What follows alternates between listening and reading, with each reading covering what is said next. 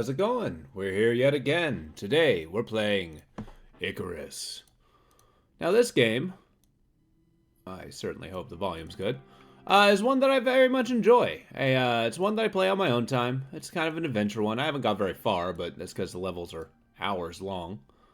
Not sure what the good volume level. I haven't really messed around with it with the headset. So I'm going to let you guys let me know. How's everybody doing today? Yep, we're playing this one. Great game. Don't know if I could actually suggest it to other people, though. I seem to like it for very unique reasons. Now, this game is kind of cool, where it has many different prospects. You got your open world, you got your outpost, which is like creative mode. But what I think is really cool is the mission system.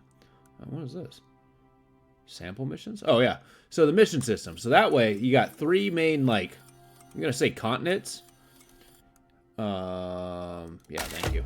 And yeah, you go through these missions and have, like, two actual, like, 24-hour days to complete them. Because the concept is, you're dropped in on this planet, and you have that long until your survival pod leaves. Your goal is to drop down, survive, tech up, and complete whatever objectives you have. I currently have a mission going in Sandblast Exploration. This is the current mission I'm at. Super easy. How you doing, DJen? It's good to see you, bud. Yeah, I currently have a mission in this. It doesn't offer any rewards outside of cash, but unlocks all these sub-missions. All the ones with the check marks I have completed due to my vehement dislike in tutorials. I haven't done the tutorial one. But yeah, this is a game that's a very hit or miss. Oh, no kidding. Well, you're welcome to join us tomorrow if you're interested. It's still going, and today we're going to keep going. Like, the purpose of the game is to get dropped down, get something called exotics, and you buy new equipment to do different missions. Woohoo! Good. Well, I'm glad that you're going to be able to join us. This is all the equipment I've lost because I've died. I've only been playing in hardcore mode. And if your character dies in those, they're permanently dead. And the equipment stays on the planet, and you have lost it. You can buy insurance to mitigate that, but whatever. So we'll get this one started. Cool. Yeah. But yeah, that's today I'm a little tired, but other than that, I'm pretty good. Given that, have you ever seen this game, DJen? Normally they drop you on planet on a normal pod when you just get in, but I've been saving and quitting. So far I have a house that is particularly rectangular on the outside, but it is a little more detailed on the inside. I got 2 floors. Oh, you have? Nice. Is it one you're fond of? Yeah, I got my living quarters up here. Nice little fireplace. I'm systematically making charcoal. Even though I don't have to. There's this forest fire outside that was filling my stores. Like all my crafting equipment here. You've got your 3 stats. You got your food, water, and oxygen levels. Oxygen's fueled by oxygen rocks. Speaking of which, I gotta replace mine. So yeah, something called oxite. You filter it through sulfur and it creates oxygen. Or I guess dissolves it with sulfur. Good old corrosive materials. So this particular mission, I can leave at any time to call it a victory, but I'm hunting down for exotics. Right now, I'm kind of teching up as far as I can, trying to get electronics. Because right now, I'm kind of in the Iron Age. It's interesting, enjoy survival games. No, I totally get that. Is this a game as a service? I mean, honestly, so far, I've bought it as once, right? And it's run just fine. I mean, I guess you have to be online. Huh. You know, I never thought of it that way. Cooking table here. Good old honeycomb. There's gotta be something I can do with honeycomb. Well, now you got me thinking about that. Ooh, wait. I can just eat honey? I'm gonna have to upgrade my food bench. Actually, I'm gonna have to upgrade into, like, a different building. This building is not big enough for all of, the ore that we got. Oh, gotcha. Yeah. Yeah, so far I've only been playing on solo, so I haven't experienced much of those problems, personally. But does not necessarily mean they don't exist. I mean, this is a very flawed game in many ways, but I love it despite it. Yeah, that's a good point. That is a good point.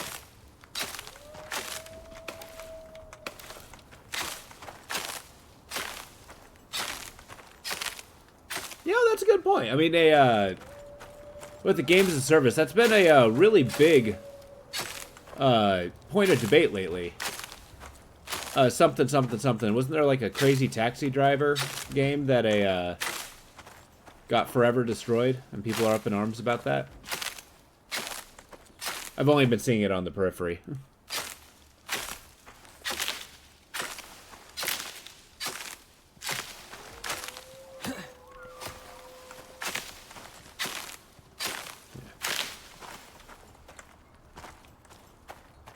They pulled it from people's libraries. Oh, that's messed up.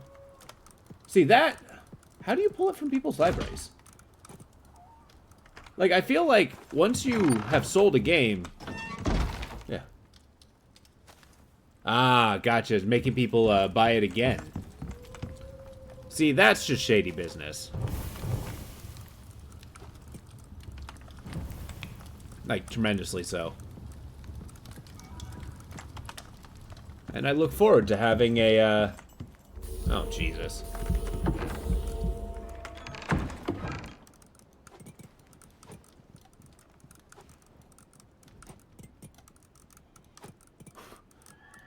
You know, there's something slightly comforting, though, that some things never change. Executives will be as scummy as ever. Yeah. Yeah, like I said, I've only heard from the periphery. But, I mean, there are some people who actually know how to act upon it, so... And nothing's going to change unless there's, like, a lawsuit, so... We'll just have to wait and see. Alright. There's something about having a cement mixer inside your actual house. I was playing earlier today. Unfortunately, I've forgotten all the things I was doing. Oh, whoa. I forgot. You have, like, nice furniture in here.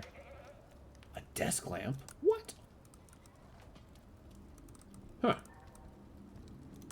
Let's have, like, what level of coziness does this provide? 4.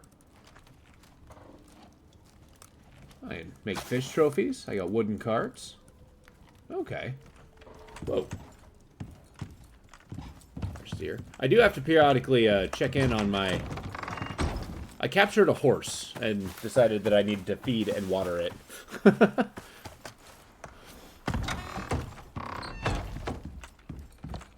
I just realized my horse has a red mohawk. Behold, Sir Percival. Checking his food and water levels. This guy drinks like crazy.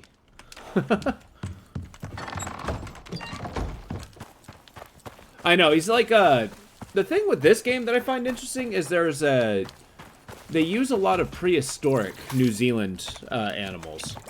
Like there's moa, there's I'm hearing stomping.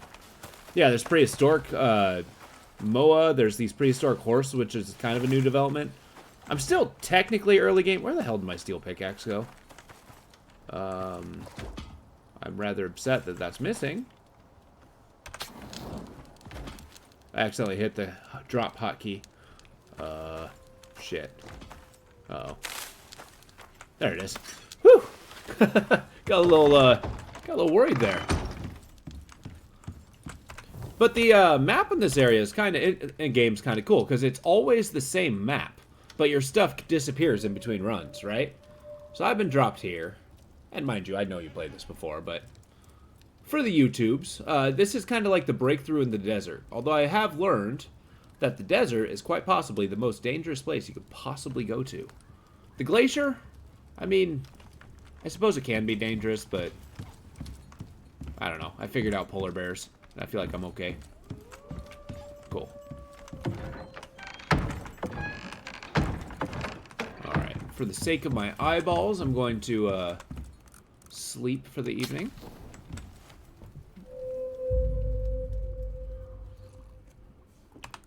I'm at that stage where I'm not sure whether I need to find another mine, because I've mined out the ones I have, or do more domestic stuff as an upgrade. I think in order to tech up, I do need more ore, so that's going to be the journey we go on. But I just built this. The next thing I want to build, fabricator, not that quite yet. Maybe I do want to make those, but they're so expensive. Good lord. Canteen's expensive. Yeah, once you get to a certain point, and technology-wise, this game is just bonkers expensive. Okay, let's get the epoxy rope. I need to get a lantern. So far, I'm just using torches. Alright, animal fat. Thank you. I certainly hope that was a 4. Oops. Yeah. I was thinking today's going to be a little bit of a low-key stream, as I will admit I am slightly hungover. Figure, take it easy.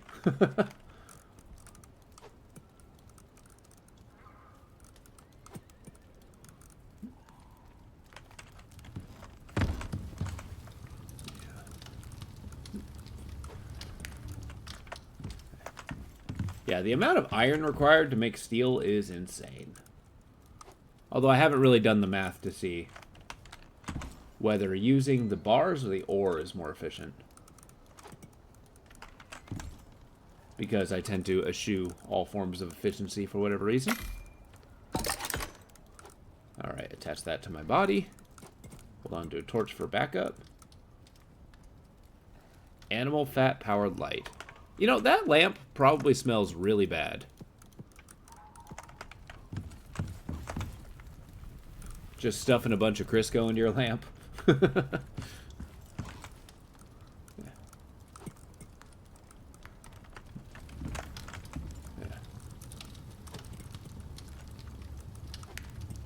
Alright, well, I do got 20. Huh.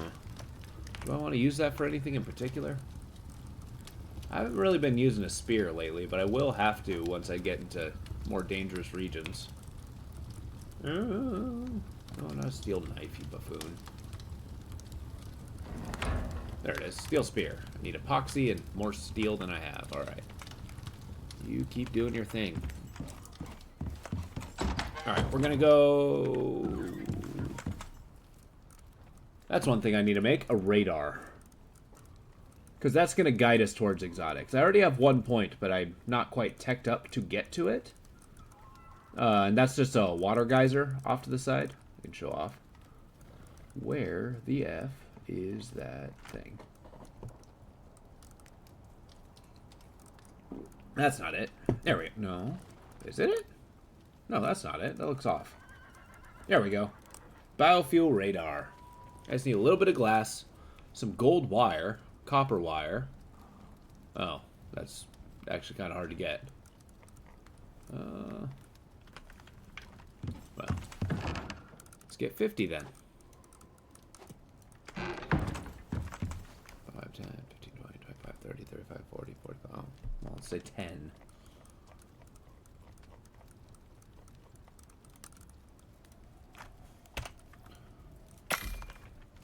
There. Just getting the show on the road, so when I get back with my resources, I can actually get these going. Yeah. Still a little bummed today. I was trying to get the Streamlabs music going for the, you know, not copyrighted music. And I just, it was not cooperating. Super bummer. It's one of those services that I would love to get working, but I just cannot figure out.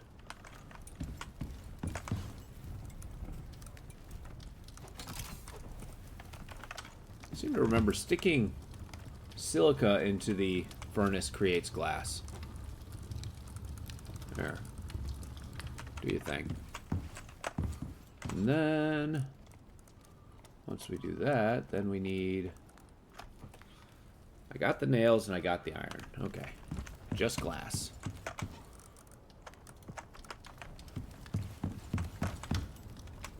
I am crushingly low on iron, though.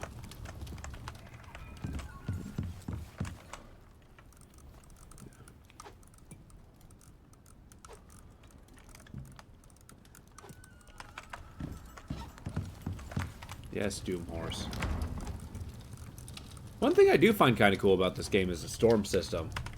Just kind of like going in, having like this crazy windstorm happen. Which, don't let me forget, need to... Is that Sir Percival? Or is that a random horse? Nope. Die!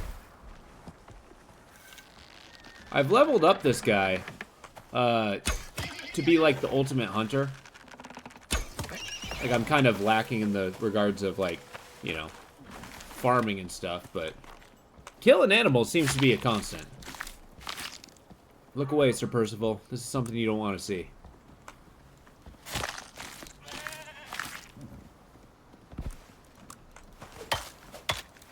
Break up their bones, because otherwise that attracts animals. There we go. Got a skinning knife in order to get furs. So one thing about this game is interesting is every week they come out with a new update. And, yeah, it's kind of like, I wouldn't say fundamentally changes the game, but it does change it up a little bit. And they've instilled this, like, coziness meter, which is kind of interesting. So, like, the decorations add a level of coziness. Or at least in theory they did. Yeah, so I've got a coziness level of 73. And then the more I decorate my house, the cozier it is. Alright. Is this happening? No, I need more sticks. Trying to think where I'm going. Got my glass? Yeah. I don't need any of this right now.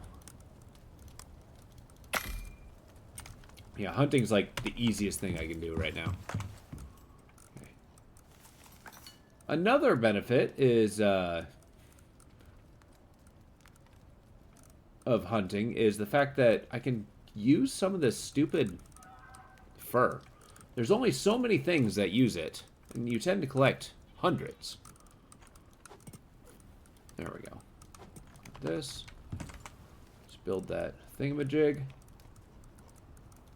Boom. Cave scanner would be really useful, but I am actually kind of familiar as to where the caves are. And I got a strategy for that. Hang on to the glass. Do the thing. Where'd that meat go? There it is. Good old animal fat. Cool. And I suppose away we go. But yeah, the coziness system seems kind of interesting. I haven't messed around with it too much, but a perk is a perk. So I seem to remember there's a cave down here somewhere. I've gone to this cave, and I've gone to the cave here.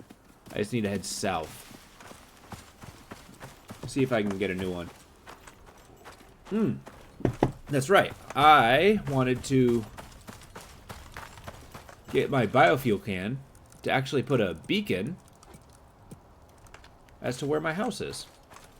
So here we go. Let's try this. So this is an interesting thing. Whereas you put it down, you put fuel in it, you activate it, and it scans for a while. All while it's scanning... Do I want a spear? No. All while it's scanning, animals attack you, namely wolves. So this has the benefit of providing me with a lot of food, unintentionally. Alright, let's do this.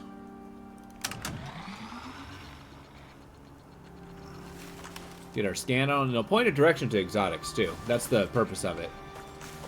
I'll show how that works in a minute.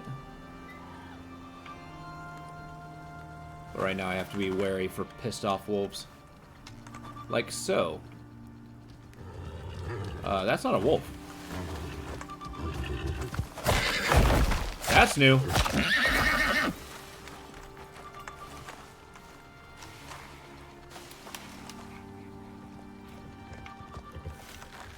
Okay, never mind. Pissed off horses. Jesus.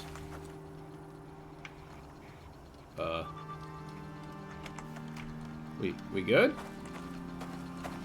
Come on, scan better. Oh, there's a wolf. Get out of here.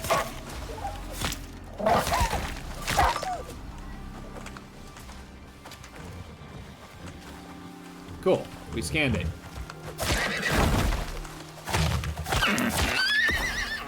Yeah, this new bone armor I got is pretty awesome. It's like super easy to make, and it does a ton of defense. So I'll take it. Free defense is good defense. Now the thing with a get out of here. The thing with animals, carcasses lying around is they attract predators, and that is not ideal.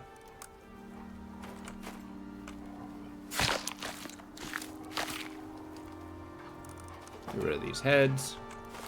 I only really need one, and they don't stack.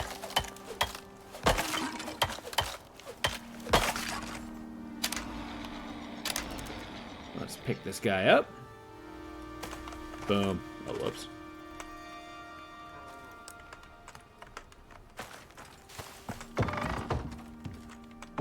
Now, this game isn't the most stable in the world, but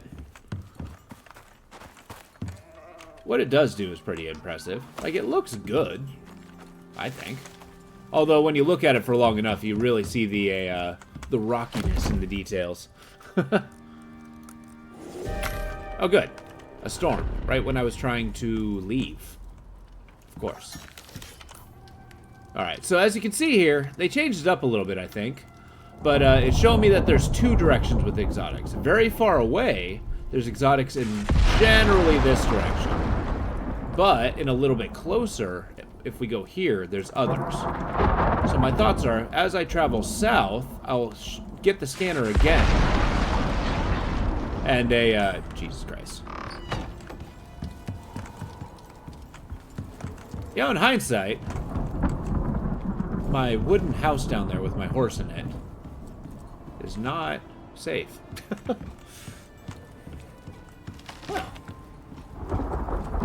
Oh yeah, and the wind and stuff wrecks your house over time. You just gotta keep repairing it as you go. So if we go this way, it's gotta be open. Yeah, so maybe I'll go west this time. See if there's a cave along this area. There's gotta be, right? There are perks of making your house out of stone.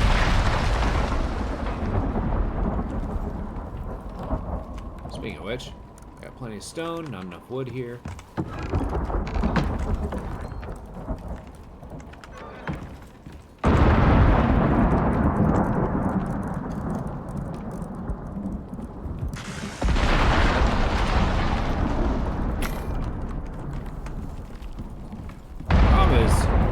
Stone bits for your house cost iron, and that is not as consistent as I want it to be.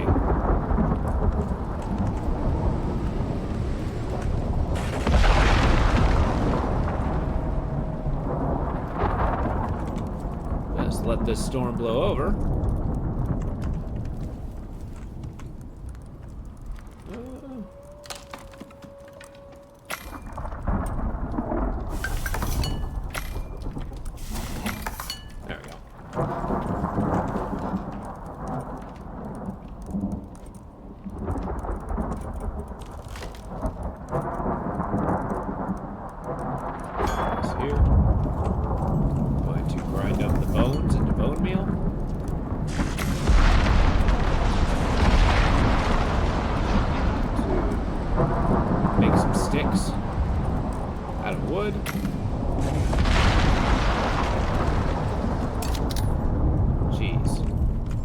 Downside with these thunderstorms, they're torching all the nearby trees.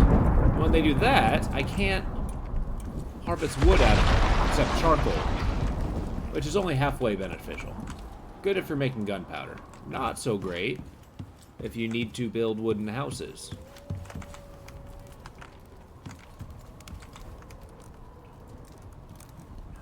Make your tree stat. Cool. Got this. Got plenty of that. Alright, you turn off. Alright, so now we can get our Explorer on. Okay, we got that. We got this. Storm still going? Well, I guess it is. So the timer on the top of the screen is the actual real-life time you have to get the mission done. Like, I have 29 days, 17 hours, 39 minutes, and 59 seconds to actually achieve whatever goal I have to do, which right now is just explore. It's super easy. As soon as you drop down, you're able to finish the mission. But, yeah, let's go. Let's go. We're going on an adventure.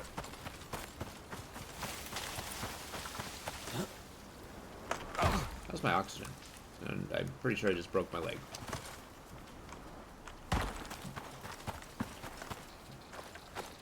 They got a sound meter. I'm playing on a hard difficulty because the rewards are incredibly good. This one doesn't actually have any cash rewards, but the hell is that? Oh, that's my that's my scanner. There's my drop pod. How's we gonna exfiltrate the planet?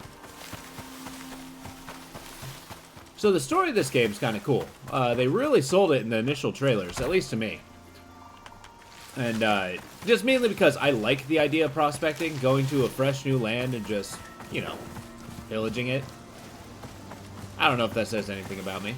But yeah, and it's just like going, just doing your best to survive and finding this, like, one particular resource.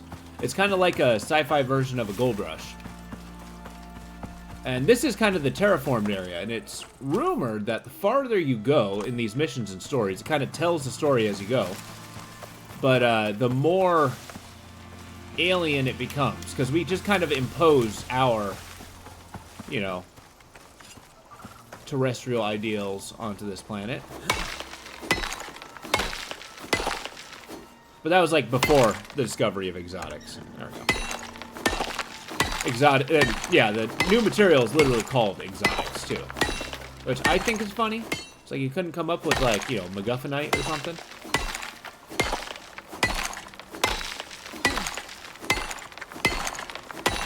Alright, let's take a peek at this cave. We got worms in here.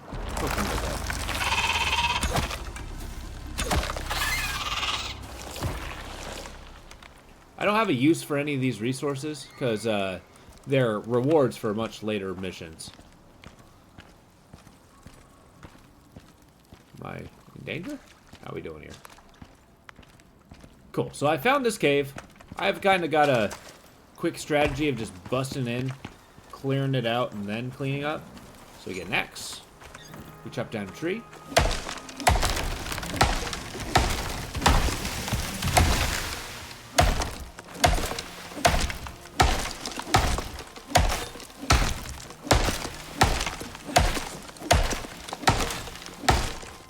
Up.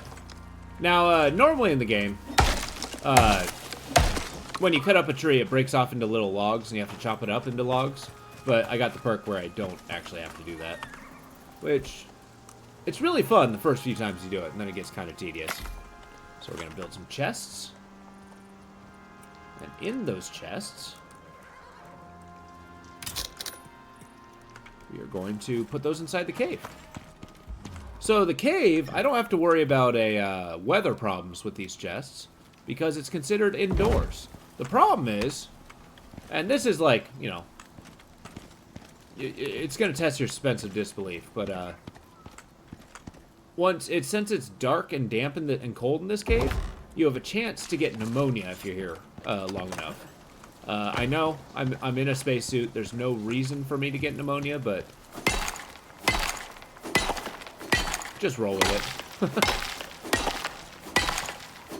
This is definitely one of those really good games where you just get like an audiobook going, get like a TV show, maybe like a video essay that you don't necessarily have to watch. You just start plinking away little by little, increasing your, yeah,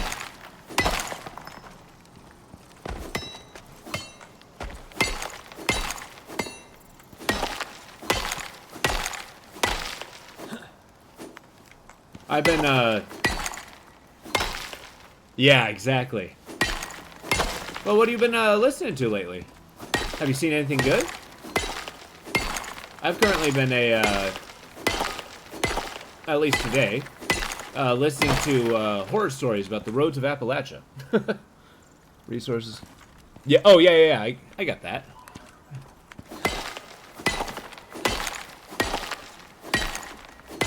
But it's kind of cool. I mean, it's very relaxing to just gather while intaking information. Very efficient way to read a book. Oh, Horror Babble's phenomenal. I, too, am a big Horror Babble fan. I was actually wondering the value in attempting to create audiobooks. Like, you know, just do a vocalization. Nice. Yeah, I've always loved old-timey stories like that, but just having them narrated so well is super good. It really adds to the genre. It really puts you in the world.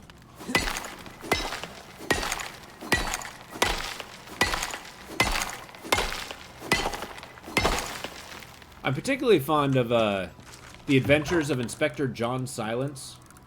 Like, Psychic Sherlock Holmes is quite possibly one of the coolest stories you can probably send to me.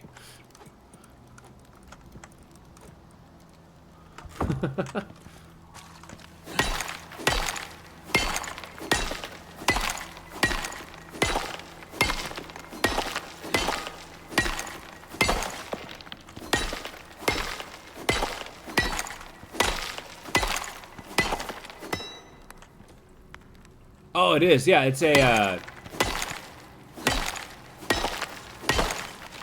Here, let me see if I can get a, like, wiki list.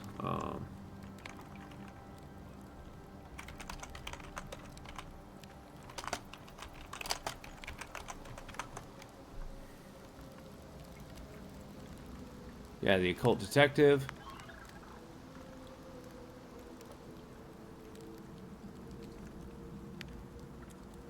What? There's a movie? Excuse me? I'm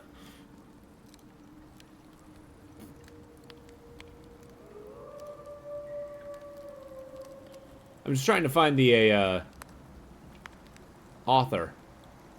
Yeah, Algernon Blackwood. Boom, I got an Amazon link on the Discord.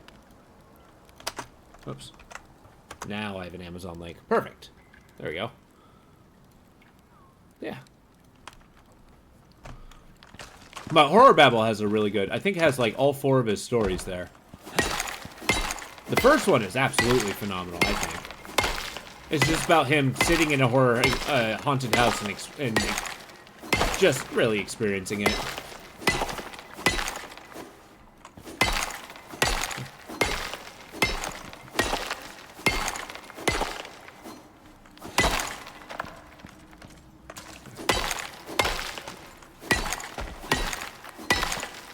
But now I am intensely curious about a potential TV show.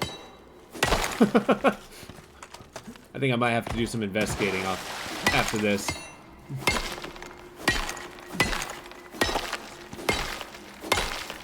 It was like back in the day, like I absolutely loved H.P. Lovecraft's Reanimator, like Dr. Herbert West. But I had no idea until I was much older that there's the movie, Reanimator, which is the same story. That, like, opened a brand new world of just...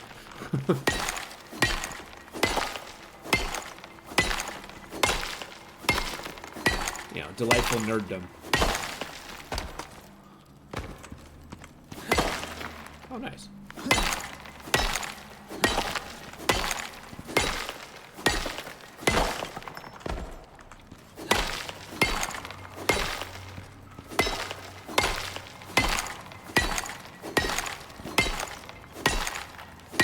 So some of these caves involve beehives, which is kind of a pain in the ass, trying to mine ore while being stung by bees.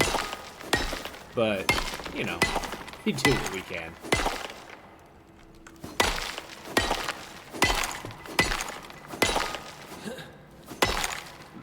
Now, one thing I like about this game is that everything is very beatable.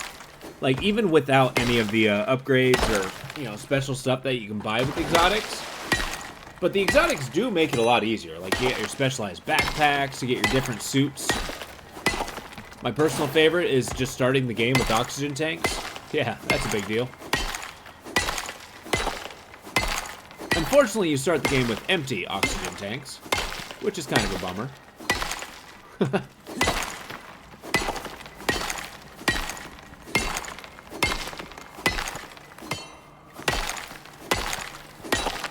But yeah, the story of this universe is basically a corrupt company, like, wanted to terraform a planet, right? That was their big project, had a bunch of people there. They discovered a MacGuffin enzyme, just called exotics. It turned out to, like, fuel technology and explode outward, which, you know, was kind of cool. But then they kind of decided that, oh yeah, terraforming just doesn't work anymore. Oh no! So they blocked it off for regular people. Regular people, except for prospectors who go down to the planet, are meant to survive and harvest as much exotics as possible, right? This being like the most valuable resource in the universe. But in doing that, much like the California Gold Rush historically, they had, like, you know, the station's the only place you can buy things, right? So you take this most valuable resource in the universe, known universe, and then you basically just make everything cost like 1 nugget of it, right? So with that single nugget, you're buying like a suit. God damn it, he's got pneumonia. Can't reach this copper. Crap. There we go. And yeah, so it's like basically people are buying things with gold nuggets. Just trying to, like, you know, go down, survive a little bit more. All with the hopes of bringing like a handful back. Although, if you bought a handful back, you're pretty much set for life. So, you know, get that risk-reward thing. I usually put these chests down here because I can only carry so much. And, yeah, it's just for 2 trips. Running back and forth. But I think that haul was incredibly good. Yeah, right there. The benefit of the radar is it also makes a little pinpoint on my map as to where my house is. Just in case I go on an adventure and don't know where it is in the middle of a storm. It is very possible to get lost in this game. Gonna have to repair my pickaxe. I need to take my anti-pneumonia medicine. My antibiotic tonic. The interaction between bioactive substances and microbial life here on Icarus is still poorly understood, especially when one factors in the effect of exotic matter to both. It seems that they're expanding the story as to what exotics are as you go on. I still think it's very compelling. Like right now, I guess I did kind of pick one of the more boring kind of missions to get through because it's just a survival mission, but it's all steps to the right direction.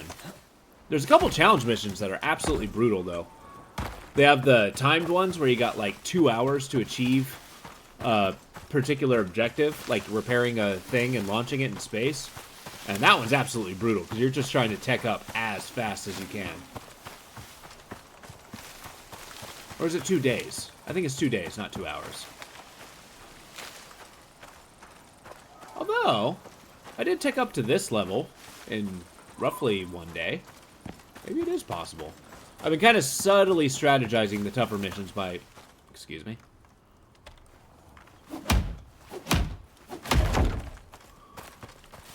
Oh, right. I should probably repair the horse's house.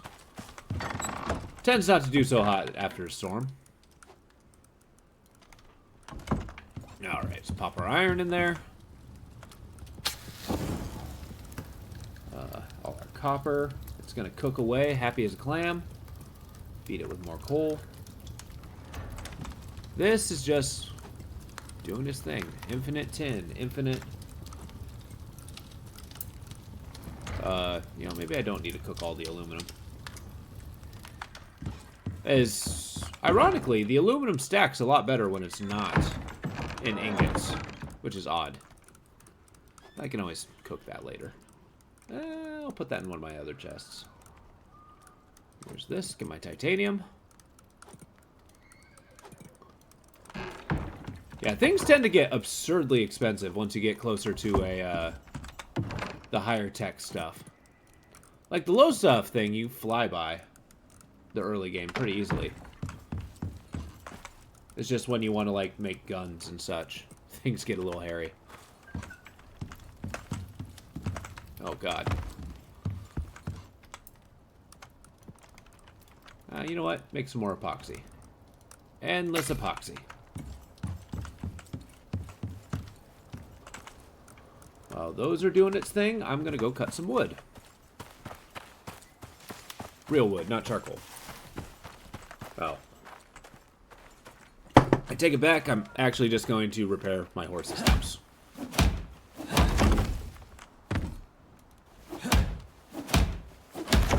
You're okay, horse. I'll actually ride you at some point. Hush.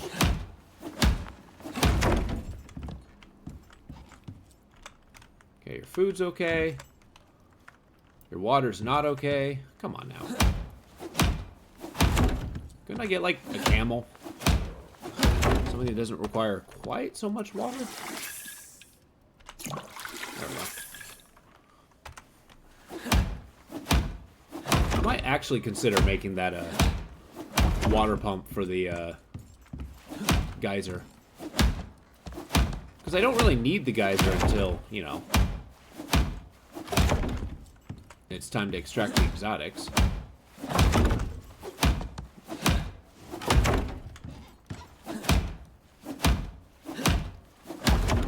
Alright, you want to go for a ride, horse? Let's do it. Oh, God. Ah, there we go. Ha-ha! You're not quite as fast as the Moa. He moves really awkwardly. Yeah, I do need to fix that. I kind of, he is very much a horse of opportunity. I kind of quickly threw that house together. Hoping that, you know, it's like, cool, I have something to contain an animal. But I haven't really adapted it for longevity.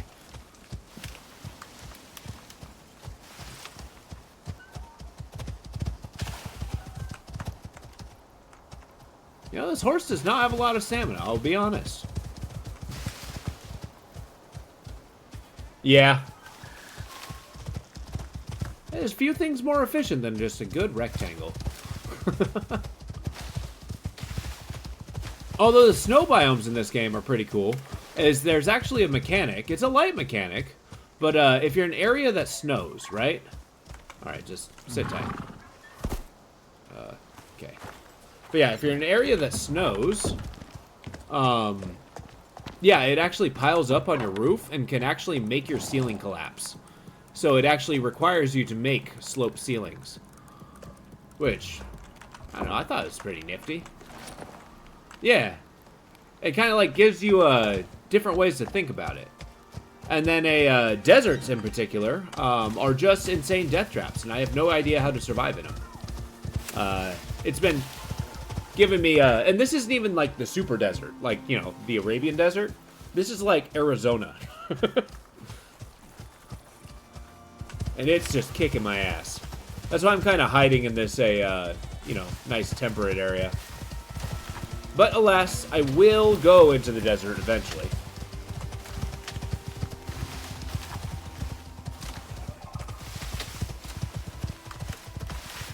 Although, I don't know. It's like, this game's building system does function on a grid base.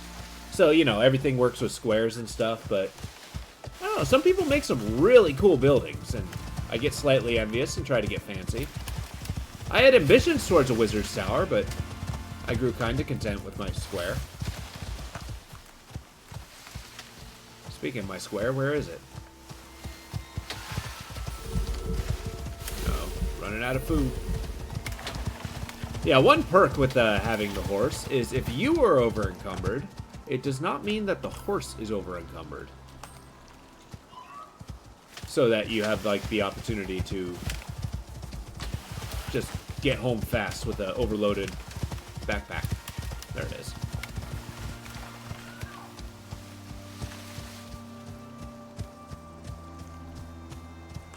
Alright, horse, you're not awesome, but you know what? You'll serve the purpose. Get out of here, dear. Your days are numbered.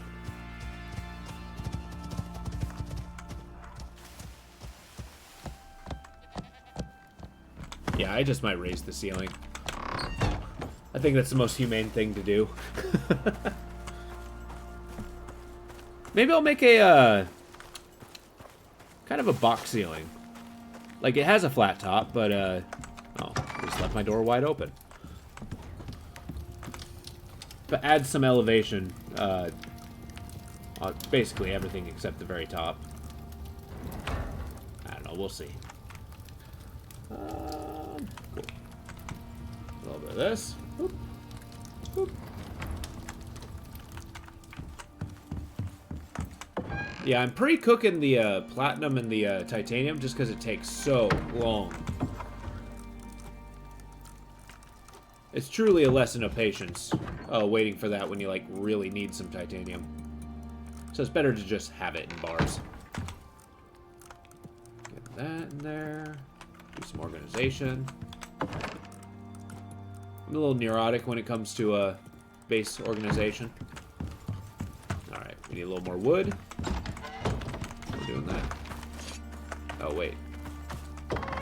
I'm also easily distracted. Don't know if that's a feature or a bug of my personality, but here we are. Oh, sun's kind of going down. Another evening.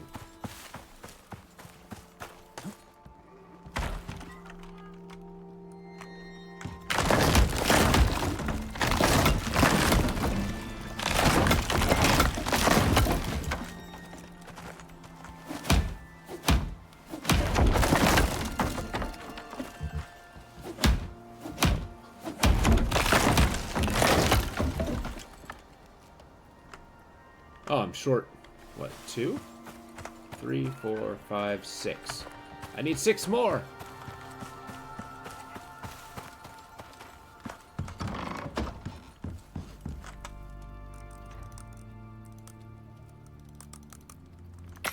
So my goal is, once I get the main walls into stone, I'll make a second level with the wooden walls and just use those as a standover. Alright. Whoops. Certainly wasn't a headshot. I have a lot of stealth bonuses when it comes to shooting with a bow. Or a crossbow. The platinum crossbow is quite good. As are the rifles and shotguns. Handgun, less so. Okay, I'll hold on to this. I'll grab onto this. And we'll finish out this day with a little bit of crafting or base building.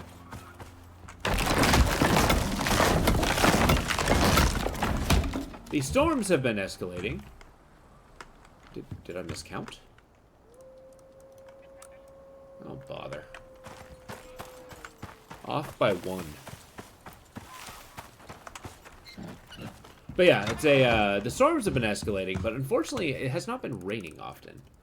Which is kind of a bummer, because I need rain. Alright, let's get 20 nails. 2 stacks of 100.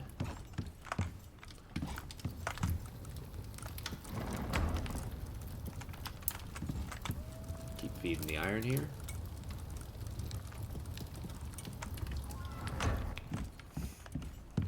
Did I not make 6? Huh.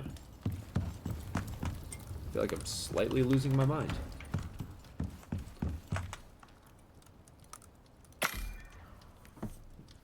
It'll save me on repairs when it comes time to, you know, the next storm.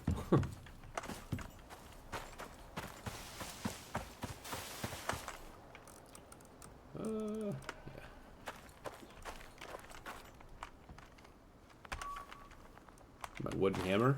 I have not seen much of a reason to, What do you mean I'm missing? God damn it. I left it in the house. But yeah, there's not really a reason to upgrade to the higher levels of hammer. The wooden hammer is so much easier to repair. And takes a much more accessible resource.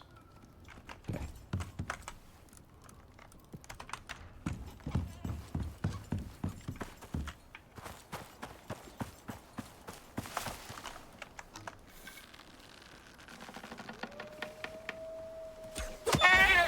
Gotcha. Shot through the heart. And I can't say I'm... Alright, just sit tight.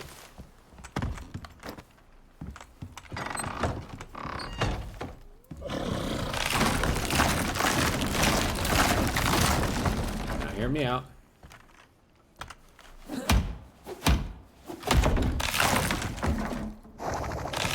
Alright there, Principal?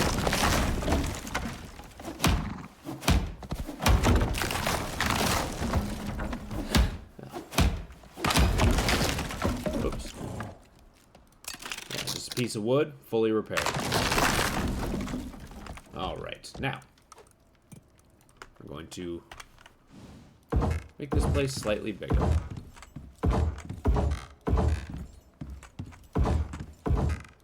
Seahorse, you're gonna thank me in a minute. Huh? What do you think? Get some headroom? Don't feel as claustrophobic?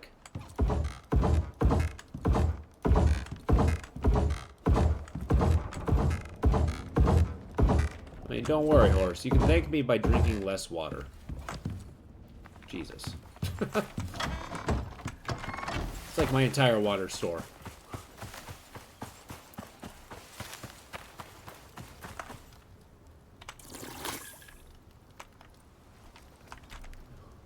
$51 liters, huh? Yeah, that's all I got. Just half a water bottle. Excuse me. There is a water extractor that I can try to build. Where might that be? This is actually a new addition to the game, so... The water purification, that is. A metal rain reservoir. Huh, neat. Is that better than the regular one? Stores 150? Huh.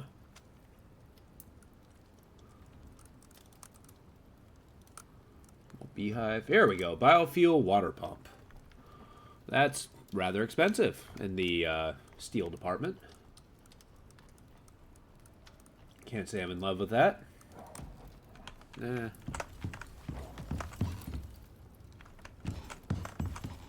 Oh shit, I left the deer out there.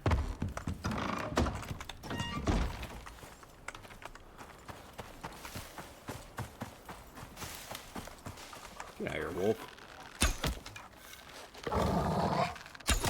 I missed.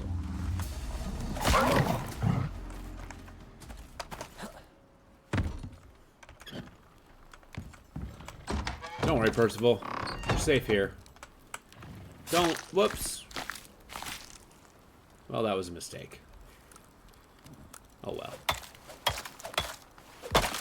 I meant to pick it up, but if you pick up a animal when you have the knife equipped, you just skin it. And that was not my goal. I want to use the skinning table because that gets the maximum amount of resources. Which is valuable. Bone's good for bone meal, which makes epoxy, which is used for practically everything. Gets me a ton of furs, which is I use for rope, which is also used for everything. Cool. Keep doing your thing. I can also make cured leather. In fact, I really should.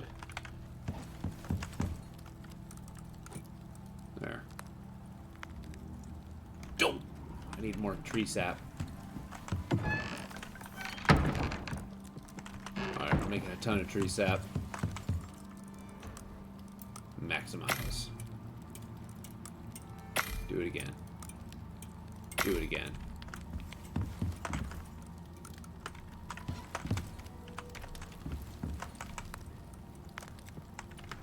Look at this. I'm getting so much animal fat because I use it to fuel my candles. Boom. Lovely. So I don't need this anymore. A lovely looking house. A decoration bench. Get a little bit more.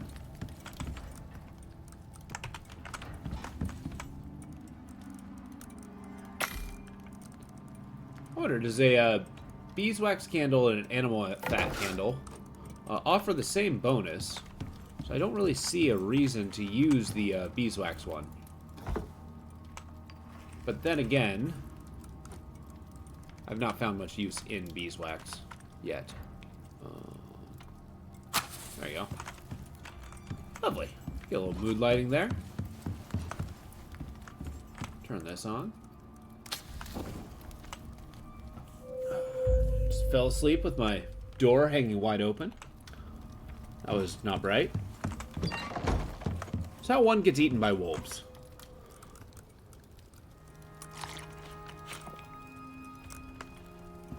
Cool. Now, I believe my oxygen is dwindling. Nah, we're okay for a little while. Oh, wait, is there a pronghorn carpet I can have? No. So eventually... Oh, whoa. I'm going to be making a... Oh, what am I making? Advanced style textiles bench, which will have a whole new range of stuff that I can make.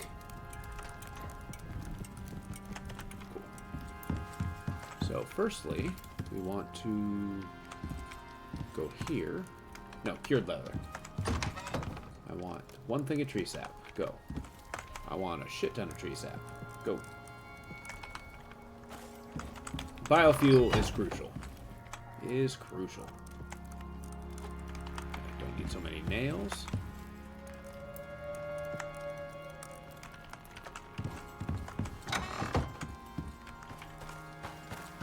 Has there been anything resembling rain lately? Crap, no. That was actually full previously, but I moved it from over there to over there with the intention of that being the source in which I, you know, keep feeding my horse. And yet, that has been my folly.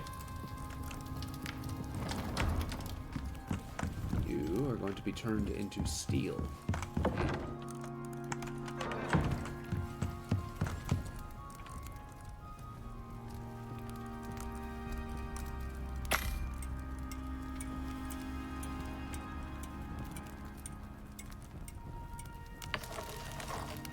Oh well.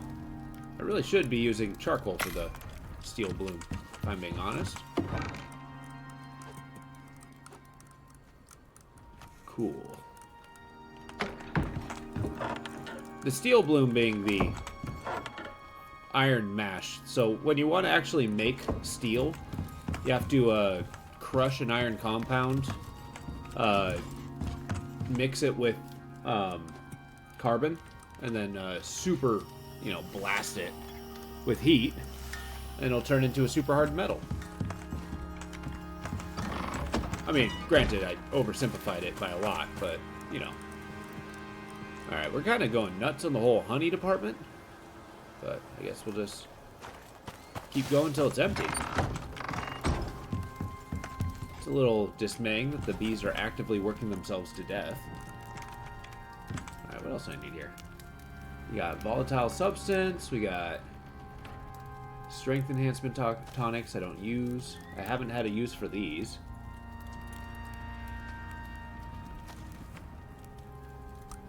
Festering infections. Oh! Instead of using organic resins, I'm using honeycomb for a lot more of these resources, which is actually kind of cool. Alright, make some more antibiotics. Good times. What else we got here? Gonna have a rustic pot. Okay. Adds coziness. I don't know what these condensed enzymes are. I think they're like boss items. So far as I know. Let's see, is there a rustic bench?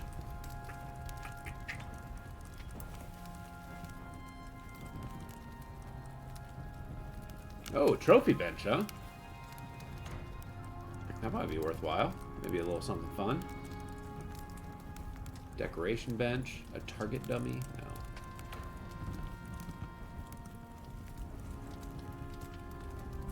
No. Oh. There is fishing in this game, but I have not actually explored it.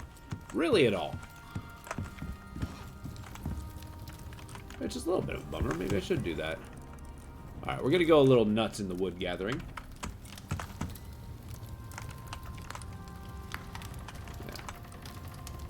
You're going to be cooking for a while, so just get some steel.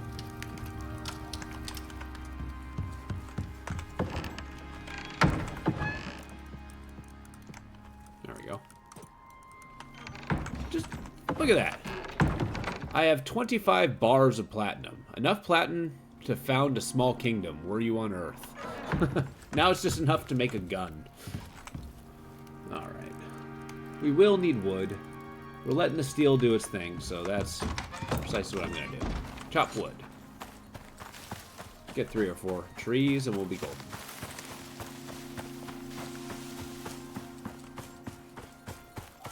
It's just the endless ore demands kind of makes you really have to constantly expand. Because you just do not have enough resources to keep going.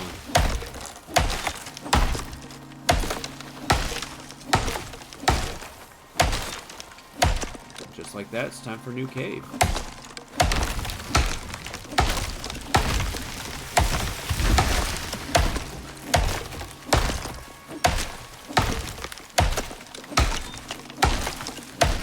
The advantage of deforesting around your house is a forest fire won't torch your buildings, which is advantageous.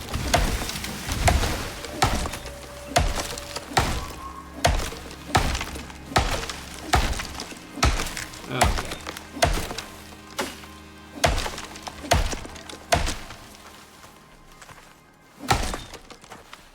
And one more.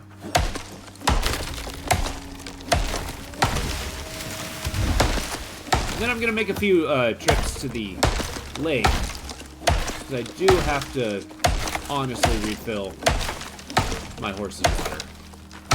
It's a little irresponsible of me to leave him dying of thirst, just because it's my water supply.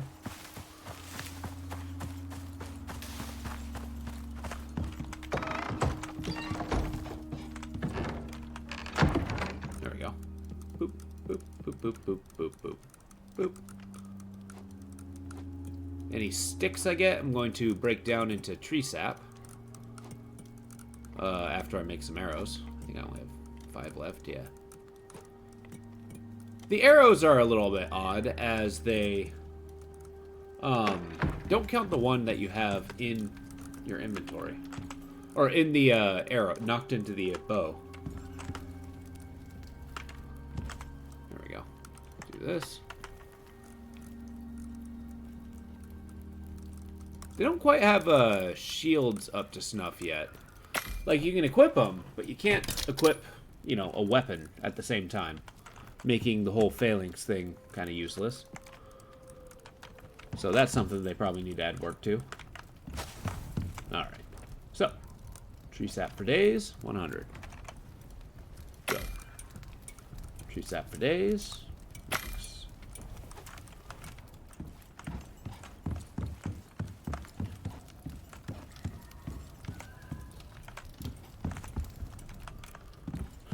What am I going to need for a machining bench? Or fabricator, that's the word. Electronics. Electronics are very expensive. Carbon fiber. No, we're fighting for this. Yeah, I need 2 of them. Thank you. Thank you.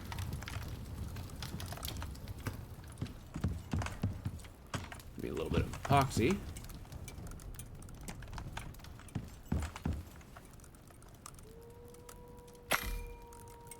For this cured leather. I need cured leather for a canteen. Travesty. Alright. Let's fill these bad boys. Let's pick them up. And then fill these bad boys up.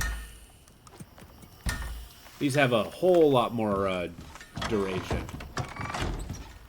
Alright. Next. Repairing the axe I have. Need. Oops. 1, 2. So I need 3 full stacks. I got nails. I got enough to repair my pickaxe. Excellent. I need charcoal. Get more nails. We'll do that later. Here we go. Kind of being a little neurotic when it comes to my organization, but you know, it's what you got to do. Just pumping out the resources. Let's do a little sickle work. No, water. That's what I'm trying to do. I'm trying to feed my horse water. Yeah, if you drink untreated water, apparently it can give you dysentery. Who would have thought? Get out of here.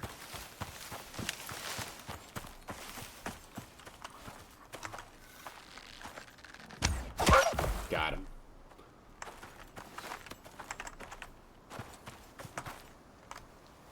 Now, this isn't the most powerful knife in the world, but it gets the job done. I'm going to take the wolf head because I can turn those into carpets. Oops. Actually, hold up. Feeding my horse a strict diet of soybeans and berries. My prehistoric horse is a vegan. I got him on a pure paleo diet. Nothing but plant proteins.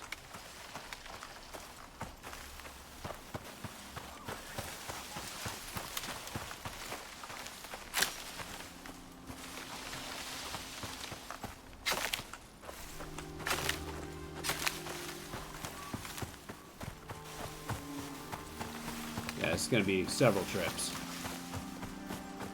My horse is just going to be drinking it all away. Okay, one thing I've never seen in this game is a freaking underwater cave. I know they exist. People keep telling me they exist, but I've never seen it. And, I'm starting to doubt their existence. Maybe I'll find something somewhere. I've hunted pretty hard.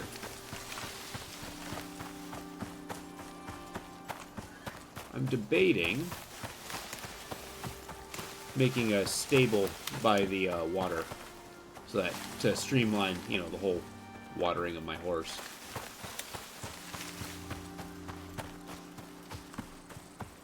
I unfortunately have no points in animal husbandry and their care and stuff, so I like the idea that my character is just kind of a rookie.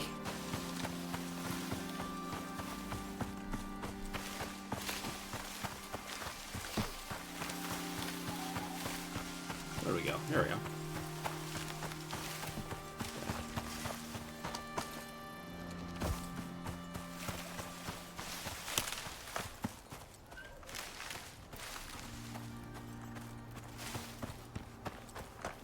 Which I'm kind of curious as to how the story progresses in this game. Just like, you know, does it follow a track of us unlocking the secrets? Are we going to somehow, you know, stop? Yeah, you know what? Let's use the horse to water the horse. If he wants water, he can work for it. And that goofy-ass gate.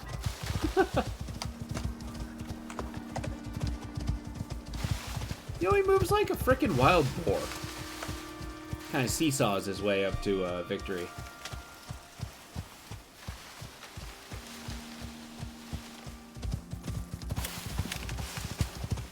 Alright, you know what? It's time to risk a little bit of dysentery here.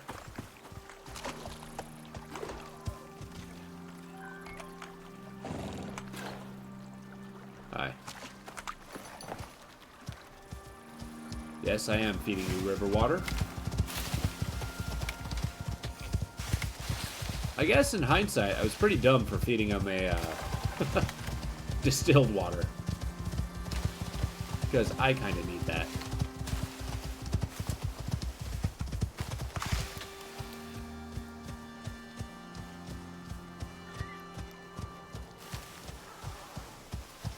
A little bit back and forth.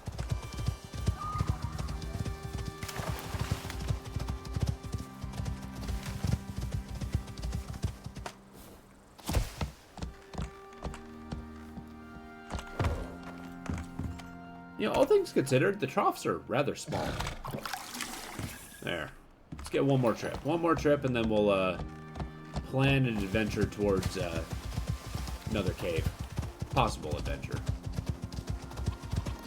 God, I want a Moa instead. This guy sucks.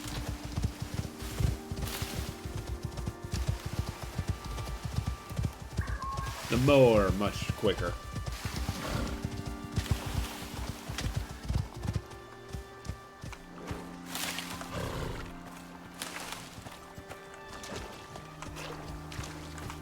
Onward and upward.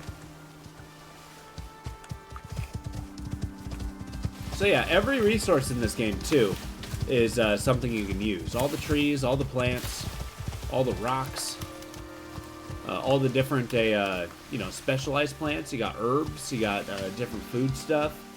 You got cocoa beans. You can make yourself a nice hot cup of cocoa. Which is actually pretty handy when it comes to keeping yourself warm in the Arctic area. You can make tea.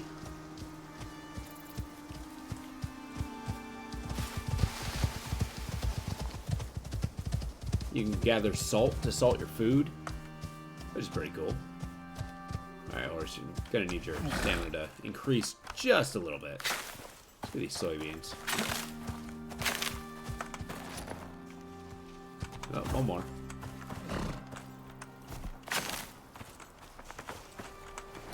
There we go.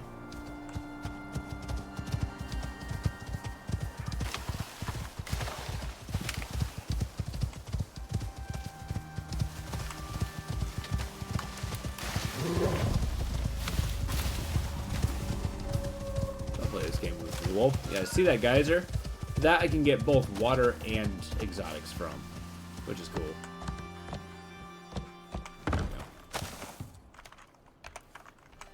There. I'll hold you over for a minute. Got pumpkins on the ground.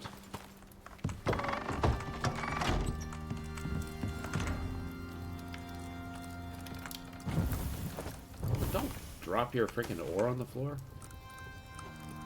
There we go.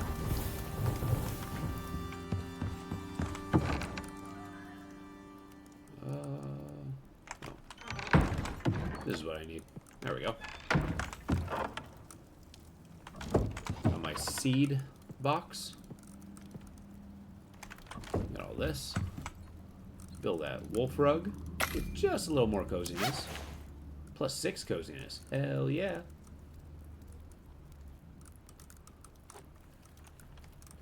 We'll plop this in here. Okay, herbalism bench gets this. This bench gets this.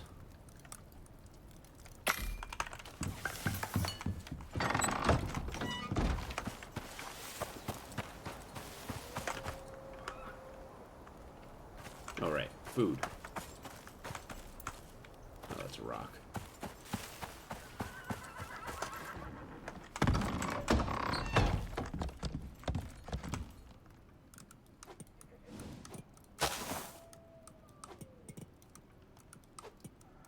Boom. Eat up, horse. I like the fact that I'm not feeding this horse one grain. Oh, nice. Got all my cured leather. Alright, this is doing its thing.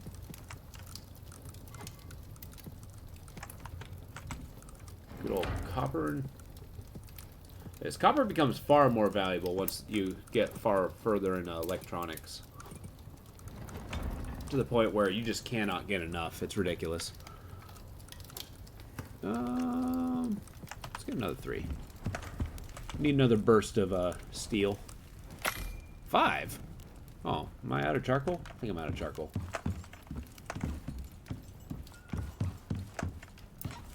Oh, whoops. Forgot to turn my fireplace off. Well, serendipitous. There. Let's go get some more charcoal.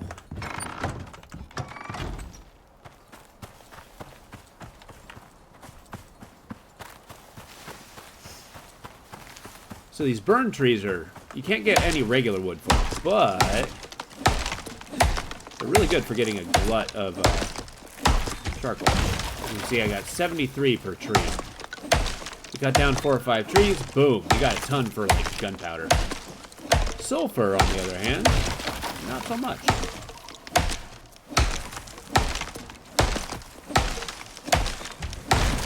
No, the weather's been really tame today, all things considered.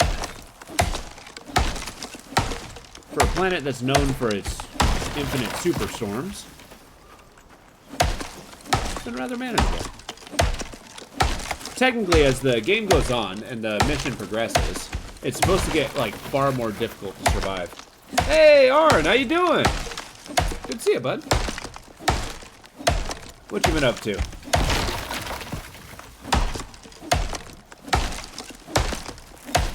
You know, I'm doing okay. I'm gonna admit, I'm slightly hungover, so I'm kind of taking it easy playing a survival craft game. Have you ever played Icarus?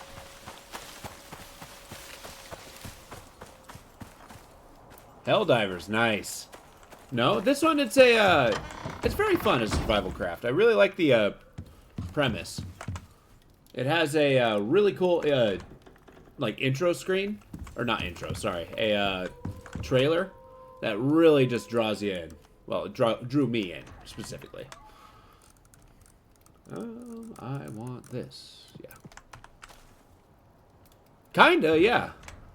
And I'm kind of like in the early game tame area, so everything looks like tangible. It gets far more a, Wait, RimWorld's on sale? No way. How much is it going for? Well, actually, you have Canadian dollars. Give me a minute. Let me take a look.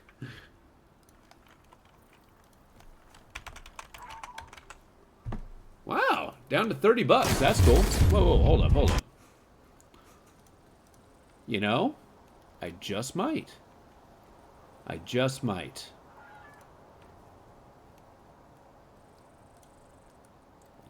I'll probably grab it after this stream.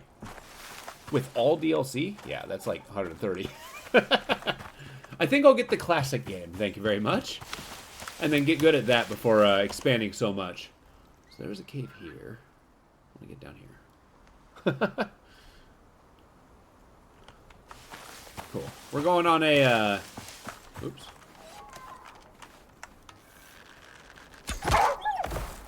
Shooting a wolf in the eye.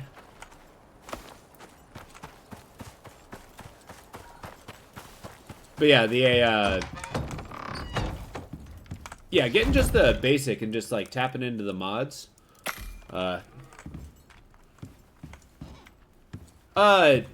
Actually, it's very different from Valheim, but it's in terms of a survival craft, it's pretty cool. It's kind of closer to a single-player Rust. And having fun with your solo colony outstream. Yeah, nice. A full 10 colony. Oh, jeez. Wait, so she cloned herself? No. There's not a lot of PvP. There could be, actually. There is a lot of multiplayer in this game. I've only played single player.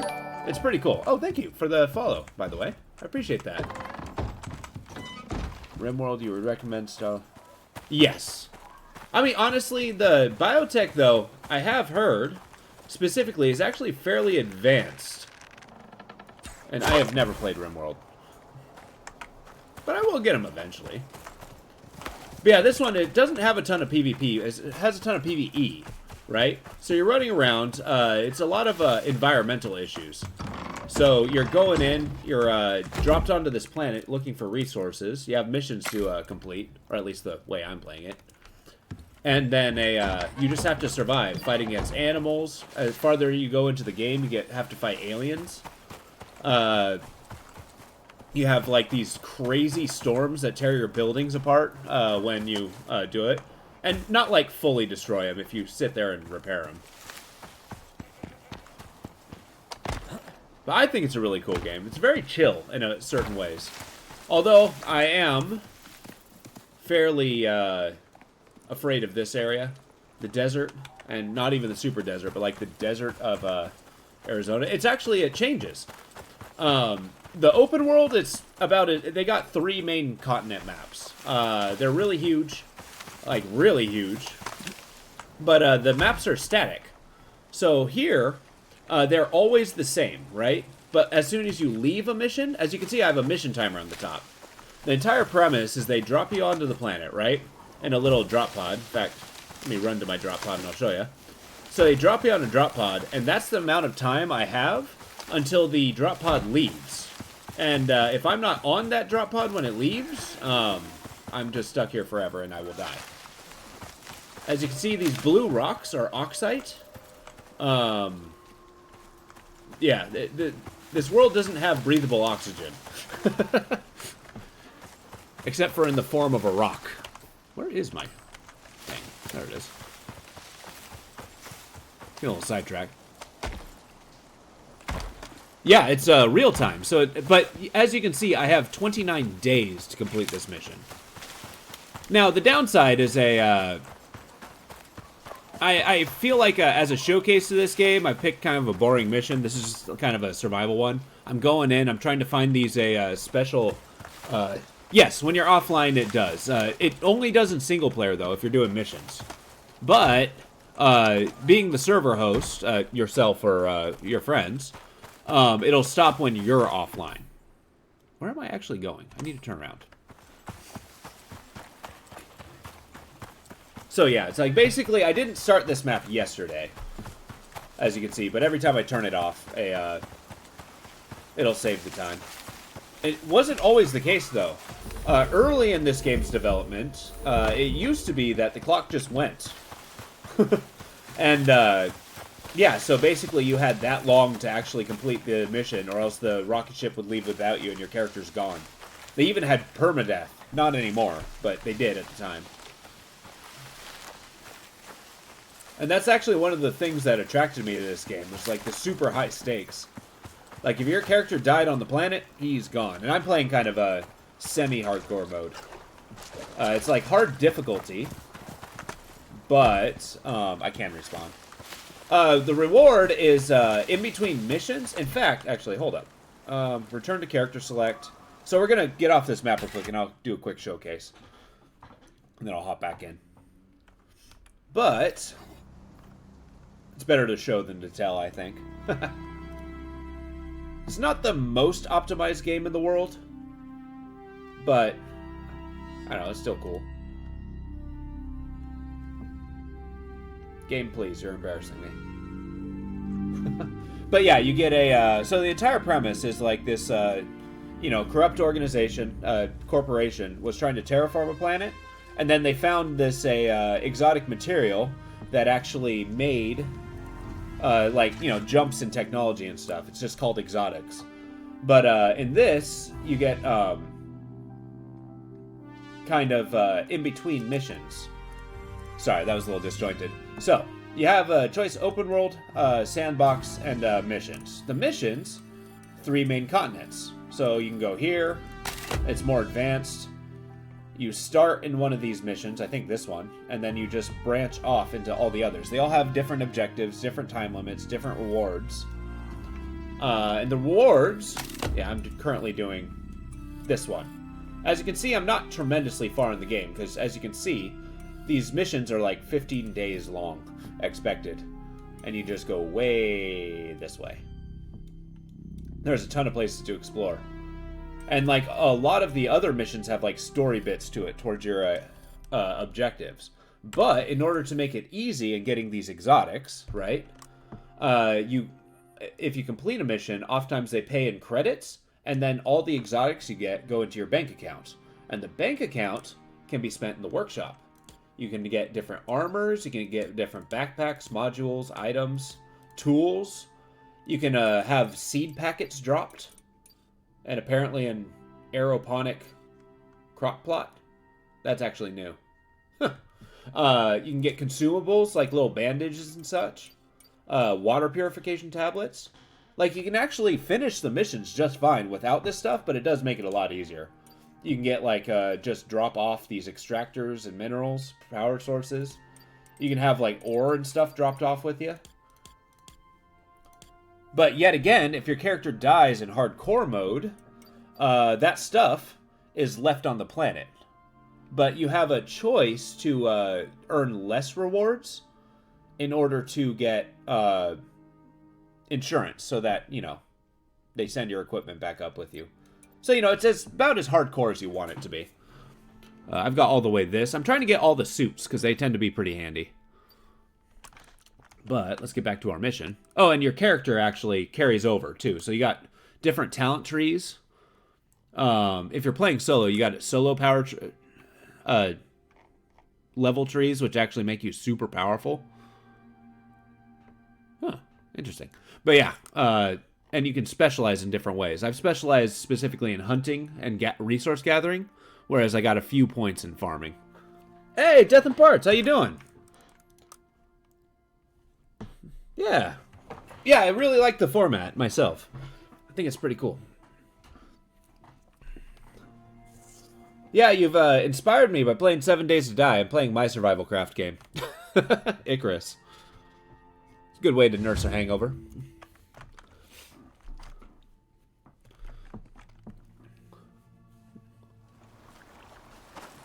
Yes. Everything you drop, you can use in the sandbox. Oh no, they're both on traveling teams? Oh geez. That sounds like a lot of back and forth. I'm glad you're able to take a break though, bud. It's good to see you. Getting into that sports season too. I mean, yeah, I know a lot of folks who are in like baseball and such.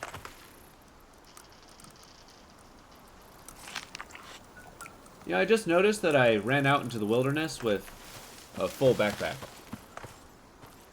Yeah. Because doesn't it always seem they always need to be in the same place at the same, or at different places at the same time? It's like, why does everything start at 4 o'clock? Oh, good. Dysentery, my favorite.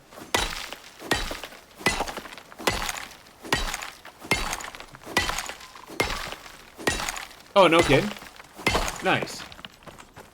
Yeah, I got a couple coworkers who have a, their kids are on baseball teams. I know, right? Maybe there's something to that. Like, one kid gets super good at baseball, the other one gets good at, like, you know, tennis. Or maybe that would just make the problem worse.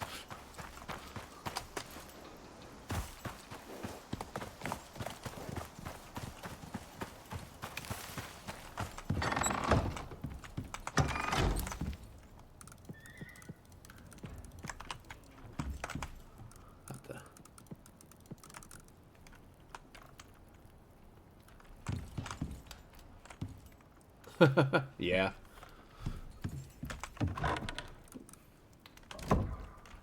Okay.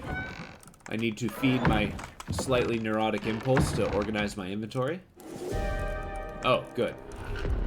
Oh, so here's one of the superstorms coming up. So now it's a thunderstorm. I've been playing this game for an in-game day. And over time, the storms escalate in different areas. Honestly, Icarus is, you were talking about, playing a game that, one that I know really well, and that I enjoy, and this is that game, so I actually really like this game. I don't even know if I can, like, properly suggest this to other people, because it is very niche, but it is a really cool concept. I would say enthusiasts only, but please, welcome aboard. But the concept's good. It's not as high octane as 7 Days to Die, though, it would seem. Just because 7 Days to Die is the constant zombie threat. There is definitely wildlife, but no zombies. Eventually, you do start fighting aliens and such, because I'm on a different planet. Okay, as you can see, there's an exposure meter. Oh, it's not ramped up yet. Kind of. But unless you bring another person in game, there's not other people in the game. Let me fill my oxygen tank. But there's also like there's a mission system that I was just explaining when he came in. That it pumps in, and in between the missions, there's like objectives where you kill these boss super monsters. Oh dear. The weather is a huge component in this game, though, because you got different biomes that have different weather stuff. This is like the beginning game biome, which is like kind of a temperate zone, but you have to deal with like rainstorms, thunderstorms. If you look on the top right, you can see the severity of the storm.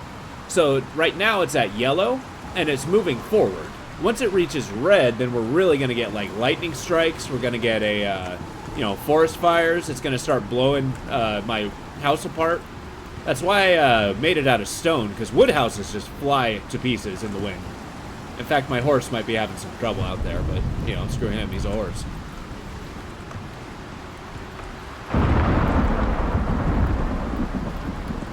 Yes, it's one of many things.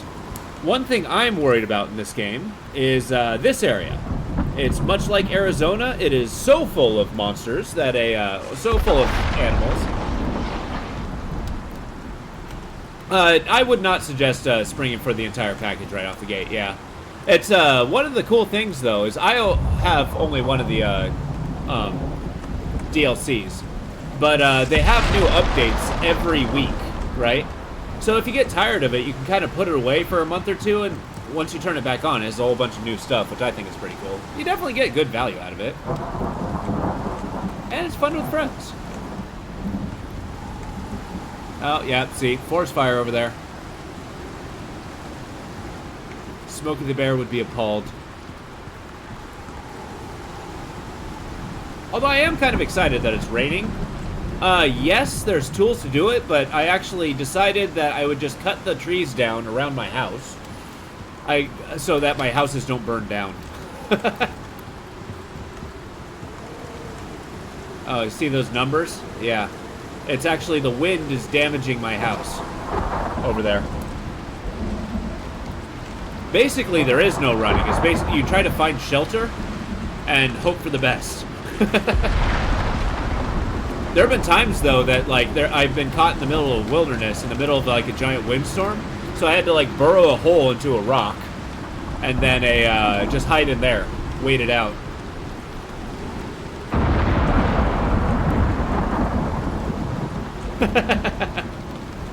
That's right. When you're facing a tornado, just dig a hole. Yeah, the actual rock mining system's kind of cool. When the storm's over, I'll give you a shot. I kind of screwed myself in that I have this perk that I have a small chance of actually fully breaking a rock and getting it all into my inventory by hitting it. So there's a chance that it just disappears when I'm trying to dig into it. But if you don't have that perk, it's actually incredibly effective. Oh, another forest fire. Good times. Yeah, I am going to let the forest fire kind of do its thing, because it turns the trees into charcoal, so I can actually, cut them down for that. And charcoal is very useful for making,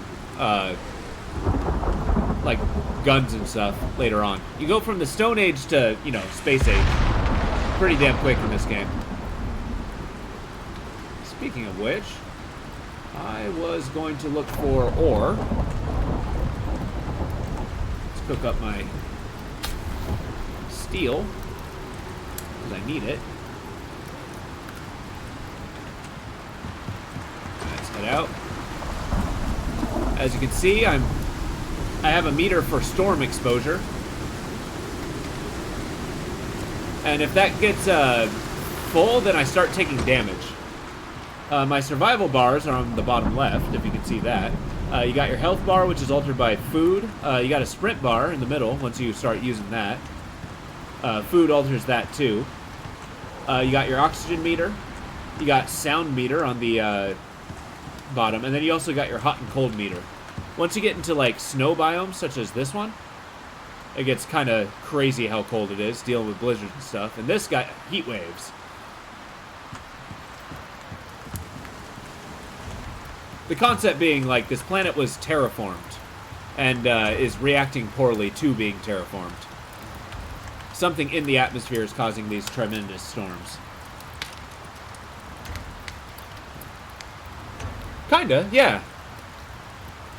It's very much gear-based. Not in the sense that you don't have much in the way of perks in the same way you do for 7 Days to Die. But yeah, you build your armor. Right now I'm wearing bone armor, but you can get leather armor. At higher levels, you can increase your... get a higher level tech bench. And then you'll be able to make more advanced stuff. But they do things like give you more defense. They make you more resistant to the weather outside, so you survive that. They can make you resistant to hot and cold, depending on the armors. They can make you stealthier. That's an important detail in the game. Alright, let's see the damage. You're right, horse. You can domesticate animals. I'm not the biggest fan of this mechanic, but they're handy. Get out of here, dinosaur horse.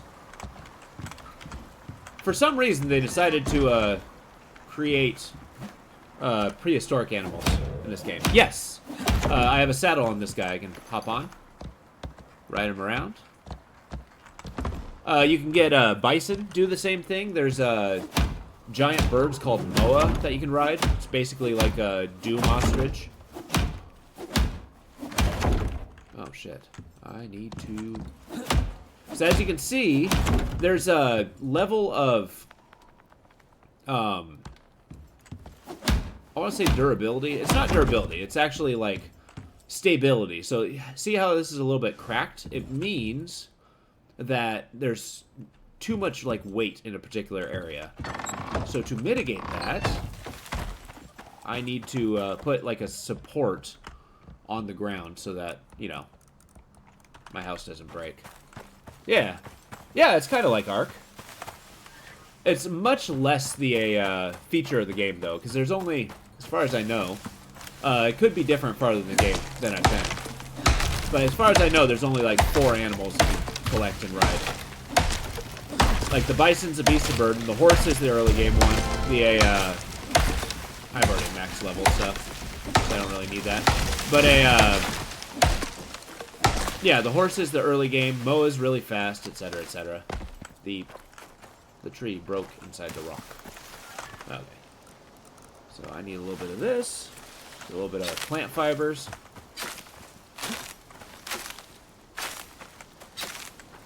But actually, like Ark's a pretty good comparison, though, now that I'm thinking about it.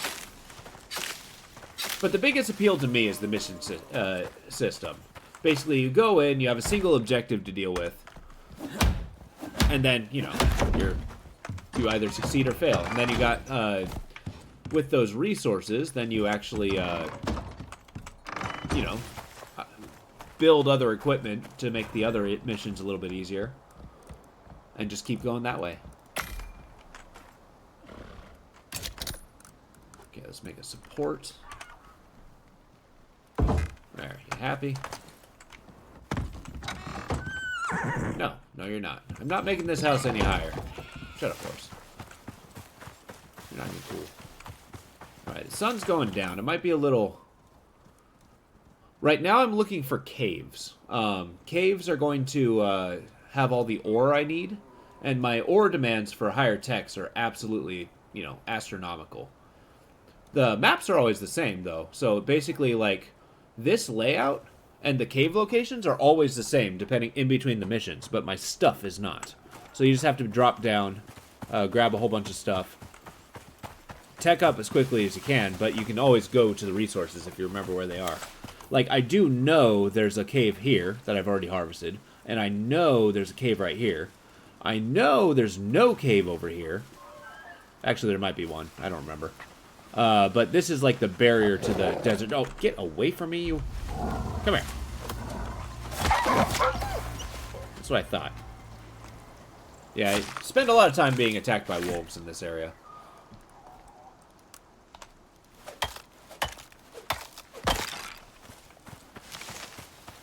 Here's what we're gonna do. We're gearing up for an adventure. It's too late to go out But I'm not going to let that stop me. Alright. Oh, excuse me. There we go. Ah, okay. Yeah. Oh, yeah, it's a, I have a max level character right now, right? But this is an early game area, and I boosted the majority of my skill points into critical hits. So, when I hit something in the head, it really dies.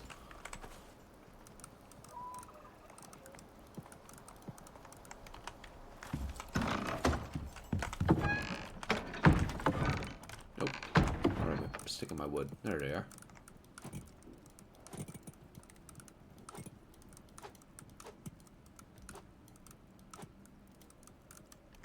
Cured leather. Cured leather is going to be used to make a water canteen. Or should I skip the water canteen? How much does the water canteen hold? 50 water when consumed, 200 units on use. Water skin? Talk to me.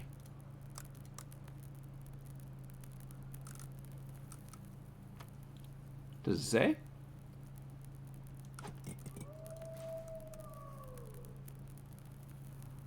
Oh, here we go. No, it doesn't give me numbers. Damn it.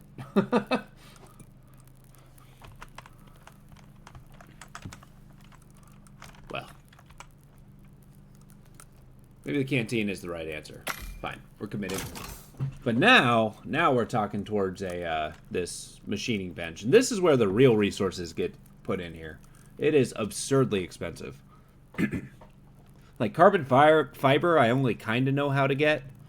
Electronics are expensive, and I need 30 of them. Concrete, it's concrete. Yeah, electronics, I need all that. Okay, so in order to get 30... Yeah, it is pretty cool. It's a, sometimes it, you know, it's a good chill out and a, listen to something game, because it can be a little slow. It doesn't have, like, kind of that 7-day mindset where you're just kind of, like, you know, trying to survive quickly. But it's really a good. They've, and they update it every week, too, so they got new stuff all the time. Like, right now, they got this coziness system that I'm experimenting with that actually rewards you for decorating your house. So, yeah, I got a couple couches, I got a chair, I got a ton of wolf rugs, because, you know, there's always wolves. Speaking of which... Talk to me about a wolf rug. Oh, I need more fiber.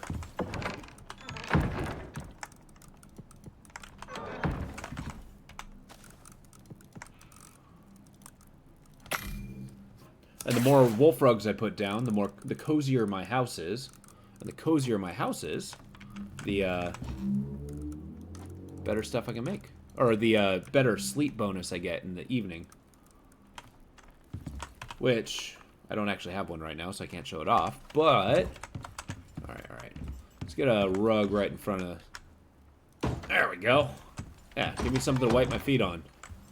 It's a little morbid to wipe my feet off a dog, but, you know. Cool, so I have finally cooked through all my ore. Which is dismaying, because I still feel like I'm low on ore. Shut up, horse.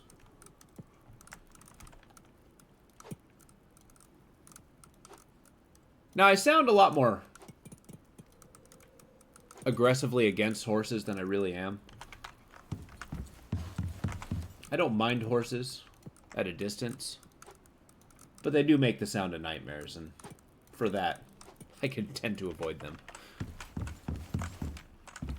I was not privileged enough to grow up in a more rural area. Kind of like in the half stuff, but more of a suburbia. Although I know people who kind of grew up with animals, and, you know, that's a... It's an interesting skill. Yeah, I absolutely love the idea of prospecting, though. Just like, you know, California Gold Rush, like that point in history is fascinating to me. Just going out, running, getting a ton of those resources. You go... just hoping that, you know, you can strike gold, strike it rich. What on earth is happening? Oh, turn this on. Only, then you get these towns, right? He counts as an animal. I mean, you know, depending on the parent, you're probably right.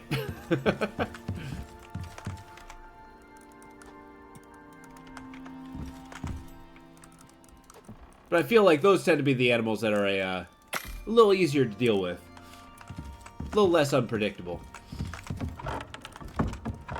Alright, so we need the aluminum. 40 aluminum specifically. Okay. I'm gonna have to bust out the calculator real quick, because I'm just a dirty Philistine and can only do so much mental math. But that's only after I... So is this full now? Yeah, 21 liters. Nice. Alright, Sir Percival. You need to calm down.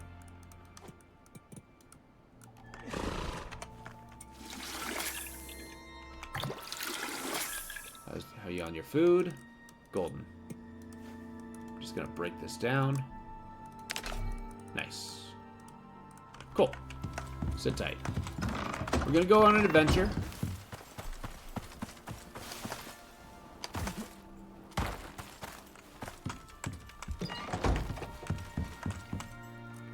You know, if I heard there was like an extraterrestrial survival program that somebody just says, oh yeah, you can go into space, go to a different planet, and just pillage it for its resources, I would sign up so goddamn fast. I would quit Earth with much gusto. It's one of those, you know, childhood dreams sort of thing. Like, you know, you wake up, I want to be an astronaut. But I don't know, it's like a visceral need. It's like humanity's need for exploration. Alright. So we're gonna run. My goal is to get here. I brought my radar, but I did not bring any water or fuel, so that was dumb of me. I have a biofuel tank here. Which actually, if you look at the details, kind of cool. It comes with like a little bucket where the waste goes. Cool. Fill this out. And then I need water. Wow, I totally emptied that. Okay.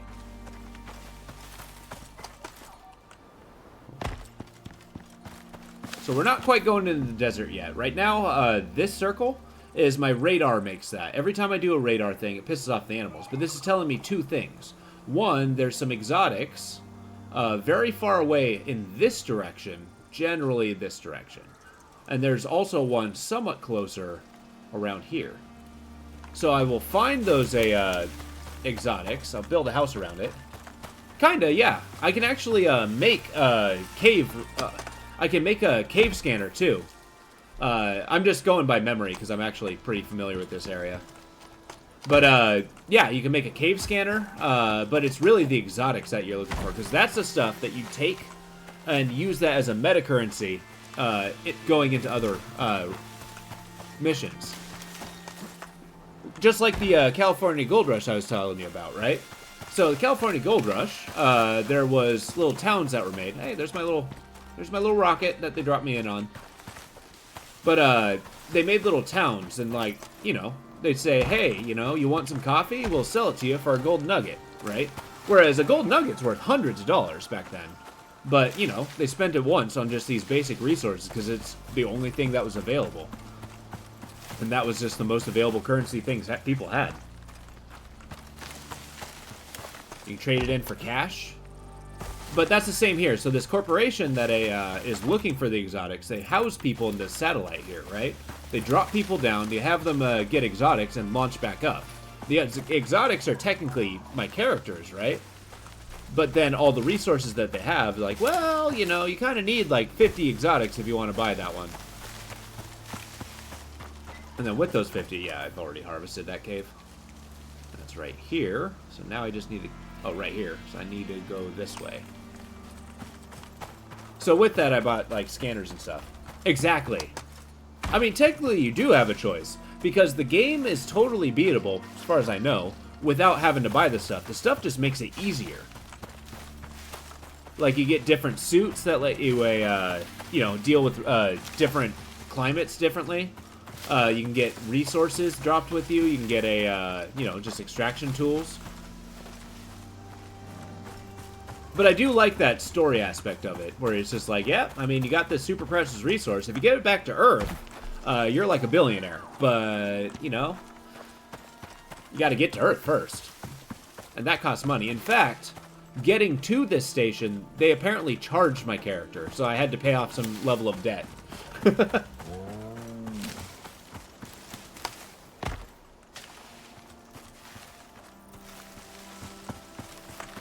where am I at?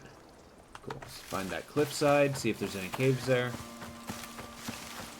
I have to be kind of careful, because I'm getting into bear territory, and bears are... well, they're bears. Oh, good. That's bad. It's not as severe a storm as I was expecting, but that's not good. We're gonna hustle this way. And I'm gonna make a quick shack.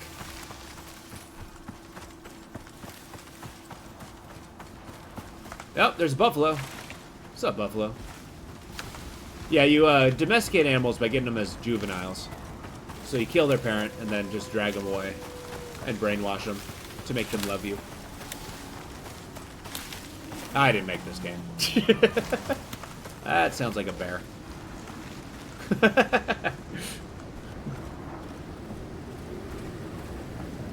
As far as I know, you cannot domesticate a bear.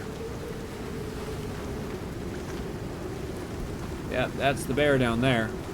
And they will mess you up if you're not careful. A trick I have with them is I lead them into water. While they're doing their swimming animation, they don't attack as often, so you can stab them in the face rather effectively.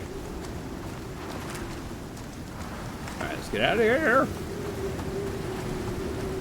If I'm lucky, okay, the bear's after me. I'm playing on hard, so the animal senses are incredibly high. Ah! Get away from me!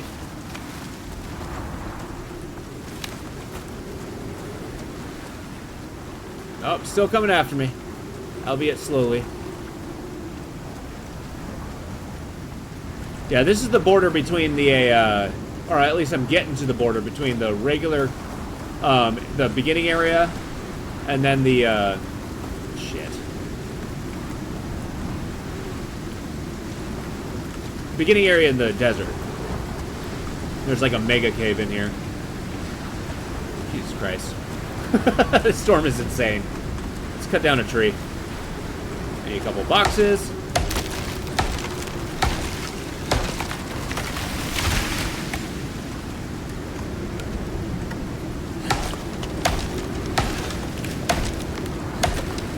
Yeah, the windstorms get kind of crazy, where they start like blowing down trees around you.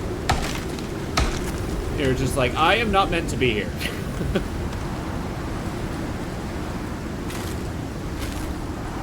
The upside, though, is this cave is so big that I can actually kind of use it as a shelter.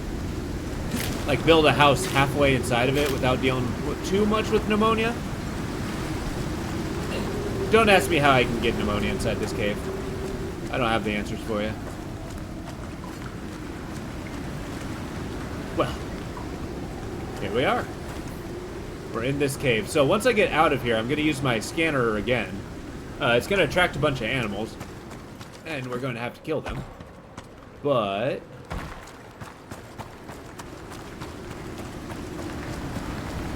oh boy. Yeah, the storm has, we haven't got quite in the red zone.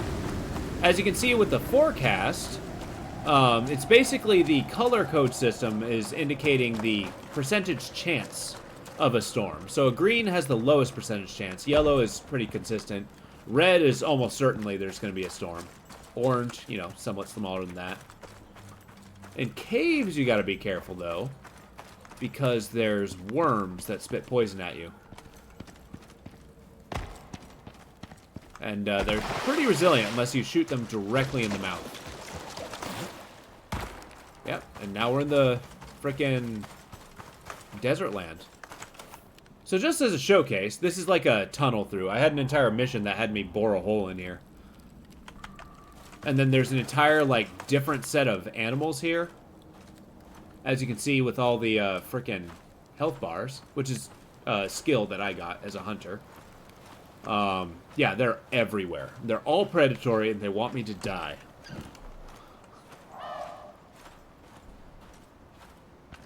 As you can see, we got a cougar. There's like a scorpion in there. The scorpions are pretty messed up. You got hyenas. You got a freaking elephant. Yeah, there's no way. I'm not ready for this place. I just want the ore, and I'm leaving.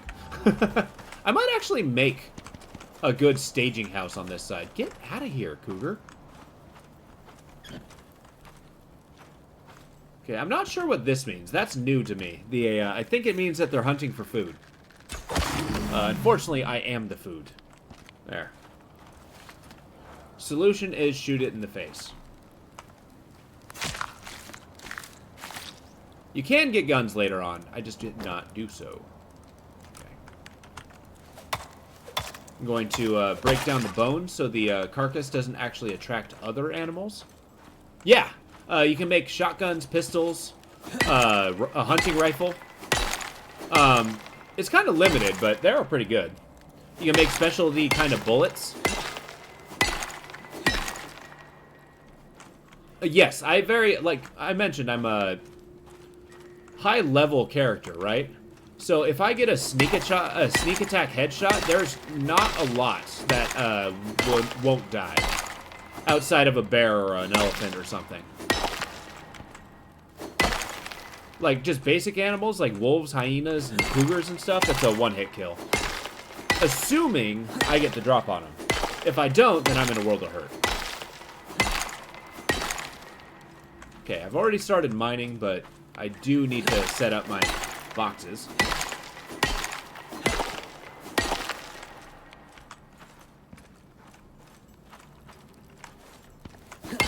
Yeah, and the desert's kind of crazy because they not only are the animals all aggressive, their heightened senses, they can see you for miles.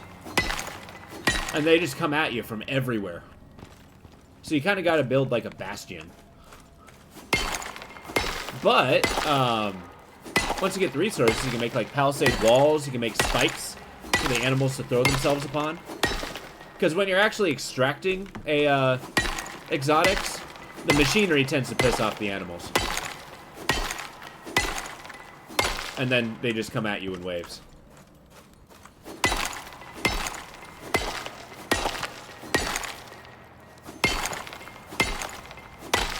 Good old platinum. Which, if my guy found all this on Earth, he'd be so wealthy.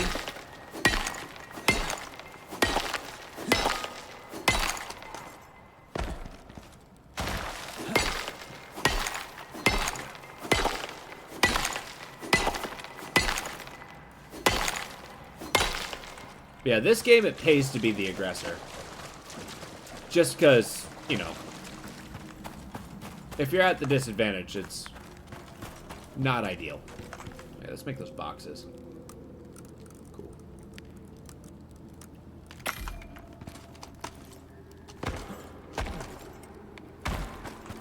So this is going to be like a 3-stage plan. So stage 1 is getting the lore drop, or the ore drop. So, since this is roughly...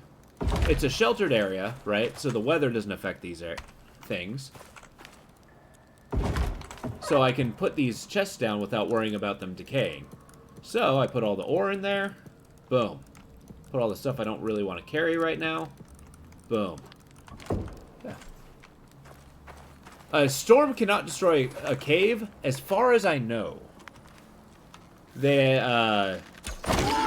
I haven't got that far in the story yet. I'm actually, believe it or not, I've done quite a few missions, but I'm still technically early game. Like, it's only introducing the, that's an ugly boar, dude. But it's only introducing the desert area. That's the purpose of this mission. The mission I took is the desert exploration. So it just gives you an opportunity to just, like, poke your nose around, get familiar with the area.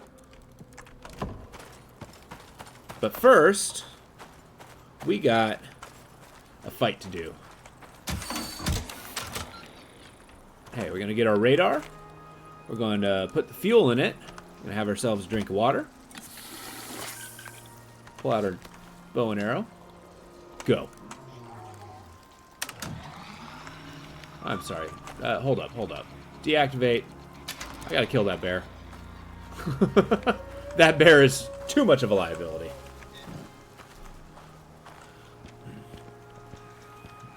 We gotta set the stage before we undergo this dance. Okay, I thought I heard a bear. I take it back. I think I'm just paranoid.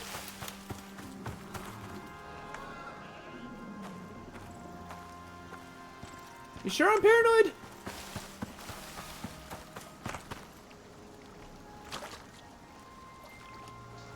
I just don't want to defend against a bear. That might be an update, though, eventually, that they actually have a, you know, mountain-destroying storms.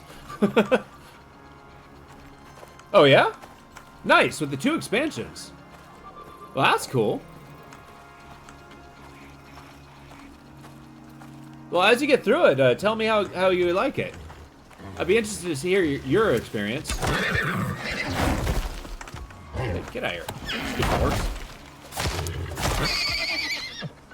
His neck physics broke. To partner?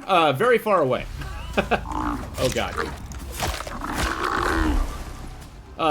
Basically, I have the ability to become a affiliate, but I'm choosing not to because, you know, I think commercials will make my channel pretty crappy, and I'm not able to invest the time I want to. So, you know, it'd make it net worse without having the benefit. So, I'm holding off. But I only just filled the criteria as affiliate. Hold up. Have a stream. Well, thank you. Actually, if I roughly start streaming between 4:30 and 8 o'clock Pacific Standard Time. I only take Mondays off, just, you know, for sanity reasons. But my work schedule tends to make it fluctuate quite a bit. But I look forward to seeing you. I play a wide variety of games, too. My main games right now are Elden Ring and... Oh, whoops. Elden Ring and Disco Elysium right now. And then Saturdays are kind of the wild card game.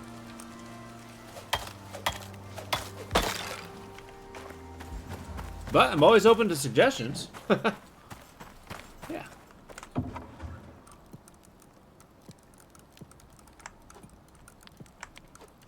I know, I do like a, I mean, playing these games with people involved, it makes it a lot more enjoyable, I think. Oh, yeah? Yeah, I know I used to play a lot of WoW when I was younger. And, I did kind of get intrigued by the WoW Classic, but I decided against it, because I don't know if I can really dive into an MMO myself. My temperaments have been such. But yeah, these survival games... Oh, I am bleeding. Hey, yeah, these survival games are super cool. Very relaxing. We were just talking earlier about a, listening to audiobooks while we're playing it, like doing this mining thing.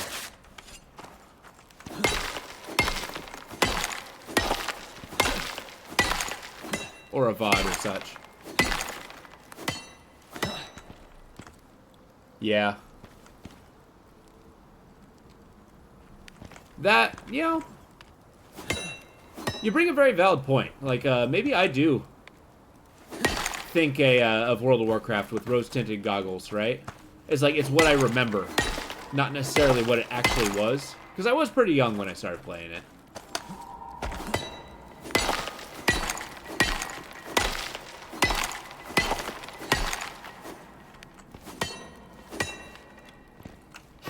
Yeah. Which, I mean, that was the game that took the world by storm, though. That's for sure.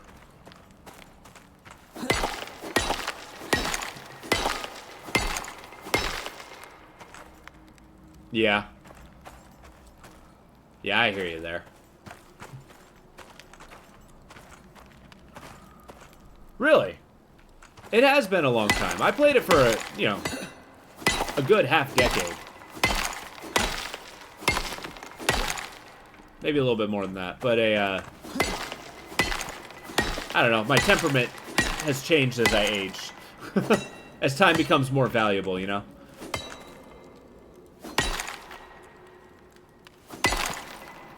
I feel like this cave has ore inside the walls. Unfortunate. Oh, yeah? Were you a big PvPer? Because I know the Battlegrounds were pretty fun. Although it wasn't my hugest fave. I did play a lot of it, though. Nice.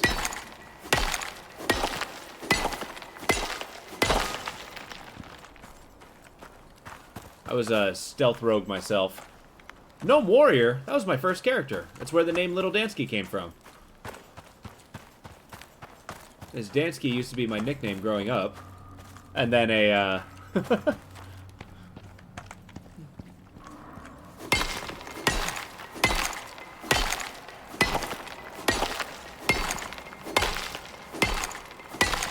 yeah, it's not so much playing both sides as being morally flexible.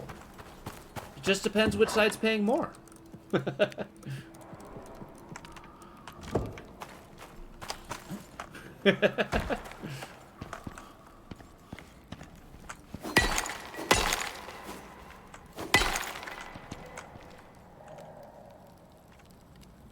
Yeah.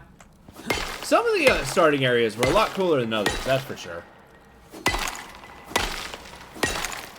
Like, I was particularly fond of the dwarf area. The undead area was pretty cool. Didn't care for the orc area.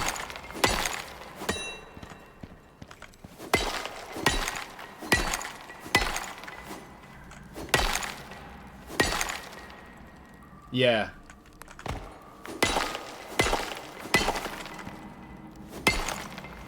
Yeah, the Night Elf place was a little goofy. I spent more time... Like, their early game place was good. Yeah. But then again, that's just kind of like my general aversion to deserts, right? Like, just desert areas. I don't know why, but I find them a little boring. This game excluded. Mainly because it frightens me.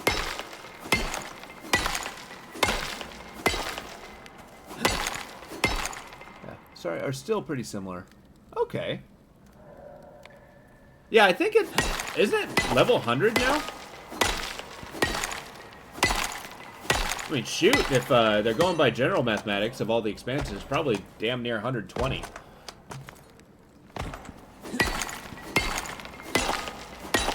That's an assumption. I haven't looked at WoW in a long time. Usually drop new expansions back to 70. Oh, nice.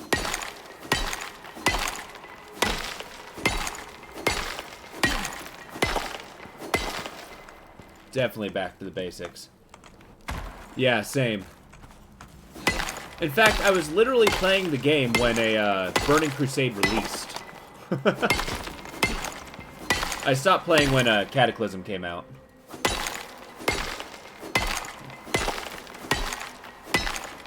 I thought Burning Crusade was pretty cool, though. I'm gonna be honest. The areas were cool. Oh, good. I got pneumonia. A little bit of a pet peeve in this game is I'm in a hermetically sealed suit with an oxygen tank and, you know, some degree of environmental differences. How the hell did I get pneumonia? It's a frickin' bacterial infection.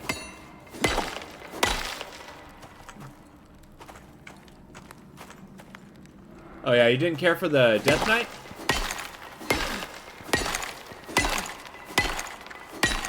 I thought the concept was cool, but it was not my playstyle. My playstyle being the glass cannon. Oh, yeah, I hear ya. Well, yeah, you basically start at level 59. I can see that getting incredibly frustrating.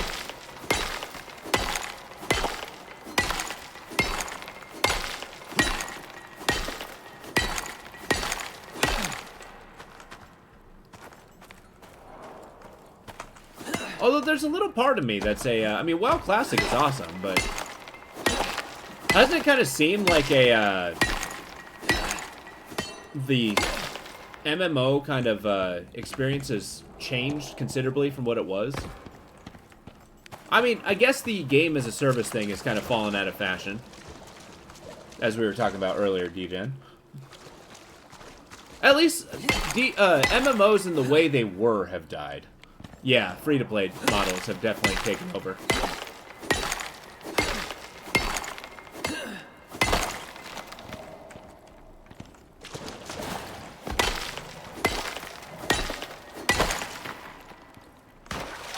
Yeah, I have this... No, no, no. Freaking cougar? Get out of here.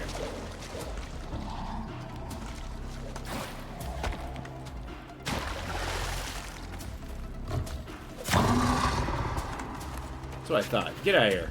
Oh, I think his AI is broken by being in a cave.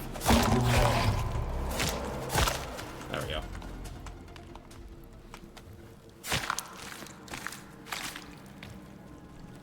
That is definitely... Oh, no. No, no, no, no, no. No, no, no. Scorpions are bad. Scorpions are really bad. Get out of there.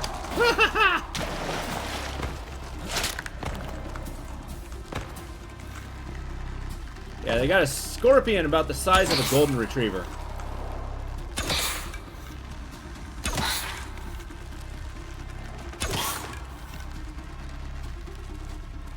Okay, this desert shit's not... Ugh.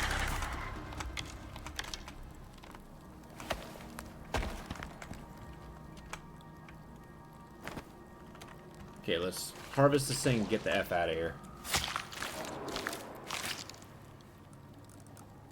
Don't need that, don't need that. We got this really good soft meat, though. A scorpion vestige. What the frick am I gonna do with that? I'll take it.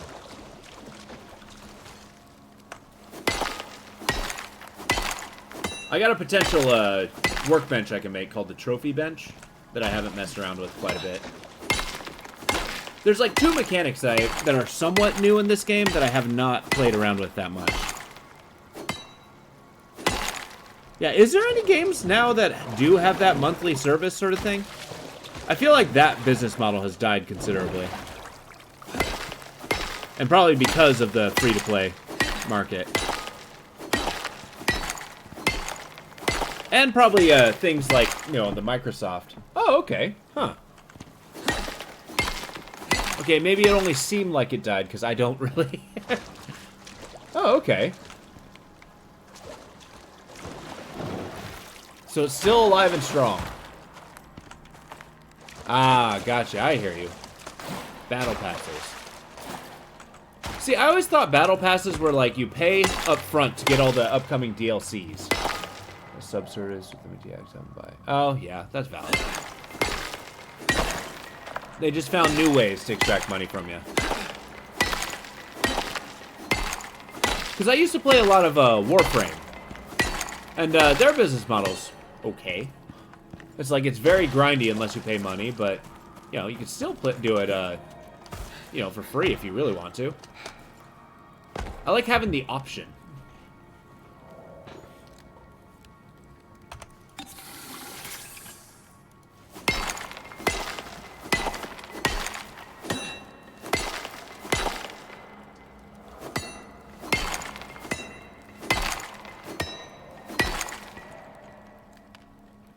That is definitely true.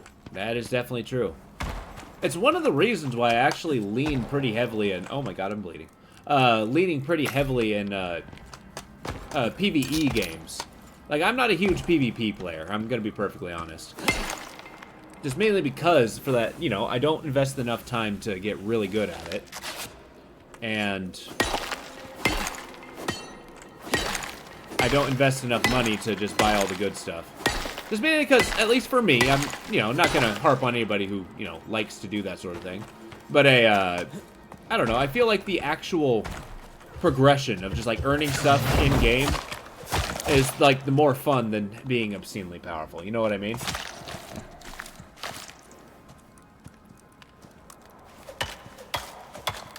And very much it's the journey over the, Wow, caves just really make these guys stupid.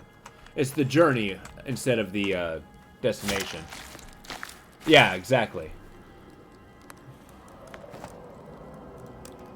Okay. I am completely over encumbered.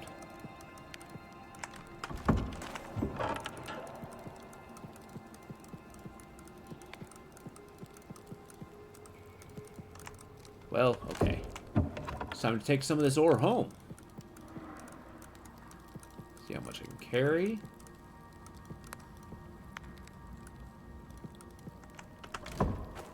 Alright. You know, in theory, I can actually get a bunch of workbenches in here. Maybe a wall. Oh, whoops. Let's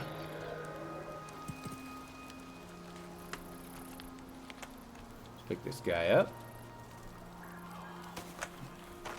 Yeah.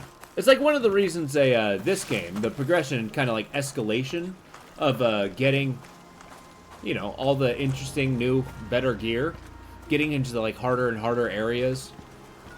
It's just kind of like, you know, it's your character's career. Get the hell away from me, bear. Yeah, I really should invest in a spear. I didn't, but I should.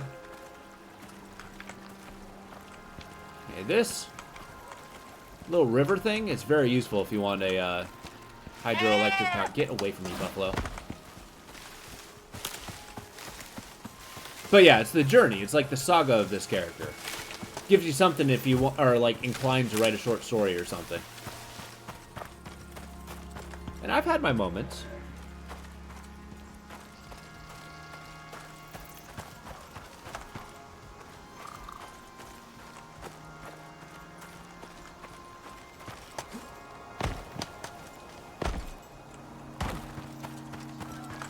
Now, this is going to be a long run. Oh, yeah, see. This is saying that we have somewhere around here. Also, I'm hearing clicking. Don't tell me there's a scorpion around here. Alright, this area is making me paranoid. Okay, here we go. So, yeah, it's with this, it's saying that there's ore, like, somewhere around here. Probably around here, more likely. But down here, it's probably around this area. I don't know if the exotic deposits are consistent.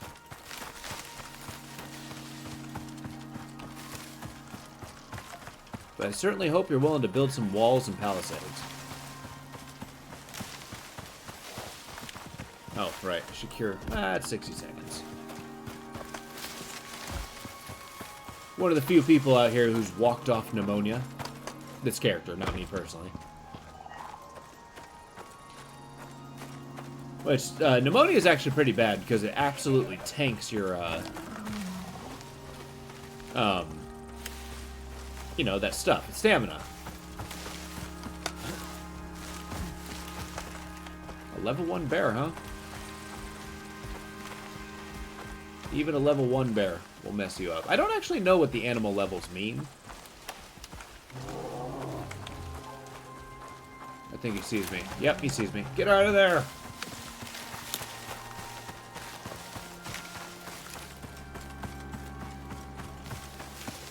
Now, the way the maps kind of are is they have kind of a natural barrier in these areas. Like these mountains. It's kind of like this game's version of invisible walls. Kind of keep you in little valleys. So that the maps are different. So, like, well, Jesus. Get out of here. I've broken my knife.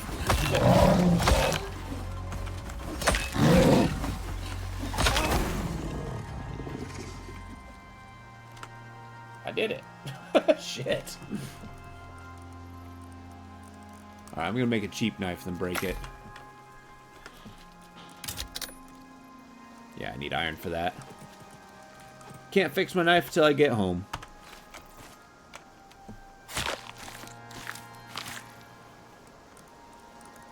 Oh, that was pretty crappy. Yeah, these low-level knives, the better equipment you use, the more resources you get from them. So me, I just used the lowest level of dagger. And I got the most minimal amount of resources from that bear. If I were to use, like, say, a titanium knife, I would be getting maximum amount of resources. The current knife I have is an iron skinning knife, so it's designed to get the vestiges from them. The vestiges being like their heads. So that I can put them on trophy walls. I can make bear armor.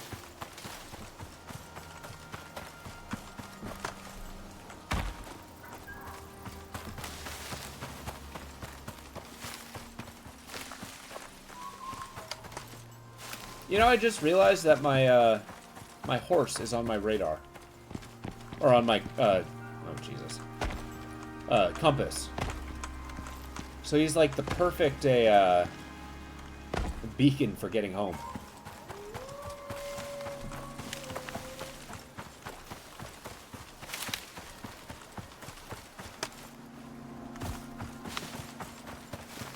But we got a crap ton of ore. I think once we get this ball rolling, we can actually do a couple trips with the horse to just carry the majority of it. Probably going to be 2 or 3. There's a whole bunch there. And I do think I will use that cave as the staging area for the desert land. Get some of those creature repellents. Maybe a palisade wall. Get all the handy amenities and defenses.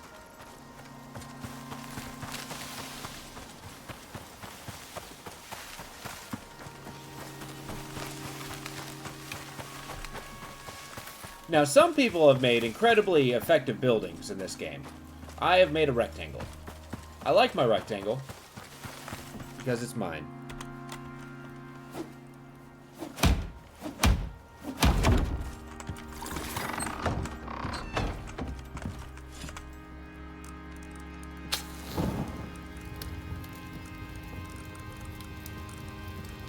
Keep the ore coming. I don't need that.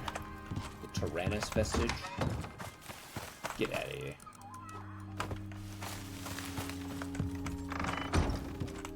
This, on the other hand.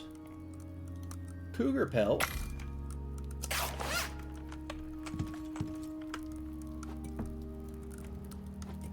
Oh, I didn't realize I absolutely packed my, where'd it go? There it is. I think my cooking station needs a carpet. Boom. Something about walking on an animal rug.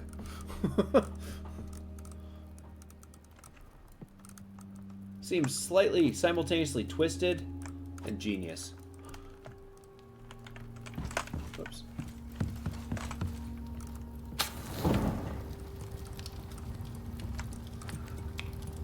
Top up our coal. You're doing your thing. Get this. There. Yeah. That's the difficult part, yeah. Getting some of these areas, like you can, if I go all the way down here, it might be worth it just to make a different house. There's no reason to, because I can't, these dark areas are outside the bounds of this mission. It's trying to hem me up into this way, as the introduction of the desert land. Oh, that's actually another thing to bring up that's kind of cool. Is you know how these maps are always the same? They do drop you into different places, too, so it seems, you know, it's different enough every mission. Like, you know, there's one mission that dropped me here just to get into this frozen area. But, I mean, even this was enough area to kind of, like, really explore. You start the game somewhere around here. There's an ore mining mission that takes you here. There's, like, 3 caves down here. There's one that drops you here. There's, like, a nice island there. Ton of caves around here. That place is hell. Yeah, I came home just in time. Sun's going down.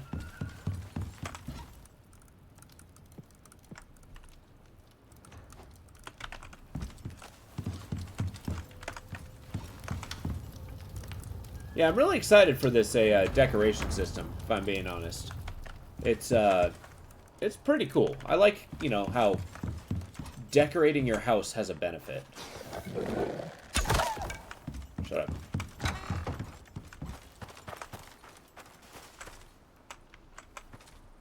Oh, right. I'm carrying my radar. Yeah.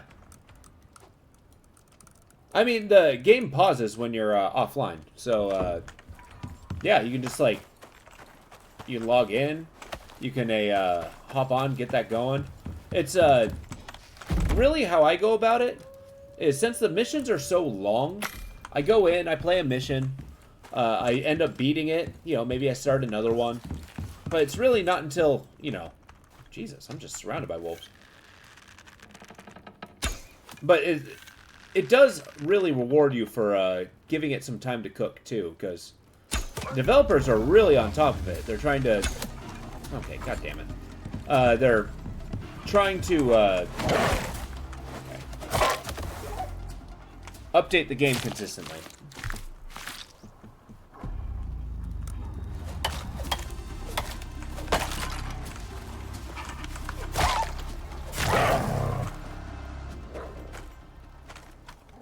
That's what I thought.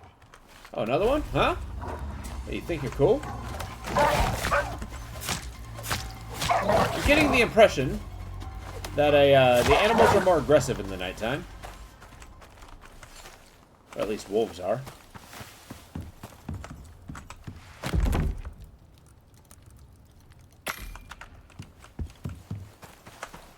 I'm carrying them over to my skinning bench. You know, valid, but I've actually had... I had a stilt house once, right? Like, it was up on a cliff, it was really high, and then I had wolves dig underneath and start attacking the bottom until they got inside of my house. It's like the movie Tremors. It's horrifying. It's like, oh my god, there's like 20 of them in my house. What's happening? And at the end of it, I had to repair my house.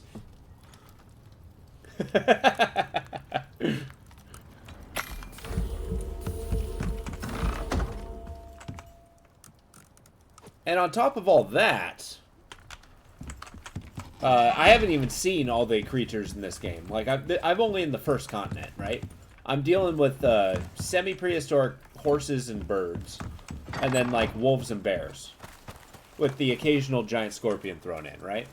But, like, there's, as you go farther into the continents, like the continent of Styx, then you start dealing with, like, alligators, crocodiles, giant lizards, like alien hunter beasts. Just whatever extraterrestrial fauna this place has. The developers of this game are from New Zealand, so they tend to, for whatever reason, I mean, it's kind of cool, they added it into the story that the creatures that they made were basically bioengineered, seeded, extinct creatures native to New Zealand. So you got the chamois, or the chamois, I think it's called. You got the, this guy. I can't remember what he's called. I don't know about Bigfoot.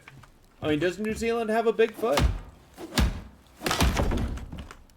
The creature, not necessarily just a large foot.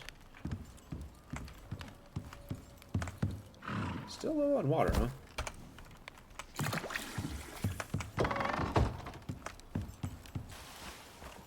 Wait, a kiwi's a tiny bird. Get back here, horse.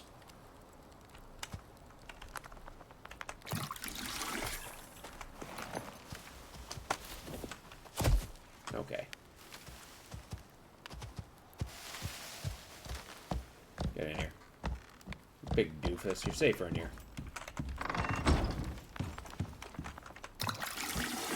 Nice. Food's doing okay.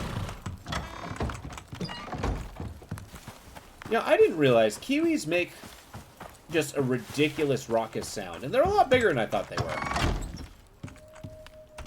Frankly, I find them kind of ridiculous. Where's my wood? There it is. Prepare my hammer. Some more of this. Get another rug.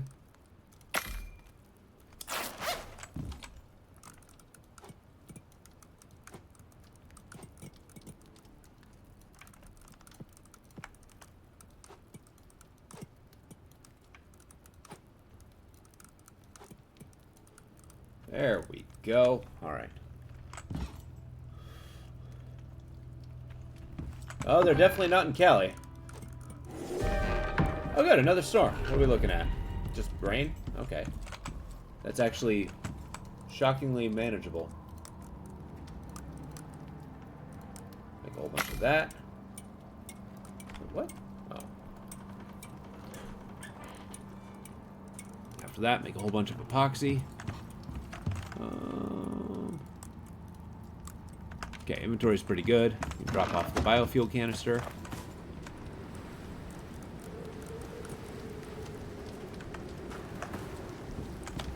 We'll let the storm blow over.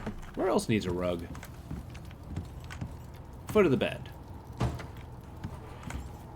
Coziness level is 99. That's my oxygen. Yeah. Yeah, some suits actually give you slots to hold food and water. Like, you can put a water bottle in there, which is kind of cool.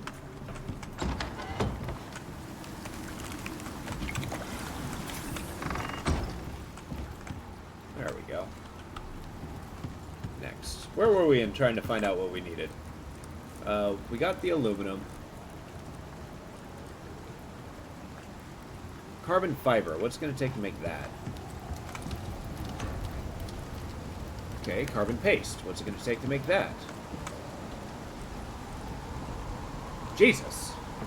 That's, not cheap. Alright, step by step. Let's see what it takes. We got flour. We got poison paste. Organic resin. Need oxide and wood. We need a shit ton of silica. Man. Make epoxy. Yes, I'm trying to make a the next tier of workbench. So right now, this is up to tier 3. Or is that tier 2? I don't know. It's tier 2, so it makes like basic biofuel stuff. This machine bench here, or fabricator, this gets me into making like electronics and like carbon fiber stuff and like really high-tech stuff. This is like the penultimate, like finishing missions kind of technology. The one thing I'm trying to get from here is a, or the resource that I'm trying to get is, come on, brain. 30. The extractor, the, exotic extractor. Because with the exotic extractor, I can start getting that metagame, resource. Which is the main reason why I'm doing this mission. Because I definitely need something to, oh shit, I'm just out of silica. That's not good.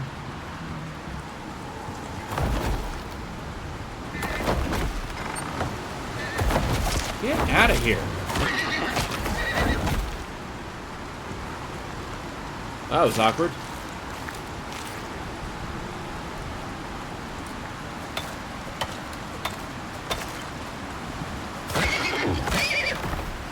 Hell.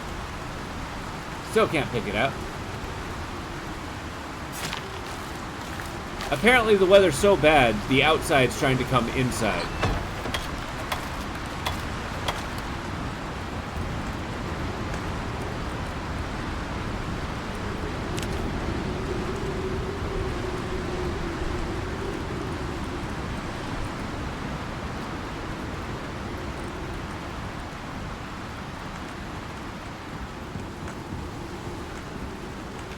The candle's not making nearly as much light as I was kind of hoping it would.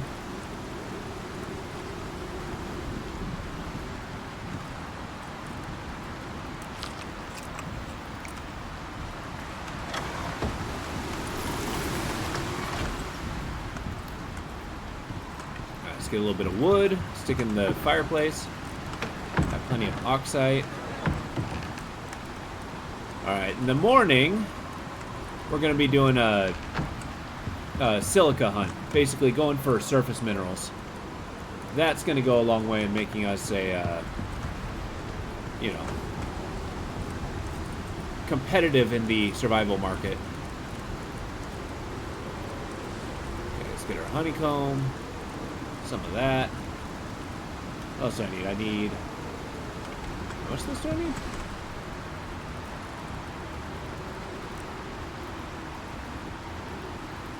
In order to get electronics, I need organics. In order to get organics, or organic resin, I need 2. So I need 30 of these, so I need 60 organic resin. With 60 organic resin, we're doing pop, pop. Is it 2 per? No, it's 1 per. Go. Pop the rest in here.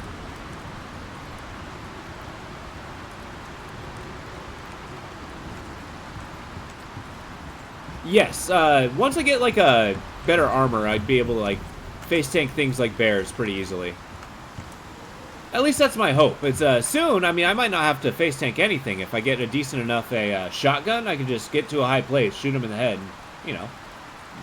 Honestly, it's the hunting rifle, which is the really good gun. If we look here...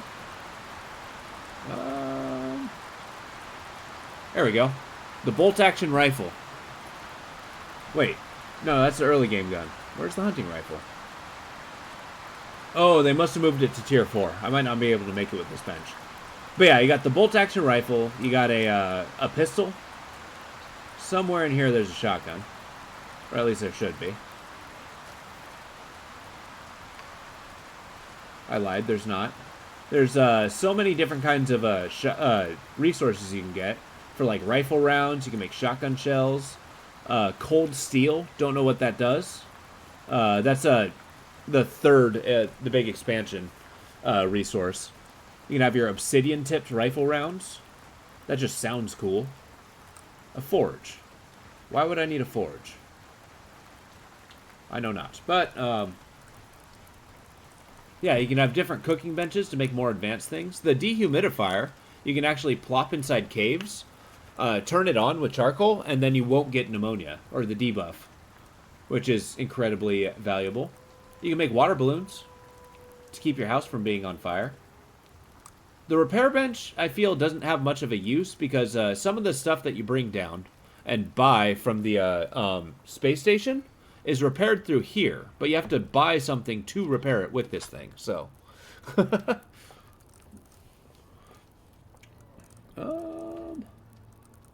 Aluminum. What am I looking for? Trophy bench. Maybe I will make a trophy bench. Soon. Soon. The metal oxide is good for multiplayer because it's got like 16 places to put air tanks. The brazier is really good because you can use coal to make fire and it makes you super warm.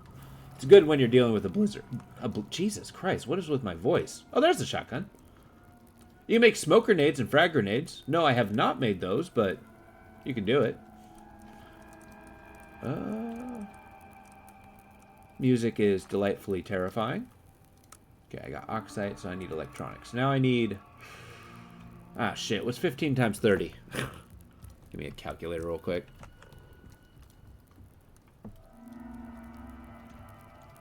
A number? You got me. 450. Jesus. So 450 divided by 15 equals 30. I need 30 copper.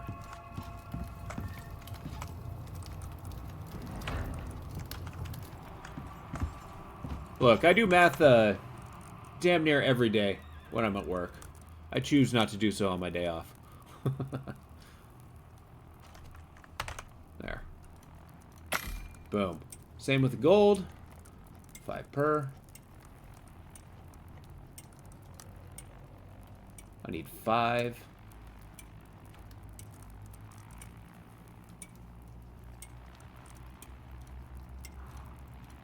$30 equals divided by 5 equals, oh, it's 30. Okay.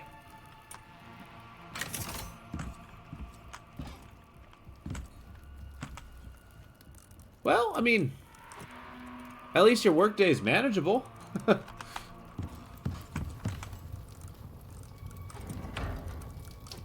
Yeah, a large part of my work is not just doing math, but it also investigating what could have gone wrong if there is indeed a problem happening.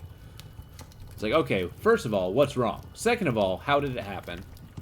Third of all, let's pinpoint exactly where that went wrong and then see, you know, how to mitigate it in the future. Needless to say, it's mind-numbing.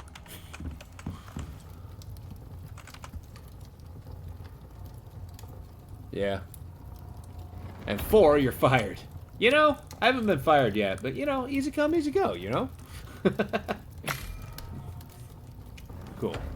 It is time. I need a freaking steel spear. Oh, okay. Well, I've only been present when we had to fire somebody, and it was like on my 3rd day. So, you know, when that stuff becomes a little more pertinent, boy, I don't know if I'll have a rough day, a good day. I can definitely say I will have a day.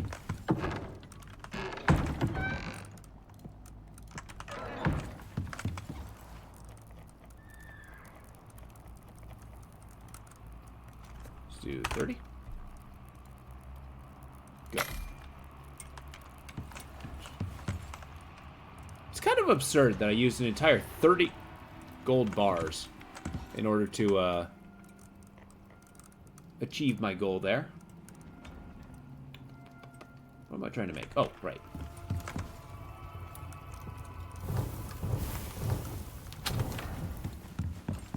Let's put all our ore away. Boop, boop. Titanium is a big resource for tier 4, so I'm kind of stockpiling it because it takes like a day and a half to do. I mean, you think so. In this case, it's probably just, it's not going to be because they did it to themselves entirely. I mean, you know, some of it is their responsibility. But it's kind of the industry rises and falls. The aerospace industry is notorious for, like, layoff seasons and stuff like that. Which is a bummer. It's one of the hardest things to say. Is like, yeah, I mean, it sucks. They're great people, but there's literally nothing they could have done to avoid this. The higher-ups just give me a number, and those people gotta go.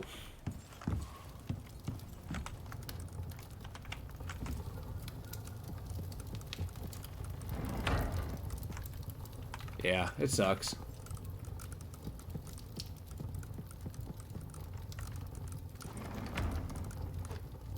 But who knows? My opinion hasn't had the opportunity to change. Alright, so with that... Cool, I got everything but the epoxy.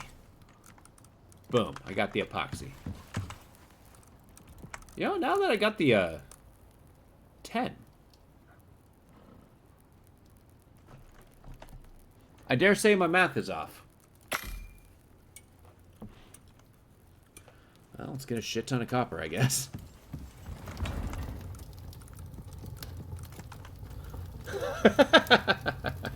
With hot dogs in it. Ooh, mac and cheese. Hell yeah.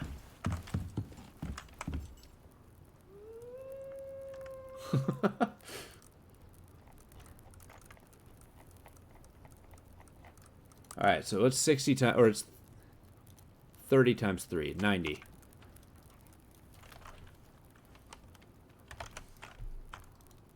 Oh.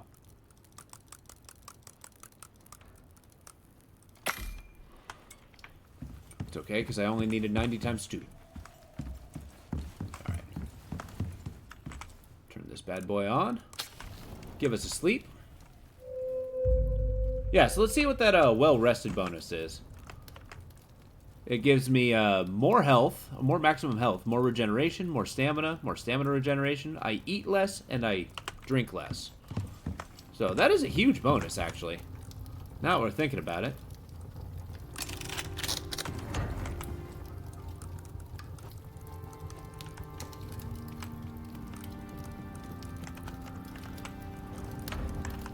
Alright, we're gonna make a whole bunch of steel.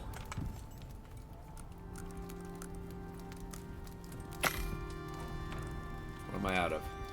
Oh, charcoal. Let's go get me some.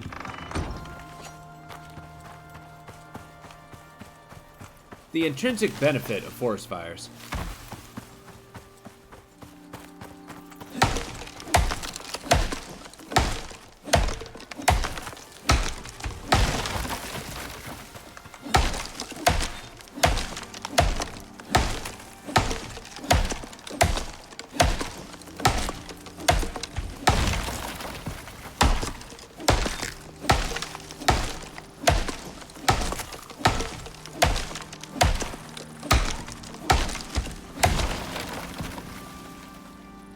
Damn, my stamina bar is huge.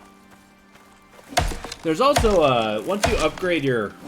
There's higher levels of chemical benches for, like, making medicines and such. There's some you can get stamina tonics that actually make the bar pretty freaking huge.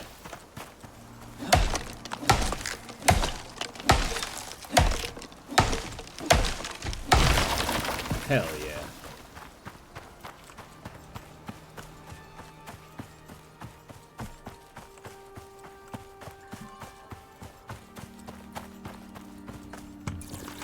The guy's just constantly guzzling water.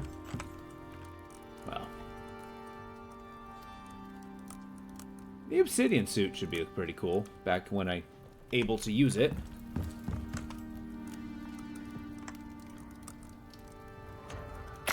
Also, when you put resources in here, sometimes they show up on your workbench, and I find that really cool. Like, when you load it up with stone, you get a bunch of stones here. When you load this up with wood, I think you get wood down here.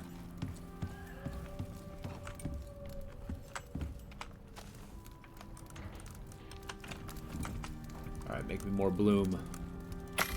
There.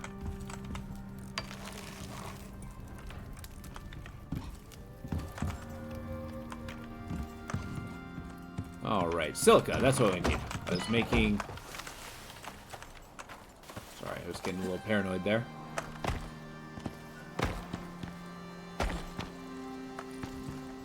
We will need a lot of oxide.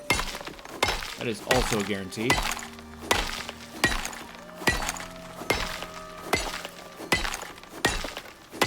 Oxide, I believe, is a made-up mineral that we use for its intense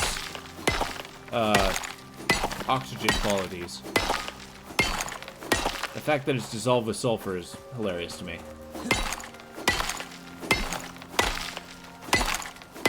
I suppose they're trying to decide that by rubbing sulfur rocks on top of this rock, it's excreting sulfuric acid.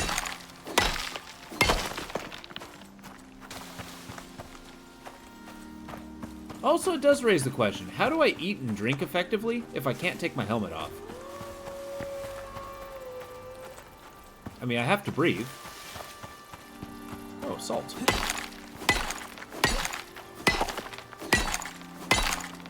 Quite literally, rock salt.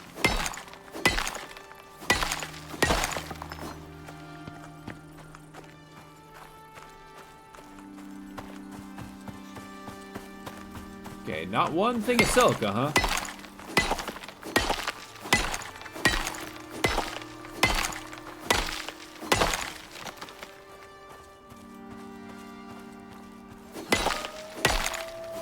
Don't need that much salt.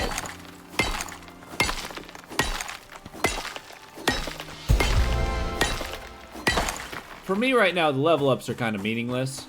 It's nice to build up the blueprint points, though, because when I turn the game back on, and all the updates go through every week, then I can just kind of like immediately get all the new stuff and kind of play around with it right off the bat.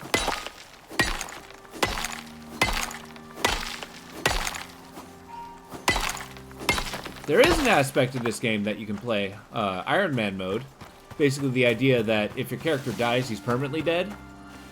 The game was originally geared that way, believe it or not.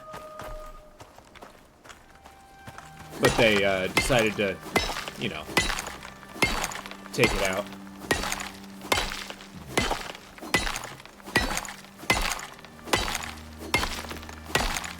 But I had ambitions doing that, but this is also an absurdly long game. And resources are kind of finite. Although having kind of like a legacy character, like, you know, maybe it's you're a prospecting firm of like employing a bunch of people, being subcontracted into this corporation.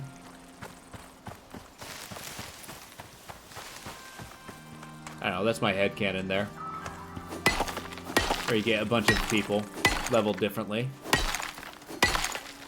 Yeah, now that I think about it, that sounds kind of cool. You can have a, you know, a farming specialization character. You can have a mining and, you know, hunting specialization. You can have combat specialization. Just to fill all the requisite missions.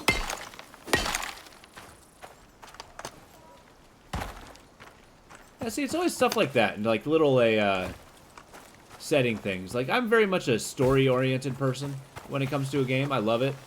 It just makes the game that much more engaging to be inside. For a second, I thought that was a cave.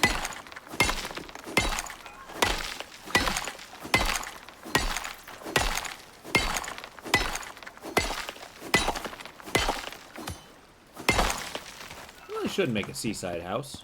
I'm gonna punch out some fish. But yeah, as you can see, I can swim underwater because my freaking suit is hermetically sealed. So under no circumstance should I ever get pneumonia. Because I'm not really getting any alien bacteria here. Where fish? There's sometimes poisonous fish that come up and nip at your ankles. The poison's not terribly dangerous, though. Presumably, there's an underwater cave, and I don't know where. Oh, well. I've not messed around with the fishing mechanic too much. I might, though. Make a little fishing shack. That could be fun.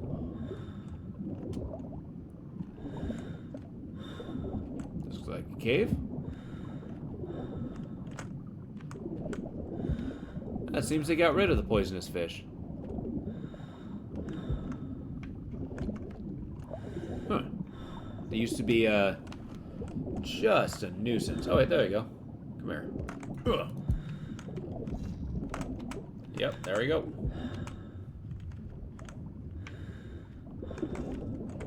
You guys come and bite me? Ugh.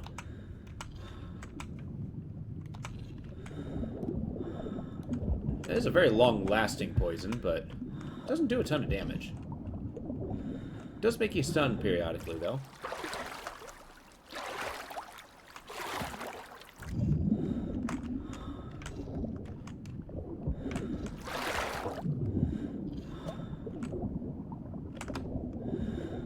Have you guys ever punched a fish in the face out of self-defense?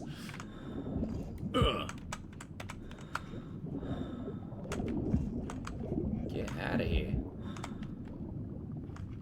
There's metagame achievements that, as far as I know, don't give any like tangible benefit. But you know, you get the it's like a nice little merit badge. Once I get back to the house, I'll show you. Speaking of which, yeah, fish chunks ripped out of the gullet of a angry poisonous piranha. Very little silica though. Disappointment.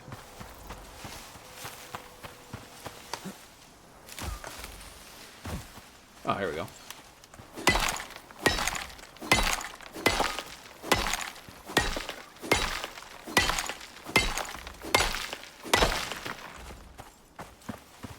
There's a tier 4 machine that actually, it's called the Thumper, and it apparently like it smacks the ground and pushes ore farther to the surface. That's the story version of it, but what it does is it restocks the caves, because the minerals don't respawn unless you actively do so. Like, the damn thing's super hard to make, but it's kind of cool that you're able to just kind of, you know, repopulate the beginning area to get more resources just so you're not starved out. And you have to be like a crazy nomad.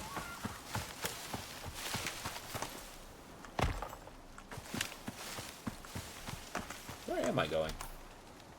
Yeah, I'm going way the wrong way.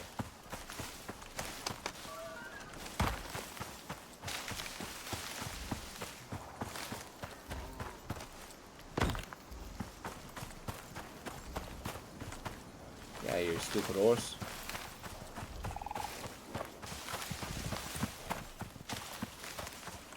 Yeah, so far the deer are completely harmless. It's kind of a bummer. I mean, you got these majestic creatures with crazy huge horns, and they can't use them against you.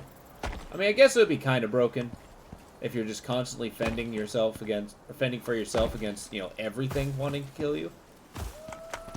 But still. There's also large deer and regular deer. There's certain animals that their hide is too thick, and you need a certain tier of knife to cut into their skin to actually get their resources. That's usually the case with polar bears and mammoths and bison and such. Which, polar bears are freaking scary in this game. They're huge. They will chase you for miles. They're pretty much the sole inhabitant of the frozen areas.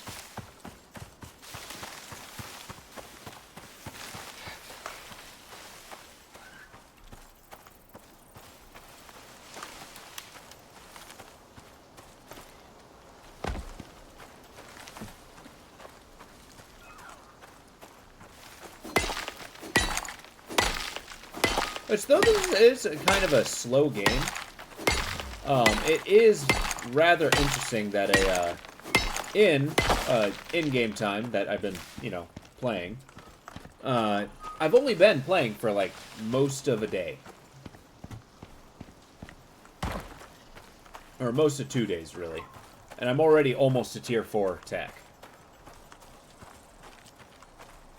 Which, okay, maybe is not as fast as I'm, making it out to seem, but still. I think it's very conducive to, the progression of the game. How's my bees doing? Oh, ran out of bee power.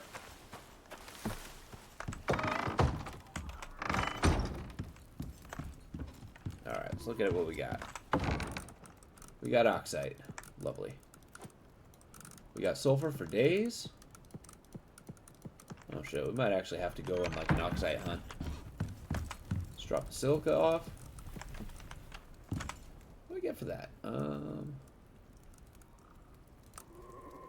Saltwater fillet sashimi. Yeah, but it's not very good. Like stats wise, I mean. Like the meat's actually significantly better than all these things. Except for that. I honestly think the food should have more of a variety of bonuses that they have. That is a short point that this game maintains. Okay.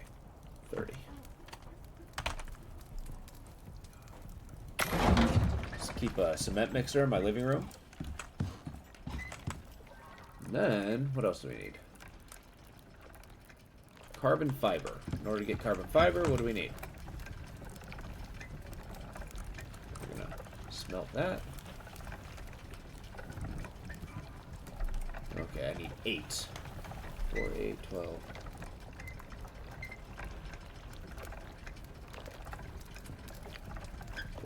32. I need me some oxide and wood. Okay.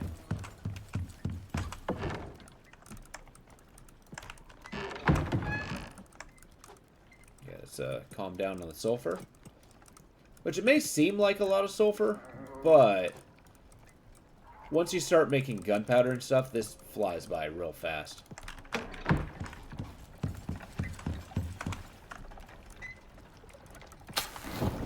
Nice, finally ran out of mineable materials. Or smeltable materials.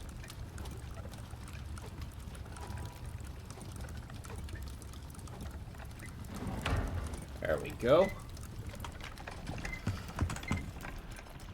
Alright, so 32.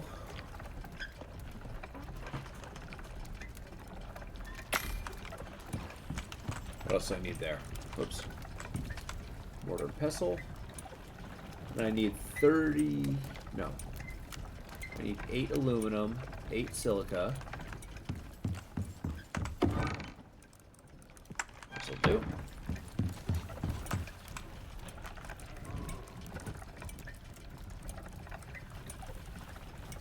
Plenty of epoxy. Wait, no I don't. Where'd all my epoxy go?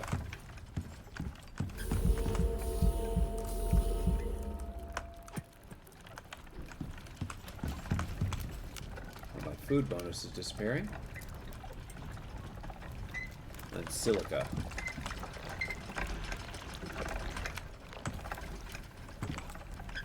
Don't mind if I do.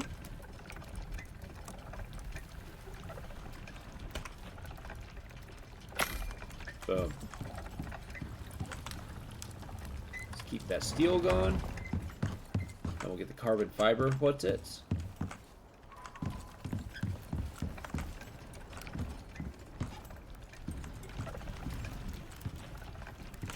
I haven't really, in this mission, I haven't really dove into a farming at all either. Which, you can actually get all the herbs and plants in all these crop areas. It's not as engaging as you would think it is. Once you get to the higher levels, you get, like, automatic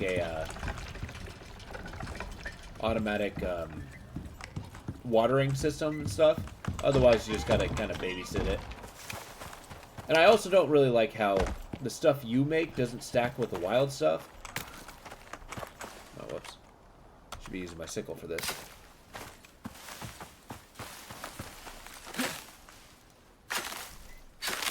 But yeah, you can definitely, if you're getting like a chemical bench and using a ton of stuff, it's good to have a stock of farm stuff.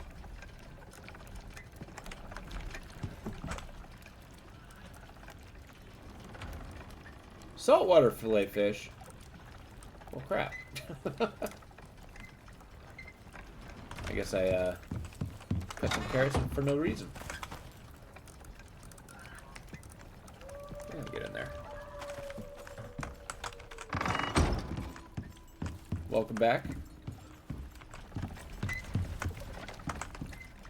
Alright, we're gonna go on a quick journey to grab more resources.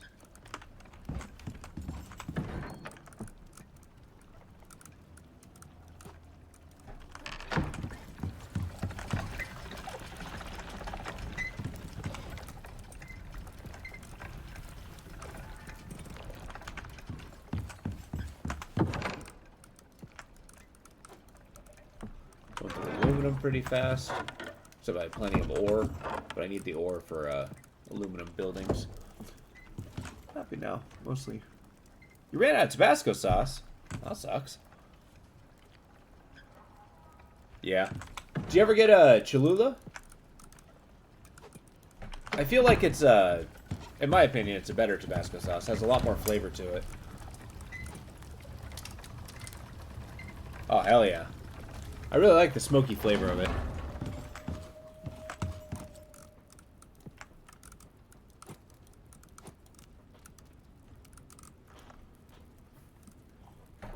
Yeah. Actually, putting Tabasco in mac and cheese is pretty freaking genius. I gotta try that sometime.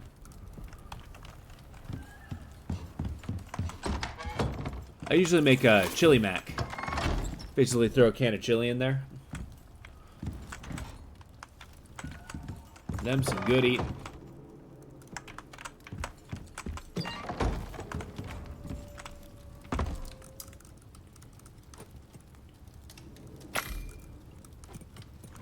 we go.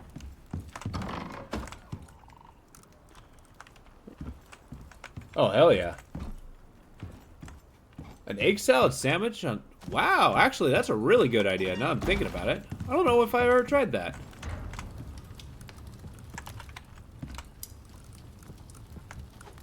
That actually sounds really freaking good.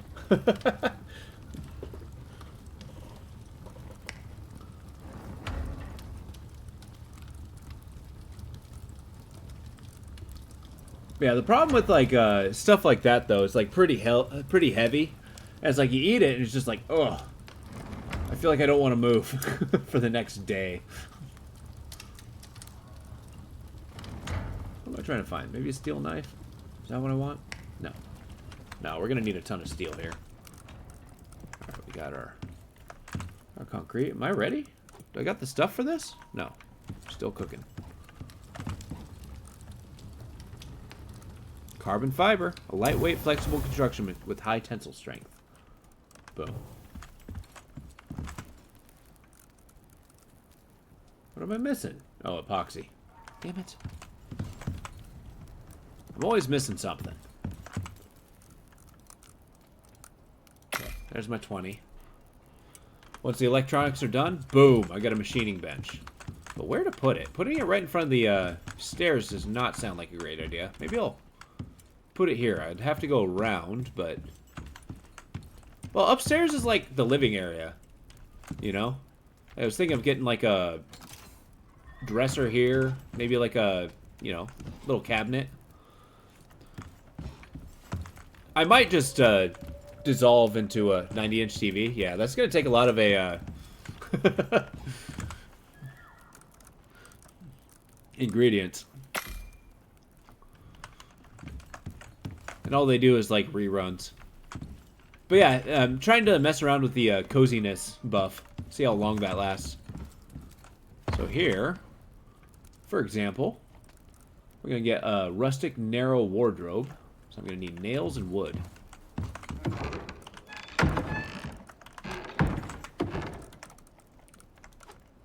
I like making the non-essentials. And nails. Oh, that's a rock. He doesn't have to sleep, but you get a benefit from sleeping. And it speeds up the nighttime, which is very dark. Narrow. We'll make one of these.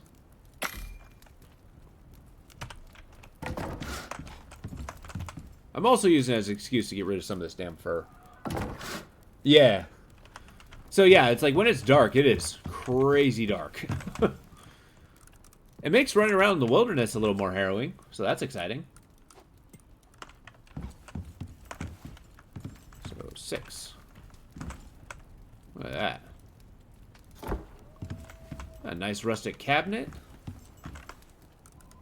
One of these. To get the ability to make a statue, it's going to go on there. Yeah, that's, I've actually walked into bears in the dark, like, oh shit! The, frosted areas, though, in the nighttime look really cool. Alright, let's see. Is that a little extreme? It's not so bad. Alright, what can we make with this thing? I can make flashlights. Electric extractors. Extractors are what I use to get the exotics. Electric radar. Material processor. I don't actually know what that does. I think you need it for like super advanced material. I'm not terribly familiar with tier 4, unfortunately. You can freeze to death. But if you wear like polar bear armor, it's incredibly warm. Where's the water borer? Does that extract water? Oh, I don't want water. I want exotics. A flow meter? What the hell? That's new. Whoa. That's kind of cool. You get a trench shotgun. This is actually a new item that I haven't made myself. In fact, I might play around with that. A beehive expansion. I do got to work on my apiary. Small beehive expansion. Advanced battery pack. Oh yeah, they've actually been working on a getting battering banks for your electricity, so that when you get like your solar power, you can actually store it in a battery to keep your stuff going when you're not using it, which is super cool. Yeah, you got your shotgun, you got your grenades. Sorry, I'm doing a cursory kind of look-see, see what I'm working with. Explosive shotgun shells. I mean, okay. It does a lot more damage than a regular shotgun shell, that's for sure. A hunting rifle, now that's the king of guns right there. It's like 2-3 shots kills a polar bear. The masonry bench I already got. Small iron crate, don't need. Got your aluminum stuff, which you can see takes the ore, not the metal, which is kind of a bummer. We got ladders, a refrigerator, so you can keep your food preserved. Yeah, actually, one of the items I can make is a heater. It's a high-tech thing, though. So if I go down here, yeah, I got air conditioner and I got the heavy heater. So with that stuff, you can actually warm up or cool down your house, so that when you go into these you know, super extreme environments, you can have a hermetically sealed building. Presumably made out of either concrete or aluminum, because the animals will try to kill you. You got work lights, Awesome. You got your solar panels. Chemistry bench. Super high-tech stuff. An electric composter. I don't think I've ever used that. Electric masonry bench. I think that's just better versions of my masonry stuff. Wall lights. Biofuel. Iron crop. Hydroponic. Oh, I forgot that you have hydroponic stuff. That's also new to the game. Water pumps. Cave scanner. Deep ore mining scans. Here we go. Vapor condenser. Now we're talking. Now this is the stuff. Oh, that's what I need the material processor for, is to get the composites. I am super. There's palm trees in the desert. Not in the super desert, though. And that's kind of why I made my main base here. Because I can actually take the wood to the area. So I can do all the harvesting here and just transport it. And speaking of transport, let's go get some more. Oh, yeah. That's a, you'll have a bunch of frickin' scorpions rising out of the earth just to make sure to drag you under. You have hyenas and elephants busting down the door. Hey, how you doing? You're a horse. You know that? Alright.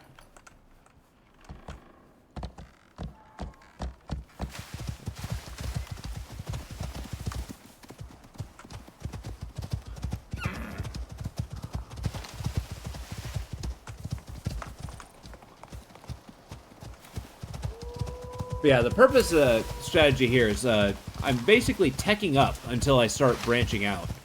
Once I kind of like get to that deep, like really good tech level, and a oh yeah. Well, on the bright side, I haven't seen yet. Doesn't mean it doesn't exist. Much things that actually cause my house to catch on fire. So that's a plus.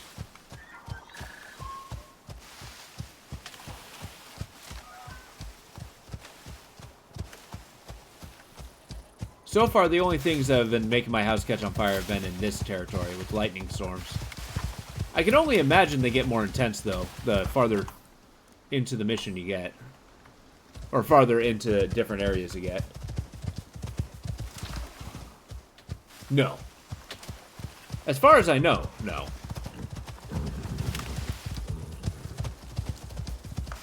I mostly get the harder materials just to survive sandstorms. Sandstorms and windstorms. Because trying to repair your house in the middle of a windstorm as it's being, like, ripped off its hinges is a little stressful. As you can imagine.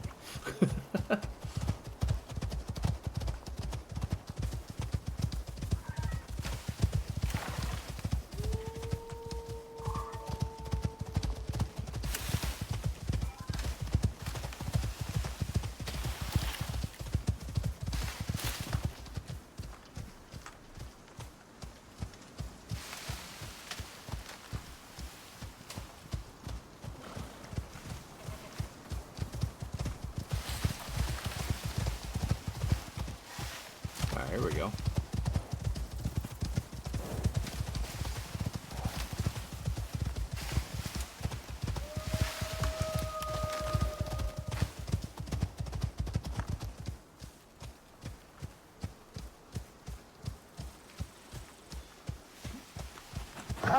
Get out of here, wolf. This horse is gonna kick your head in. Come on.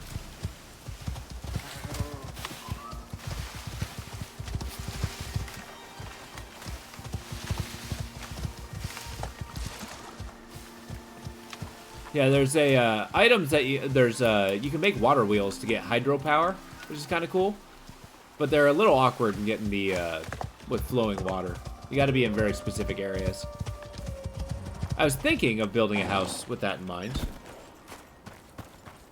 but I did not do so.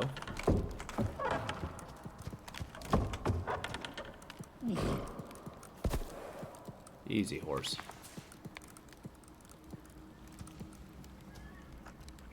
You can leave the other stuff here. Let's bring the wood, aluminum. Alright, you, me, horse, let's do this. Tally ho. I don't have the biofuel extractor yet. That's going to be the thing that stages me attempting to go hunt for exotics. Because with that, I'll be able to start grinding them out of the ground. And, yeah, start shipping them out. But mining them can be a little dangerous. Okay, inventory. Eat your stuff. 0. Whoa! My horse has a kick.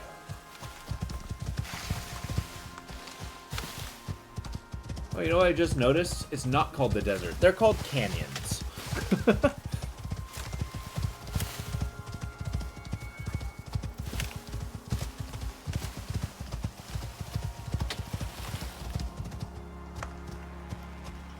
My inventory is absolutely packed.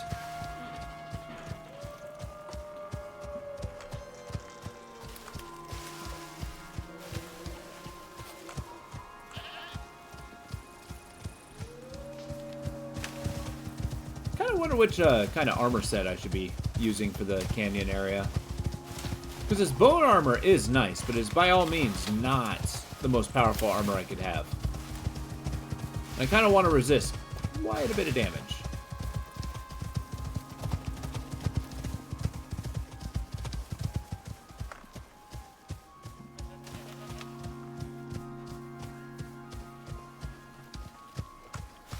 Maybe I should make a handgun. Just have a little something that, you know, can plink away at enemies as they're running at me.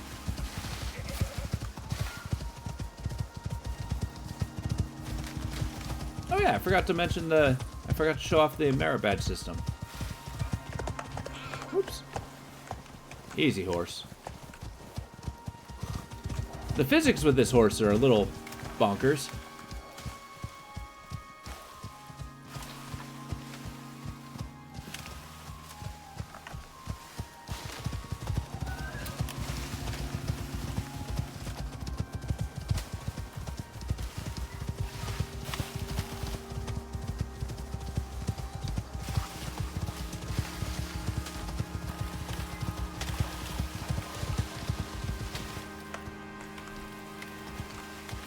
Trying to plan out my house as we're going up here, because I believe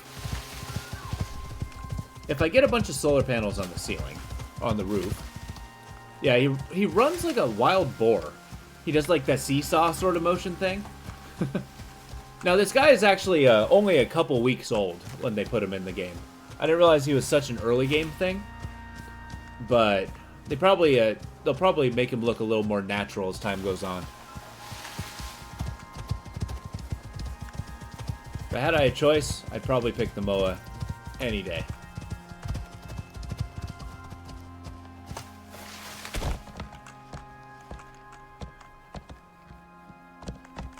There we go. You did it, horse. Now get back in your dark shack.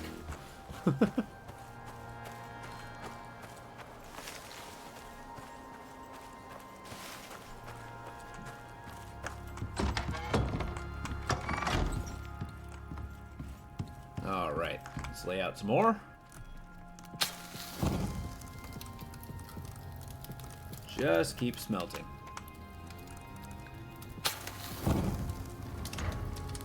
Okay, I don't need the aluminum quite yet. What else we got? I can make a wolf rug. A little bit of fur. I got wood. Cool.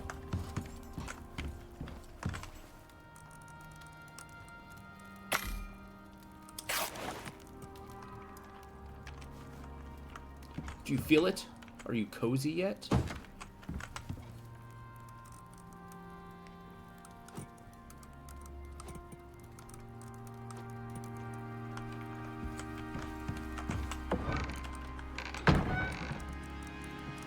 I dare say wood is probably one of the more precious resources in the game. Just because you can use it for so many things. You can use it for like creating sticks, which make tree sap, which is used to refine a lot of your materials. And making biofuel, which is a very important resource. There's you can use it just as a basic building Item. Get that bone meal going.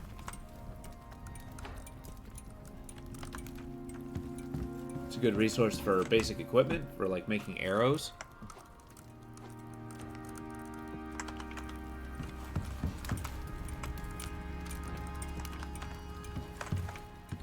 Alright. So let's talk. What's the next destination? Wait, I don't want an electric. Where's the biofuel extractor? Is there one?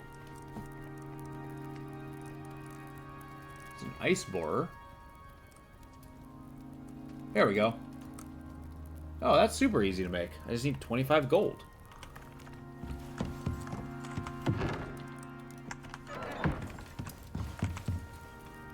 10, 15, 20, 25. I just need 5 of that.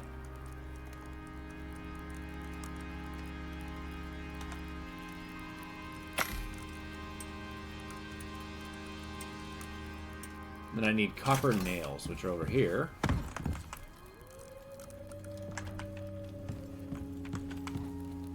And then I need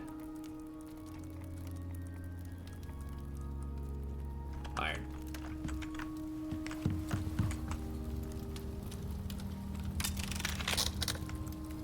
Where's my iron? There it is. Uh-oh, I'm dehydrated. What does that do? +1 thirst level. Ooh.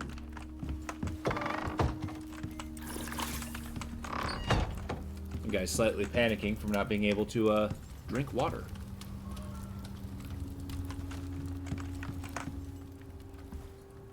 I got fish, vegetables, meat.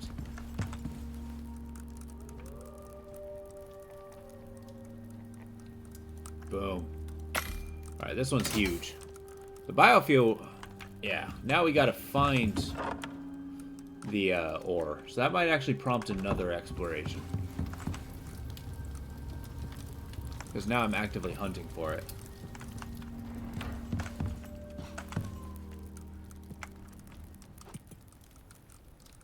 Alright, here we go.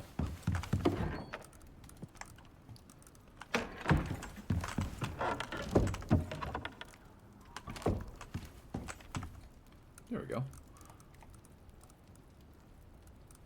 Yeah, damn, okay. Let's do it. I'm equipping this.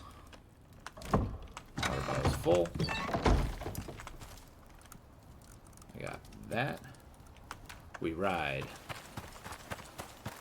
It's almost nighttime. That's not good.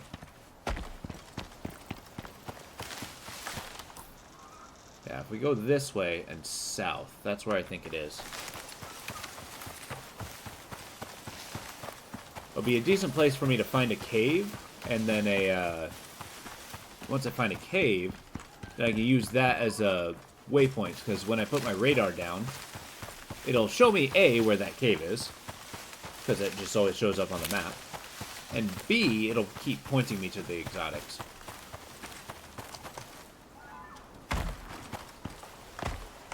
Oh god.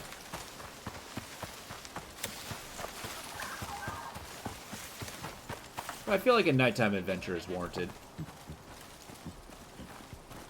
It'll be awfully dark, though.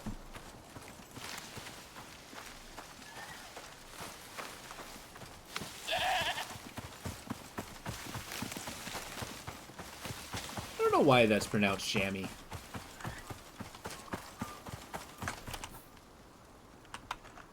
That was one of those things I had to Google to find out.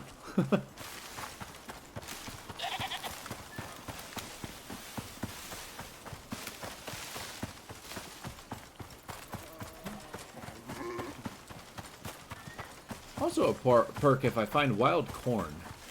Because that way, you can actually, if you use a sickle, you can get hundreds of corn.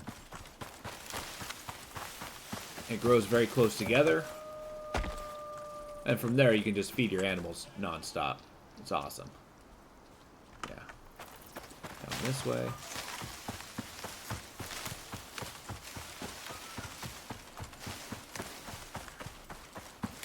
Maybe I should make another side building. Make it like a cookhouse, the advanced fabricator. Maybe we can make it like my House with electricity. And that's where I'll put the 90-inch TV.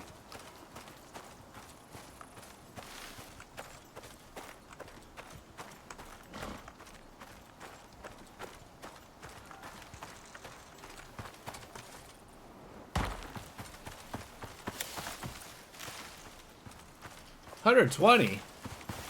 I mean, what, are you going to build a movie theater inside your house? Oh, hey, here we go. We got another cave.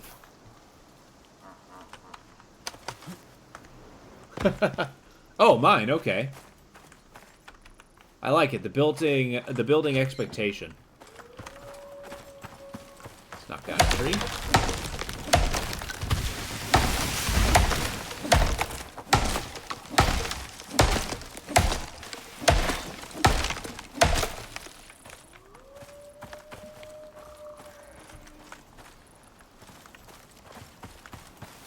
But then again, I mean, like, you know, if you're going to be the builder of your own house, you know, what better way to say, I have conquered this land, than to just, like, fill it with the most unnecessary commodities you can.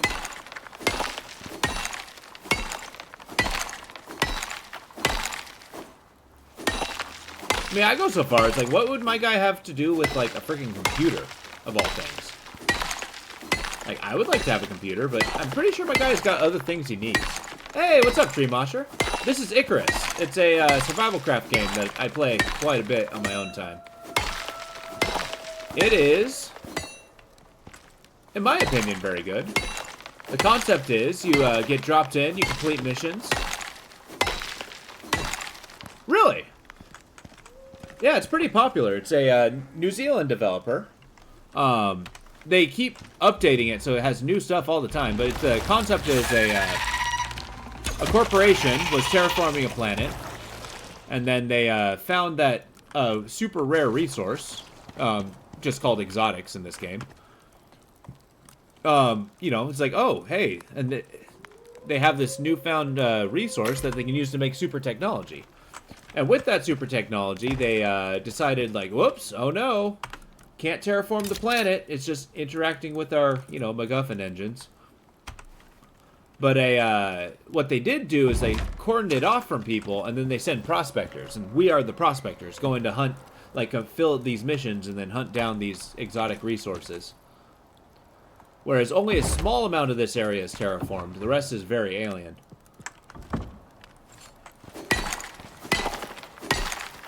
Right now, I'm kind of doing a mission that has no objective outside of just exploring it, so I'm using that as an opportunity to just kind of harvest those exotics. The exotics act as a metagame currency. Much like the California Gold Rush, the corrupt corporation that's running the place has a satellite, right? And they have amenities like, you know, if you want, like, new spacesuits, if you want new water bottles, air tanks, stuff like that. It's like, well, you know, this stuff may be have incalculable value on Earth, but the space station, I'll sell you the suit for, you know, some exotics. And thus the vicious cycle begins. I go down, I harvest, I get more exotics, I send them up, I use it to buy a scanner or something, I go back down, find new areas. The best yields are always in the most wild and ridiculous areas.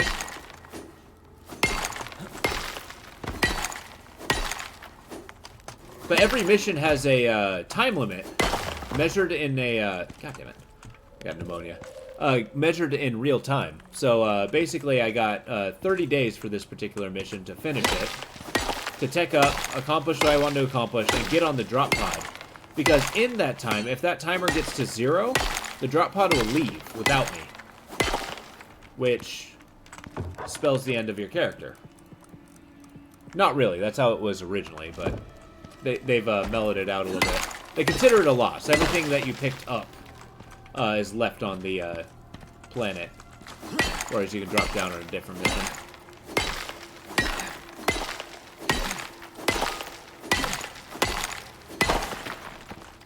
But yeah, the different missions have different objectives, like, you know, hey, harvest X amount of resources, you know, do some farming they've done. They have particular like boss killing missions where there's a. Right now I'm dealing with like wolves and boar and stuff, but they got things like giant scorpions, super bears, polar bears, and stuff. And there's like some missions just demand that you kill them.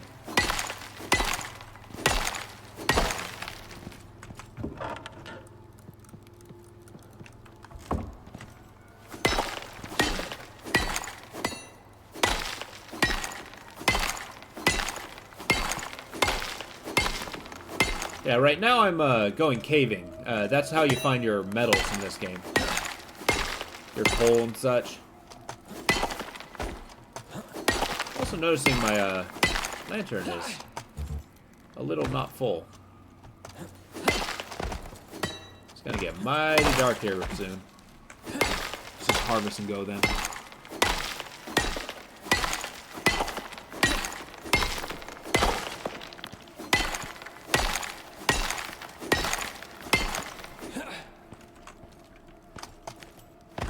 Unfortunately, my,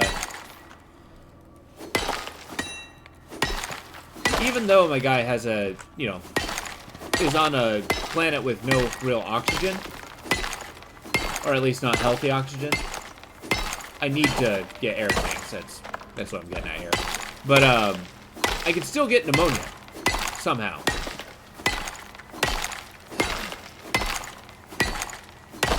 Just by being in a cave. Because it's so cold and dark.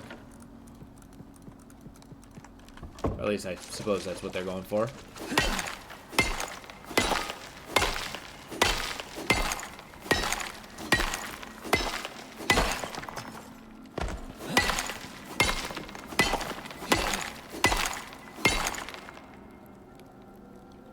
My handiwork almost got out of the ore already. Nice. So I think that's how this is going to go. We're going to get all the ore, put it in the chest, plant the radar. Kinda, yeah. Basically, it's the exotics have like incalculable value on Earth, right? So my guy has this goal. He's just going to go to Icarus. He's going to harvest a bunch, take it back to Earth, and just be a billionaire. But he's kind of being, used by the company. So they're getting all the exotics. We're just kind of getting paid. Granted, I do have, like, 33 chunks of platinum ore, so I'm not poor. Alright, here we go.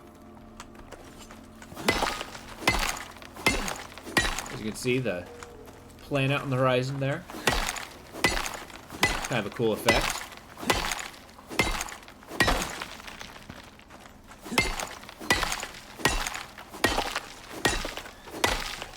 Right now, I'm looking for an exotic deposit. Oh, no.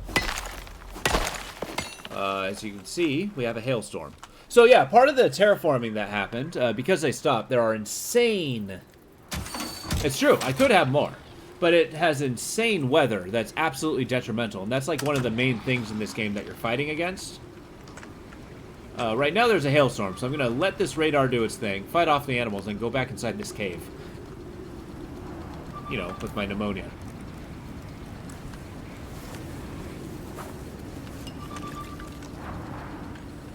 I've spec'd my guy out so that he can have a ton of hunting skills. So I do a lot of damage in that regard. Or crit damage. Get out of here.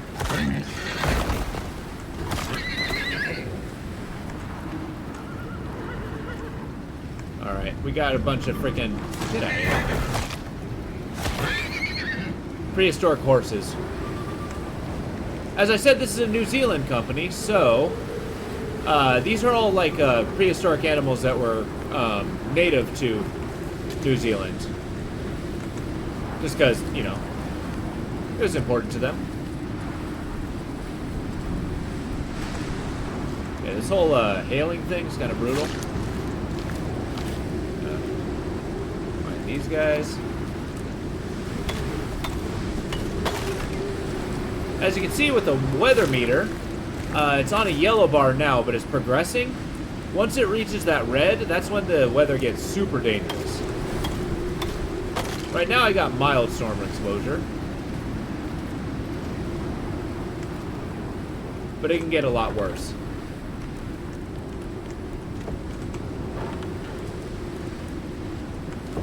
Yeah, let's look at the map. Okay, we're getting a lot closer. I'm suspecting that the exotic deposit's like around here somewhere. Or perhaps around here? I don't know.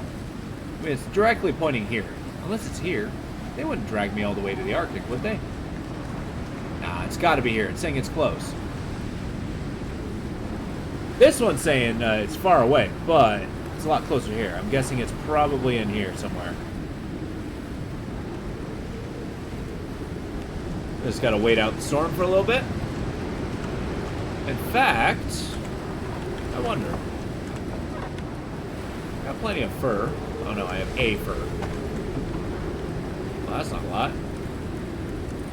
I was hoping to make a bed. Or at least a bed roll.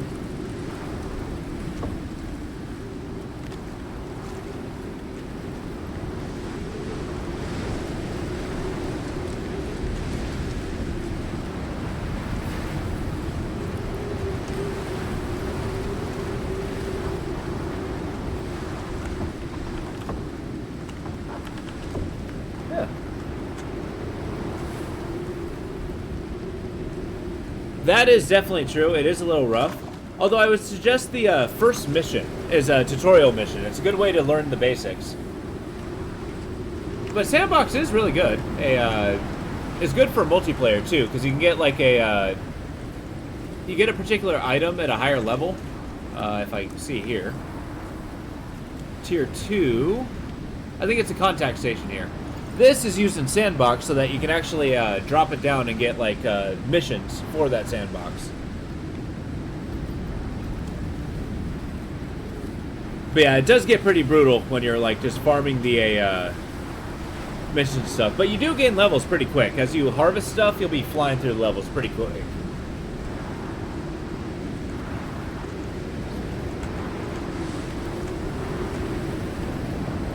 A little raw.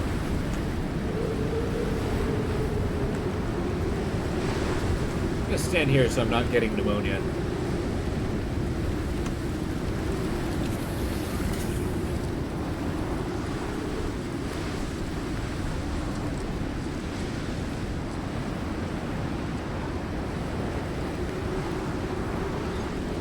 Oh, good. My lantern went out. Well, that's a problem.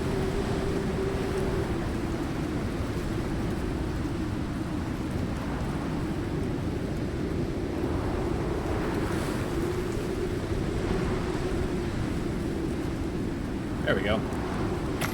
Let's make a torch and attach to my pants.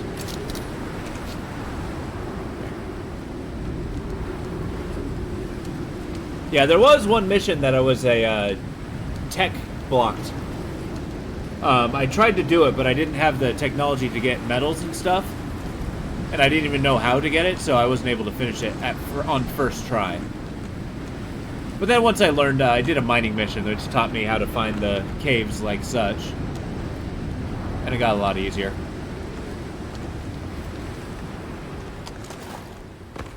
I don't know, who knows? Maybe I wouldn't go too far to say there's a tremendous learning curve, but it can be pretty challenging for beginners. Alright, let's get out of here. Run back to base, drop off our stuff. Or do we keep going south? Yeah, I do need a lantern. Yeah, let's find those exotics.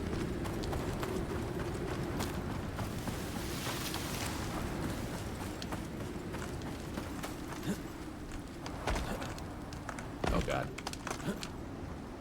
Ah! My mouse is tweaking out. Bad timing.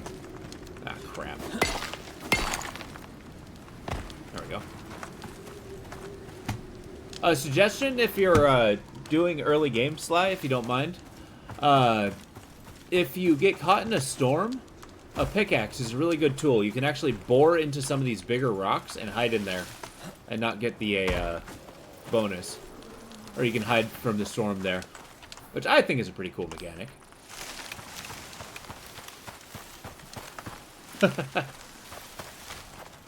It's good if you have a hard time if you're still learning how to build houses and such. Will you stop Sorry, my mouse is tweaking out. Yeah. But beyond that, I mean, if you need some advice, I'd be happy to give it to you, but I'll wait for you to ask.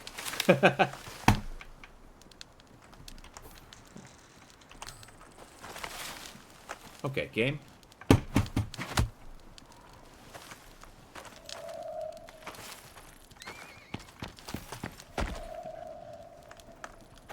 Oh, my mouse is, I have an old mouse, and sometimes it, tends to get a life of its own, where just, like, the mouse just decides, the cursor decides to go, like, left, right, up, and down, and I usually have to, like, fight for control.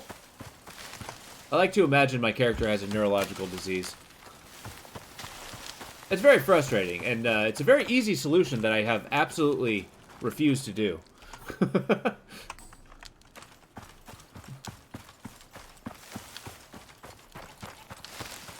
Yeah, that's the easiest solution. It's not even expensive, but you know what?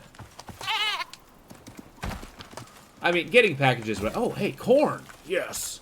But getting packages where I live is nigh impossible. I'd have to get them dropped off somewhere.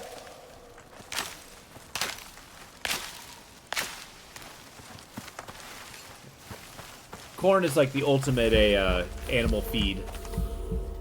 Oh, good.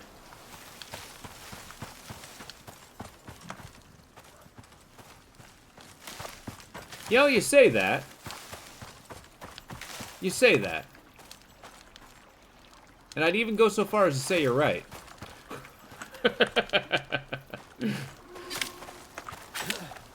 god damn it, it's my, gall-darn right to just, like, have something delivered to my house. And I just can't do it. Not where I live now. It will be where I live soon, but not now.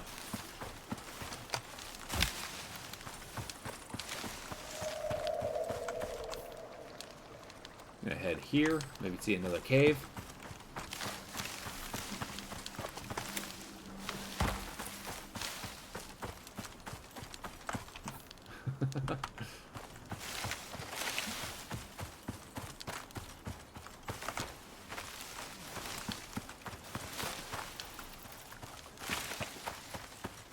Oh boy.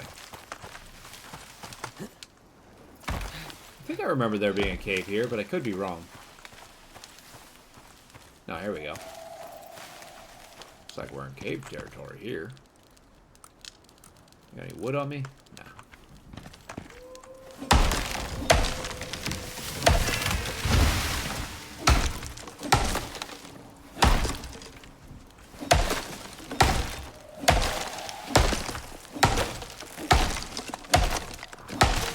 Right now I'm setting up a bunch of caves so that I can, you know, just mine out the ore.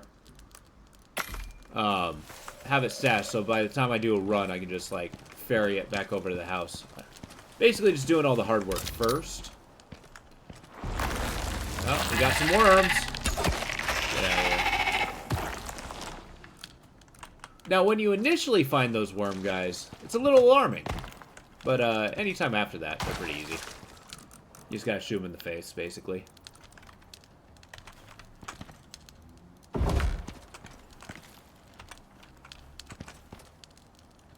There we go. Drop off some of this stuff I don't need. I think sticks will make sap. I'll grab those seeds later. The lamp is still empty. Bummer. Alright, let's do a quick mine. Call it good.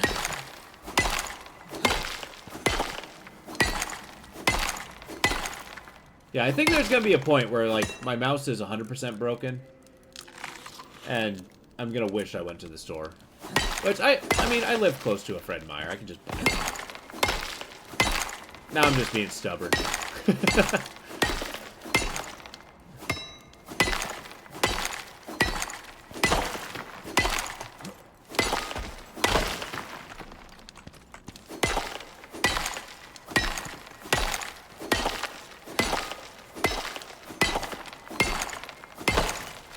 Link it away.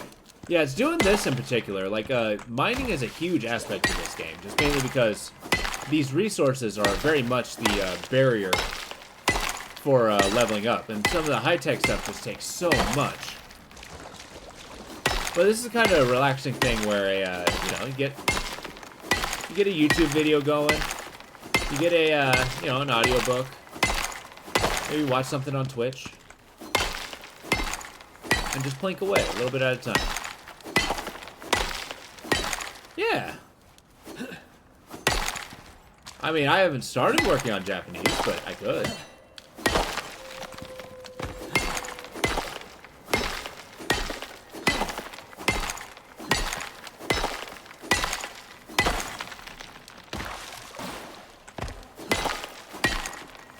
Which, I don't know. Here we have quite a big Japanese community.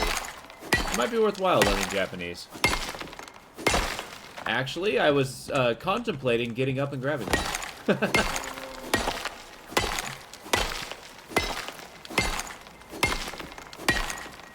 I have like one more left over from yesterday.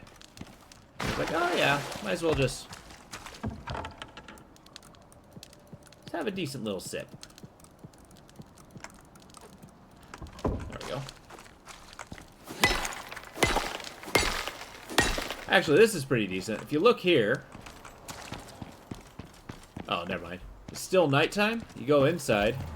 You look in the crack in the roof. It's clearly daytime. It's one of those teeny tiny details I think they missed. Yes, the ladders are unfortunately a little cumbersome. When you climb on them, you can't use your pickaxe. Just for the mindset that you're actually just carrying a ladder. Or your hands are on the ladder itself. And there are some caves where it's actually valuable to build like ramps and stuff. I don't know. In this game so far, I mean, not always the case, but I have usually found it a little more manageable to use a ramp when I, you know, instead of a ladder. Just because the ladder relies on a hole in the ground.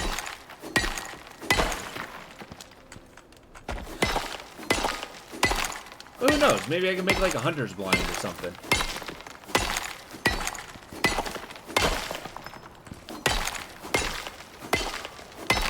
But, I mean, obviously, some people don't have a lot of problem with it, because I've seen some really, really cool creative houses made in this game.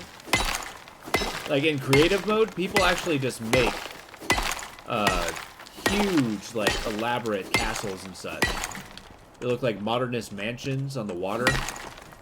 It's pretty cool, actually.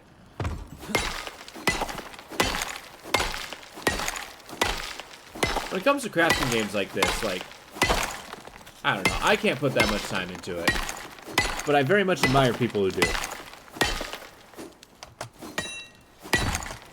Let's use a game as a medium for their art.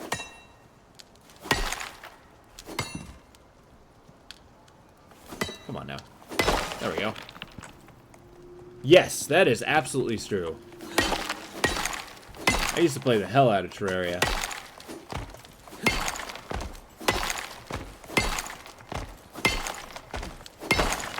I might see what it takes to make a titanium pickaxe.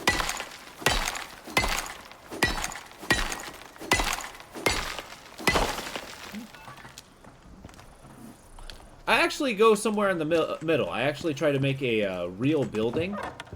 Last time I actually made a tavern, which I thought was pretty cool.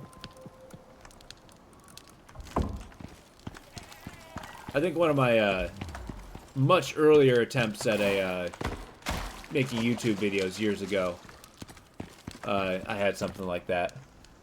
A row of boxes? Oh, okay. I mean, shit. It's what works. So you don't like bury houses and such like that? Alright, let's get the radar thing going again.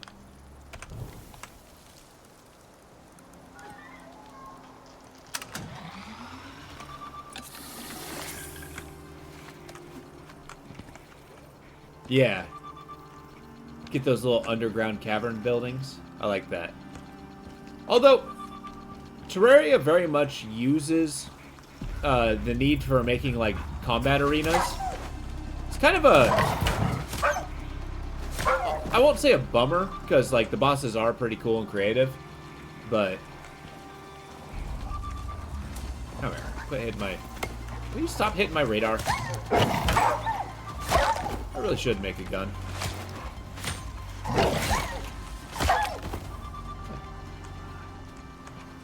Really? Is there any particular benefit of that? It's just that it's open?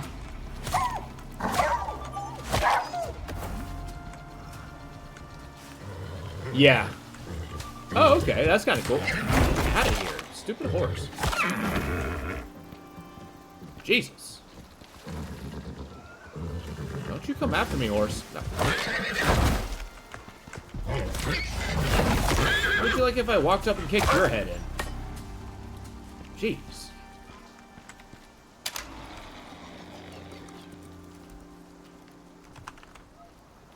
That was a harrowing battle. Yeah. Oh, yeah. Blood moons would be insane down there, huh?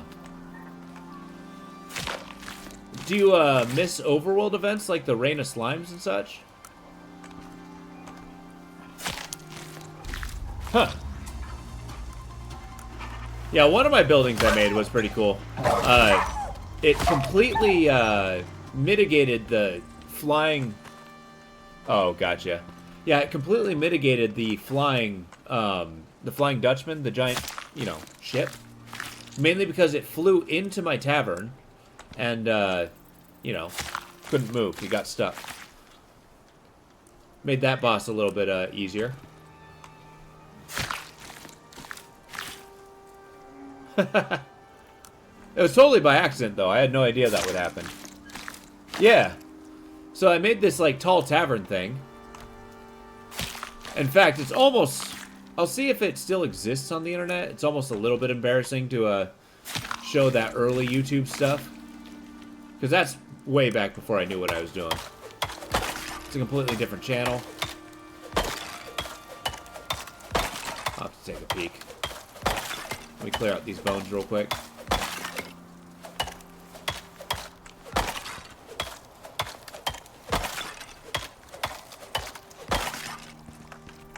Alright, let's see what I'm up against.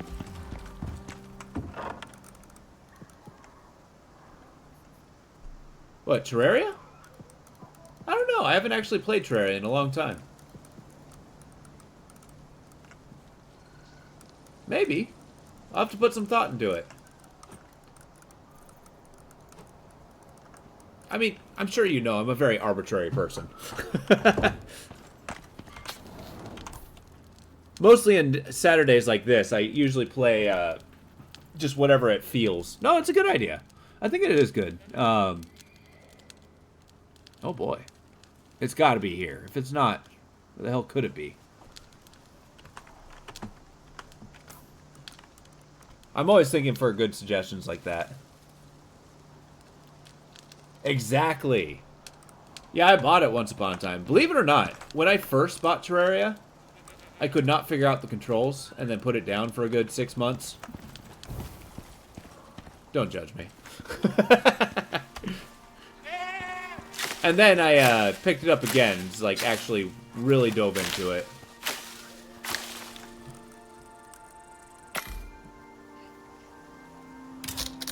Damn. But I mean, that is quite possibly one of the best value games you could probably get. Between just hours of enjoyment, content that you get.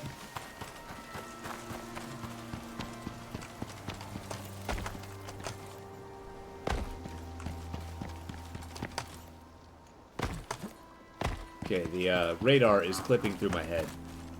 As you can see, I'm wearing it on my back. I know!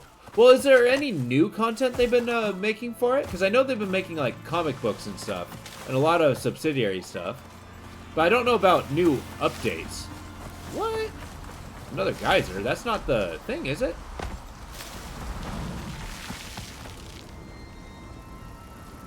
I mean, I will. A vapor condenser. Condensite. Man.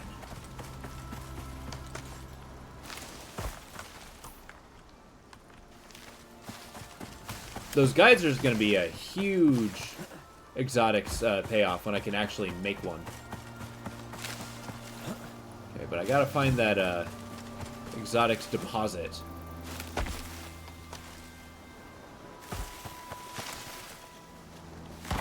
Where is it? Gotta be around here somewhere.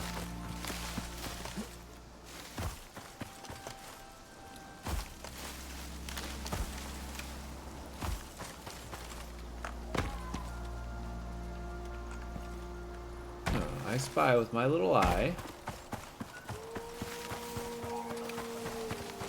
Because my mission here, the one I've given to myself, is to plop the radar on it so that I can find it. Go get the extractor, build a building around it, and then go that way. For sure. Really? Okay, community mods. That might actually be a badass idea. Like going into Terraria with a whole bunch of mods, just make an experience out of that. That would be cool. Alright, Death, you're actually a, you're going a long way to convince me of this for next Saturday.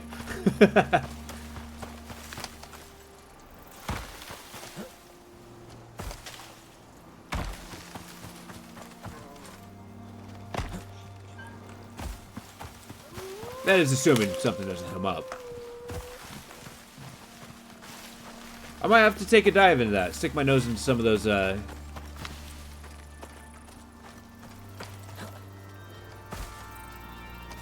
mods. See if I can get, like, a cool...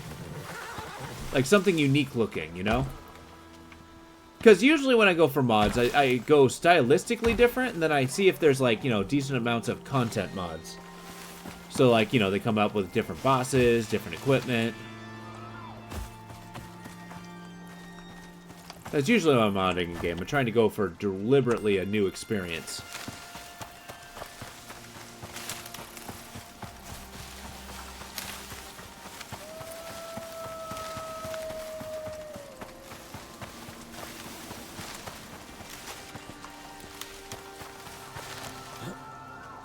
I mean, they weren't referring to the enzyme geyser, were they? Huh.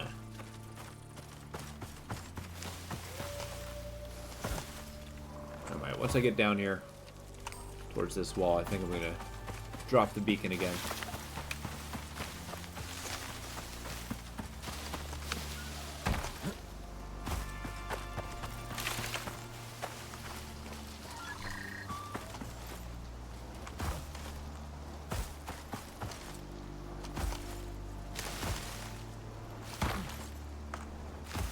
Oh, where is this thing?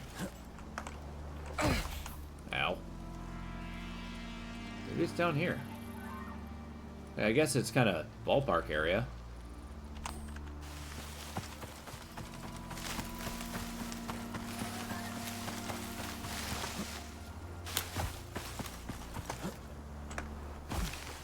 Yeah, when you get super close to the mountains, they start looking a little bit raw, but still pleased by their existence.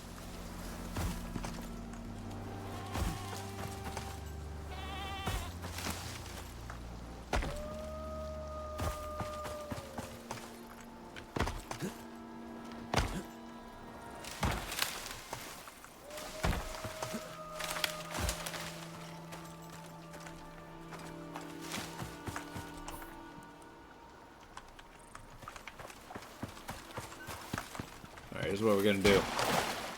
We'll go on this island. I'm going to plop the radar down.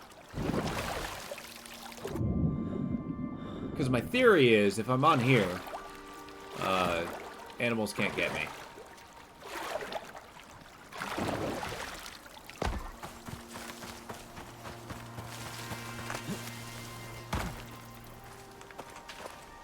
Some suspiciously red.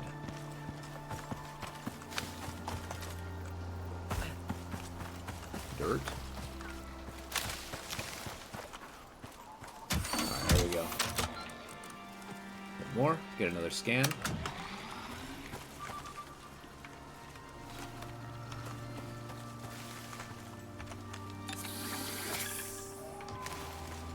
So hopefully mitigate some of the animals coming after me. It did not. It mitigated nothing. Oh god.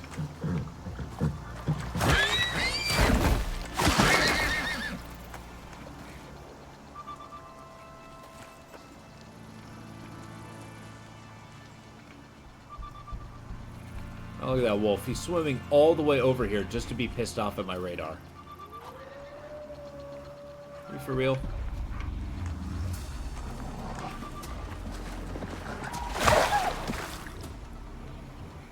Which actually, throwing animals in the water makes them, keeps them from attracting other animals. It's kind of cool. Ow.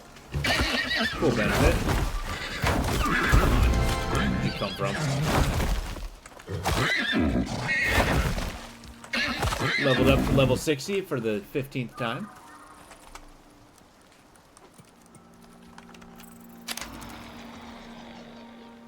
Let's pick this bad boy up, see what we're working with. Ooh. It is. It's right here. Oh, hell no. Do I have to go into the frozen area? No. Oh, that sucks. Okay. That's gonna be a tough one.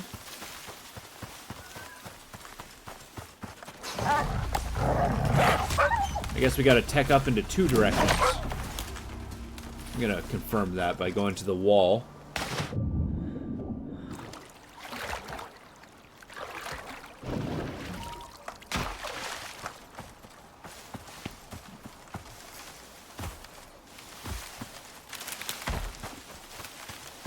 Shit, I'm gonna have to go hunt some polar bears just to get out of here. Crap.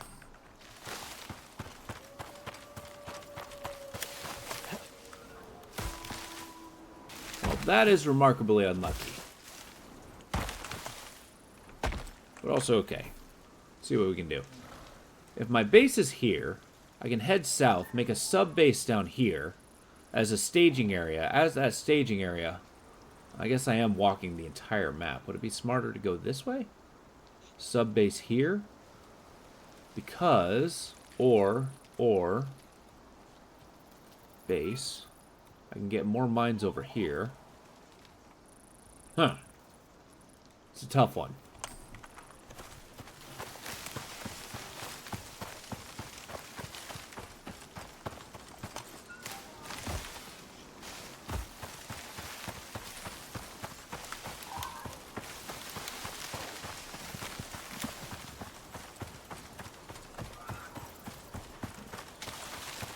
Well, just give me a, more of a reason to press towards vapor condensers. Because they're definitely going to be a hot commodity.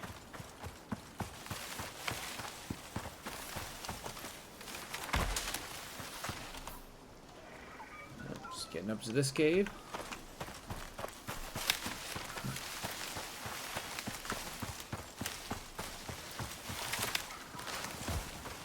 That is rough. I guess the strategy is going to be bring a masonry bench, build a stone house.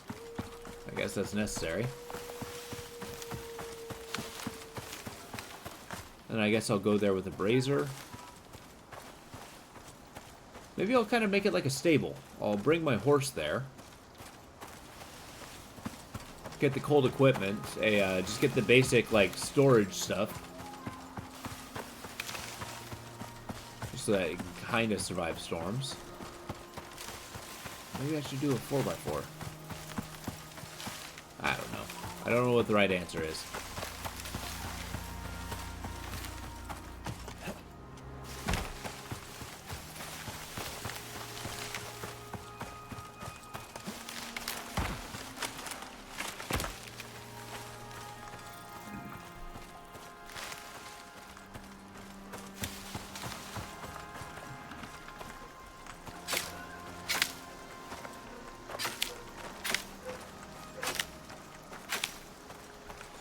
Yeah, these are deep mining deposits. I get a biofuel machine. It's not very fast, but usually you sit there and then grind out an infinite amount of resource, which is kind of nice. It's a shame they're not close to where I live, though. So once you start, like, harvesting the entire map, those are going to be, like, the best places to get, like, iron, sulfur, stuff like that.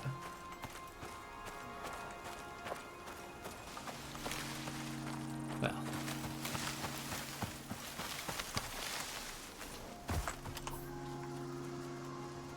I completely blew past this one.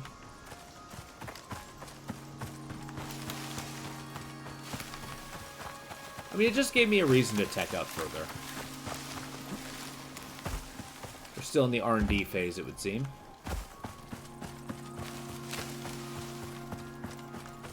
Because one thing I will say is that if I'm going out into the Arctic, I'm going to have palisade walls. I'm going to need them. Because it's just going to be nothing but mammoth and polar bears busting down my door.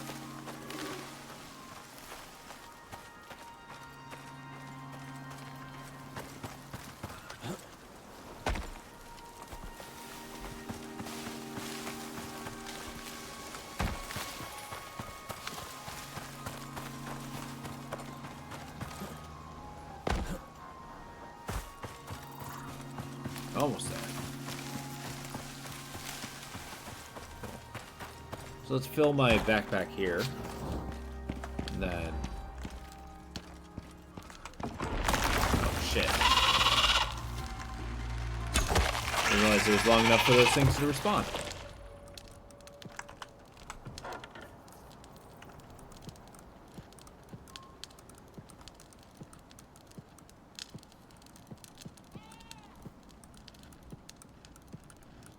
You know, the amount of ore I can carry is kind of staggering.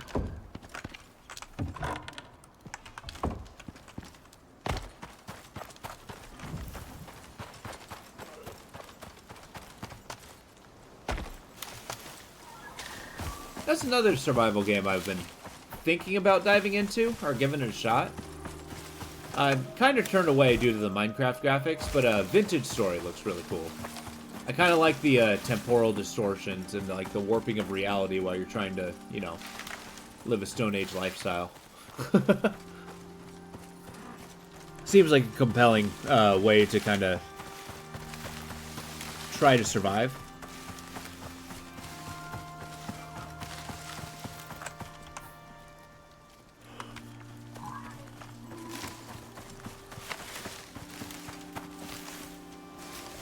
Although I feel like Vintage Story is probably one of those games that has a tremendous learning curve. Mainly because, like, you really have to go in depth in building stuff. Oh, I thought I was on the bottom of the cliff, not the top. Oh, shit.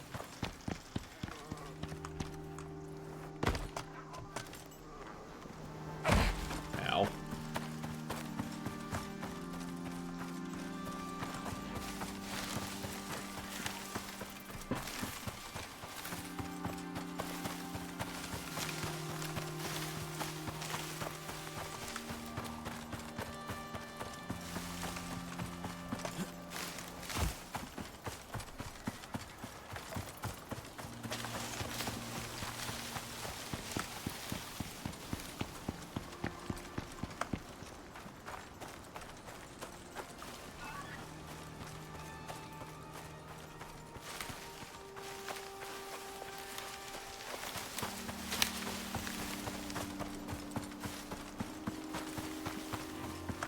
Far Valheim is your favorite? Yeah, that's true. Really? Next content release. Is that... what is the next content release? Is that going to be the Ashlands? Or is the Ashlands already made? I remember somebody was showing me that it's already in the game, technically, but not actually... yeah. But not actually populated.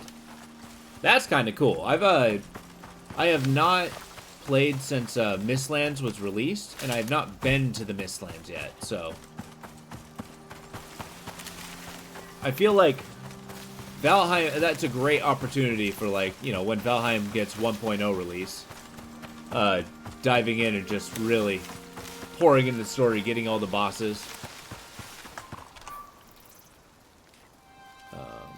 missed my house. There it is.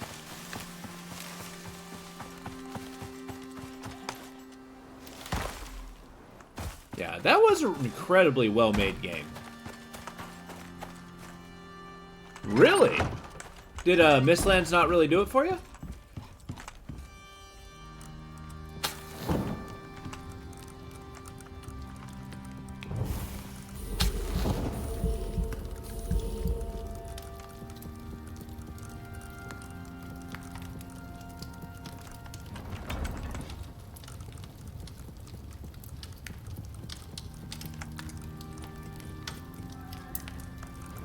Okay, that's a lot of resources.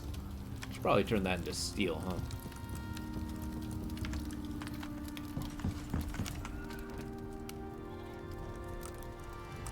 Let's get some charcoal.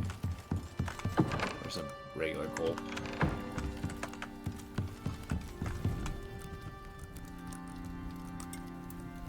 There we go.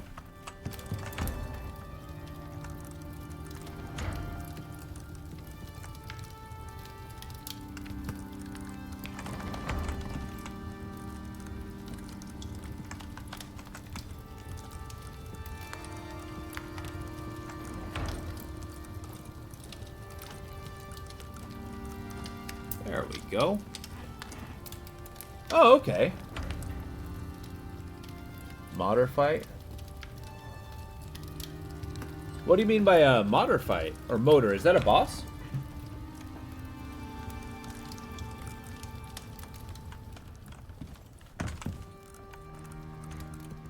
I've only got so far into that game myself.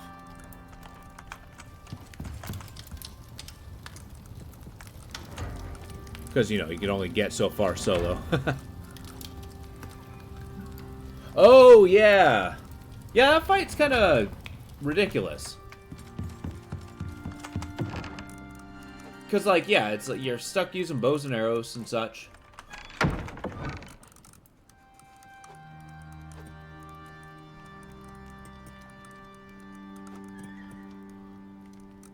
But then again, it's a, they'll probably have, like, a big boss optimization run. I mean, they kind of have to. Okay, let me make one of these. Cream of corn. Which, creamed corn, it's just animal fat and corn. That's kind of disgusting, if you really think about it. Oh, I need water.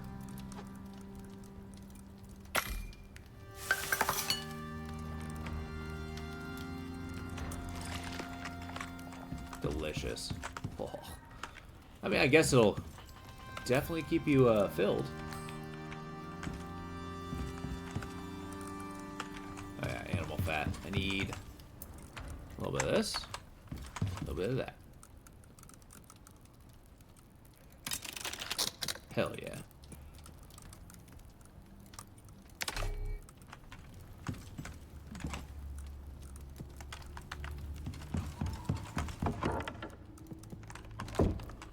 I know I was super excited to get corn, but I'm more excited to get the corn seeds. That's why I'm putting in the compost bench. Alright, we got silica. We got that. Getting an idea of what all we need. We know where the thing is, and it's kind of inaccessible, which sucks.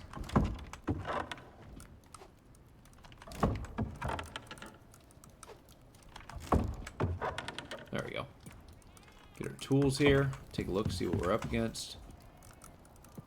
There we go. Sticks. Let's get that tree sap going.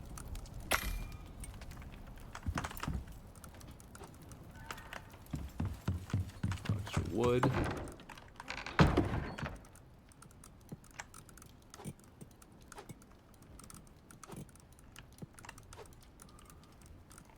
Excellent. Now, what's next in the tier list then? Let's talk this bad boy. Titanium plate, huh? What the hell's it gonna take to get that?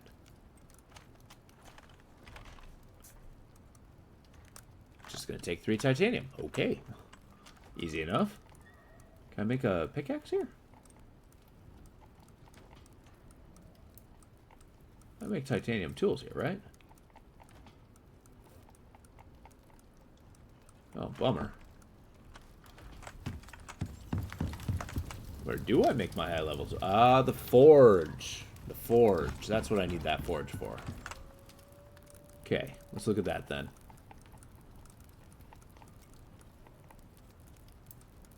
The tech tree grows. Let's get 20 beeswax. That should be fun. Platinum sheath.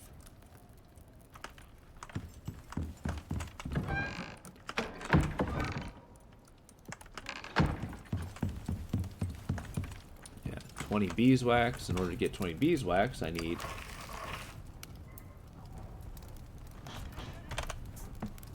There.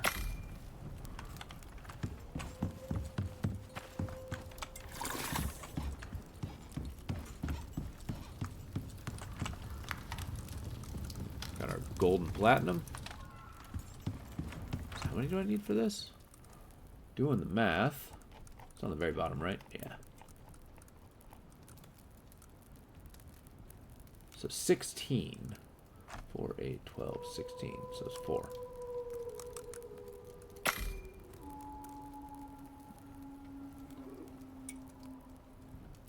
And then I got screws. Cool. Wow, it takes a while to make.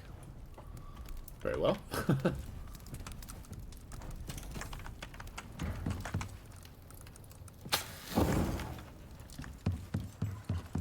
Gonna need a crap ton of gold. That's no doubt. Really do think I'm gonna need to upgrade some of this stuff. Maybe I'll rearrange this. I'll get rid of that. Get rid of that. I got room for another cabinet? You're right here. Oh, got a fuel. Well, don't mind if I do.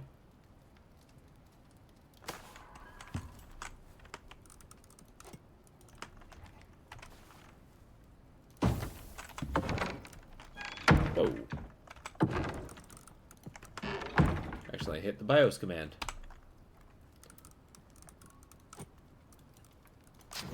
There you go. Be lit forever.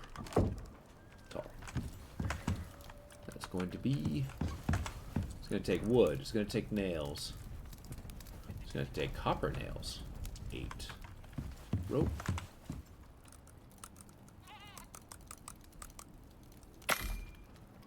Okay.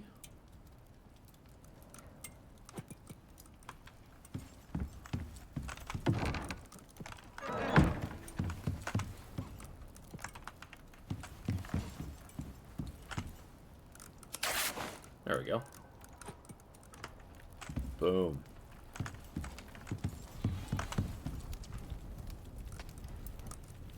This is going to be my copper and ore cabinet.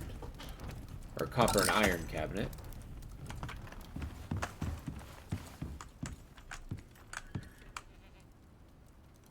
Then I'm going to completely overhaul what I have in here.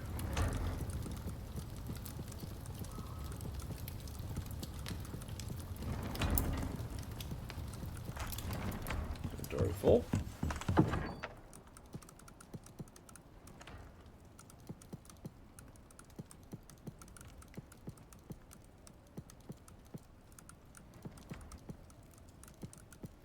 Boom.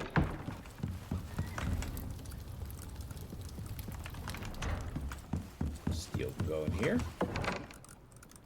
It's a refined metal. I'm trying to get enough stuff so that I can upgrade my pickaxe to a titanium level. Also, give me 16. Copper nails back, the wood back. The leather back at the very least. That's not what I want. There we go. So with that, I think I will be able to replace this and this in favor of the forge. Cool. Keep doing your thing. Keep doing your thing. I think building the forge is probably going to be the last thing for the evening. Oh yeah, I wanted to make that too. The breeding center. Well, that's going to take a while. Forge it is.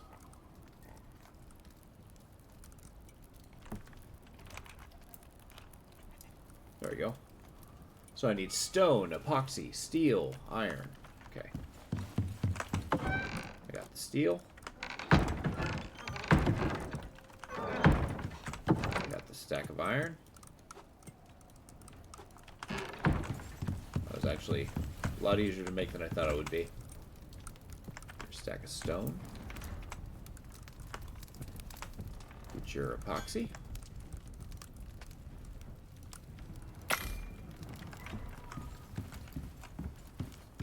And you got yourself a forge.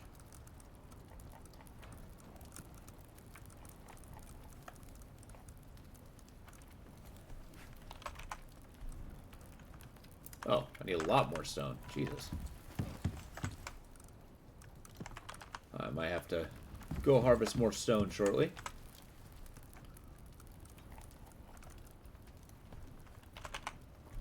There we go.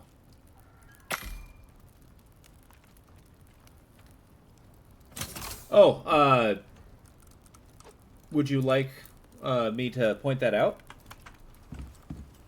Do you know how to make a different kinds of wall?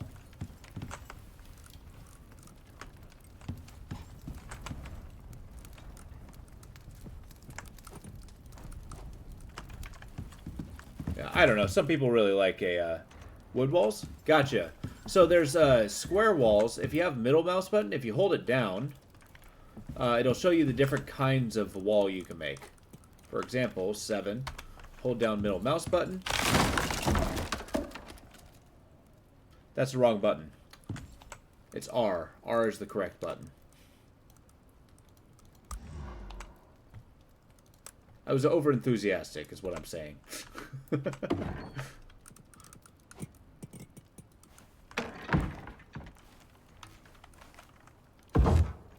Let's go get that stuff back.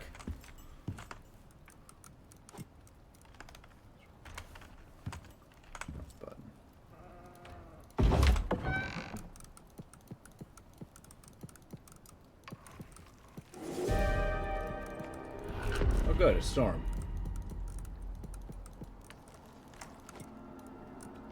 There we go.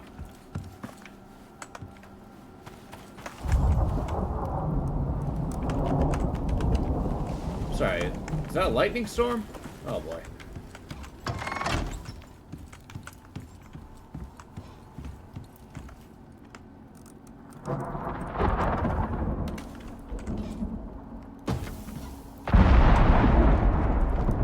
There we go. Let me see if I remember how to do this. Yeah, it's R. R is the button you need. Oh, shit.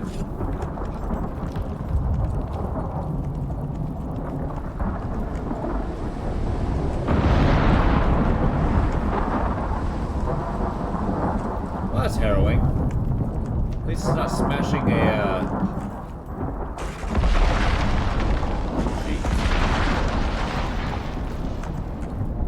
Yeah, lightning storms in this game are insane. For the beeswax.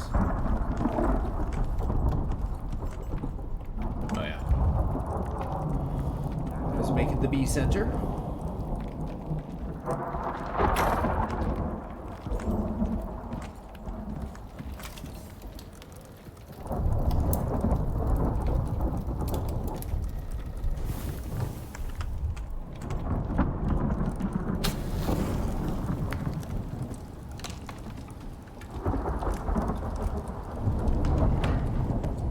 Do some rearranging. Yeah, no worries. If you get a, if you hold down R, yeah, you get the ability to make a doorway. In those doorways, you're able to put doors.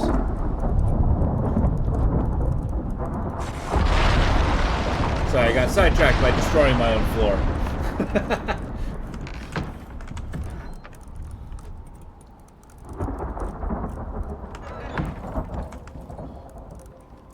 Damn, already almost full. Really? How?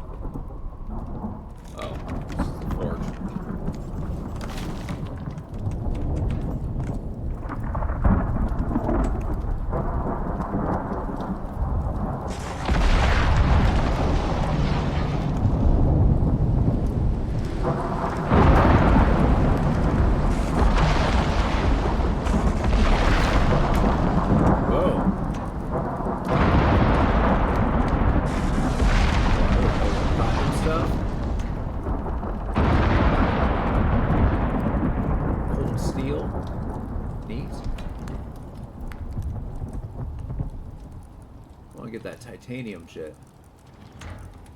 This is not the place to do it, it would seem. Platinum it is.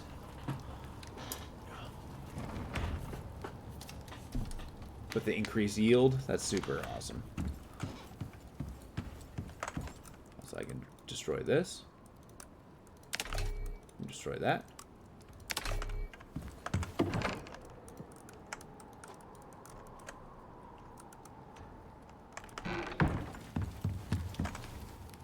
I can make a longbow of this. Yeah, okay. Had a briefly panicked moment.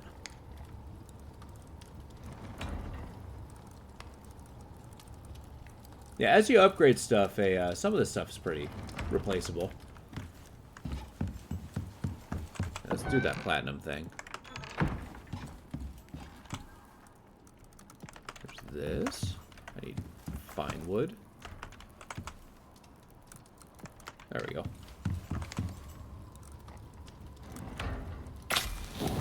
Got platinum axe too. Oh. Shit. I didn't realize it needed fuel.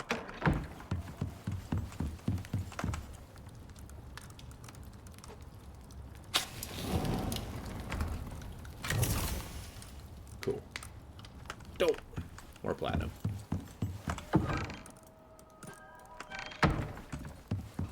It's like the world's most expensive pickaxe. There. Boom. 3 major tools taken care of.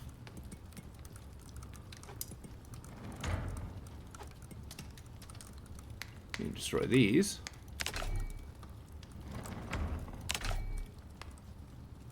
Actually, hold on to that. Taxidermy nice.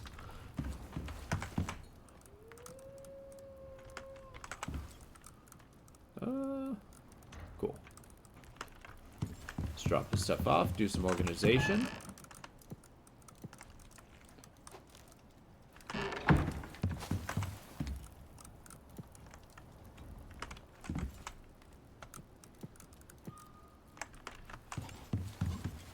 And that cured leather is really going a long way.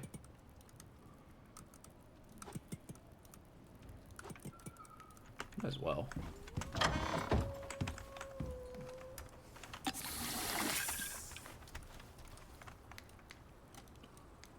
So yeah, as you can see, the durability gets pretty low on some of these things.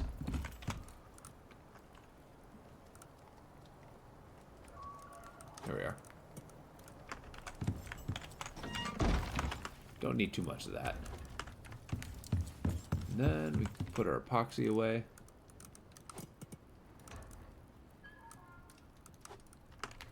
Got a shit ton of bone though, somewhere.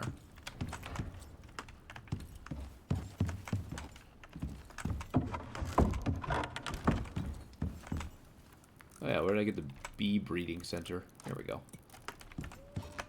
6.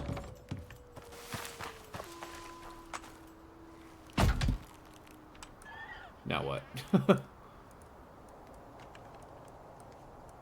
Oh, queen bee turns into a worker bee. Interesting.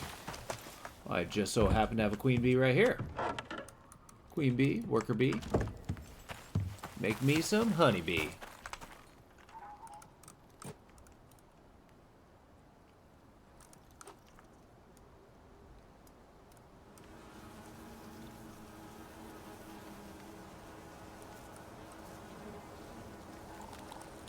Is that how that works? Used making honeycomb or for breeding more bees. That's what I want you to do. 0.5 minutes. Beehive extractor.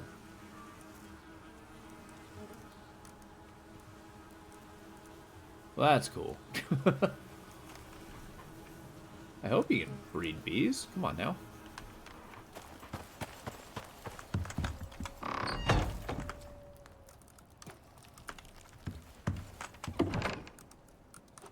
Alright, let's plop down the wooden walls and we'll be golden. Or the stone walls, rather. Oh, sorry, dear.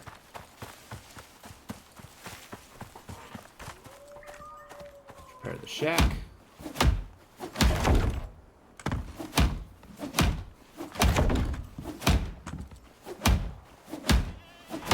Now the mechanics work in the storms. They may be changing it a little bit, but as you can see, the damage actually goes towards the most damage part instead of, or the weakest part instead of the heavy stuff. Like the stone still does take damage in the windstorms, but because the wood walls are there, the wood walls take a brunt of the damage. So let's say I had a single wood wall surrounded by stone walls. The wood wall would take all the damage, but the stone walls would be mostly intact. If it's all mostly even, then it disperses evenly. It's kind of less of a pain in the ass to try to fix. Easy, horse.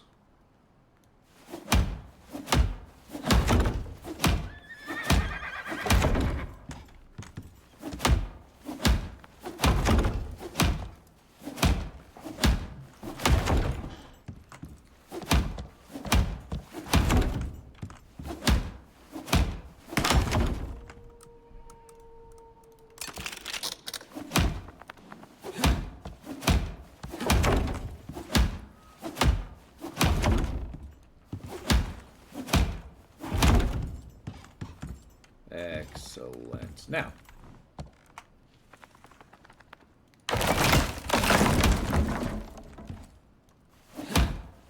thought I already repaired that.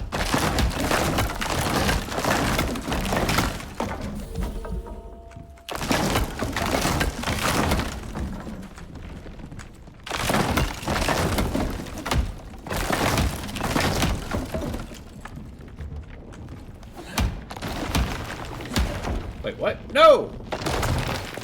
Shit. That's not good. So unfortunately, those are 100% destroyed. Because I was not paying attention to its durability. Stone is very heavy, so if it doesn't have a connection to the ground, it'll be unstable and thus collapse. As you saw there. Shit. One more.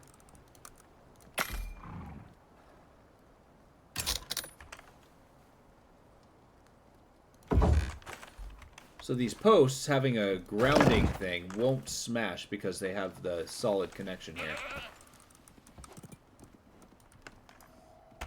That was a damn waste of resources. Oh well. It happens.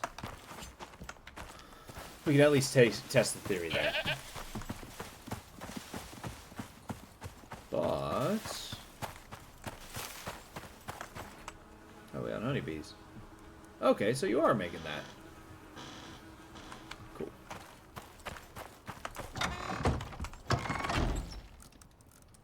Alright, with that, I'm going to have to call it an evening. This has been really fun. I actually really love this game. I'm going to be continuing. Yeah, we might do this again. I'm going to keep this game as the, I'm not feeling one of the regular rotations, so I'll jump on this one. But with that, thank you all for being here. For all the folks who are new, I appreciate you joining us, Sly. Look forward to seeing you in the future. I keep all my VODs on YouTube. If you want to see that, there's a link in the description. And with that, I'm going to call it quits. I hope you have a good evening. And I'll see you tomorrow, actually. It's Barotrauma. Night, D-Gen. Good to see you, bud.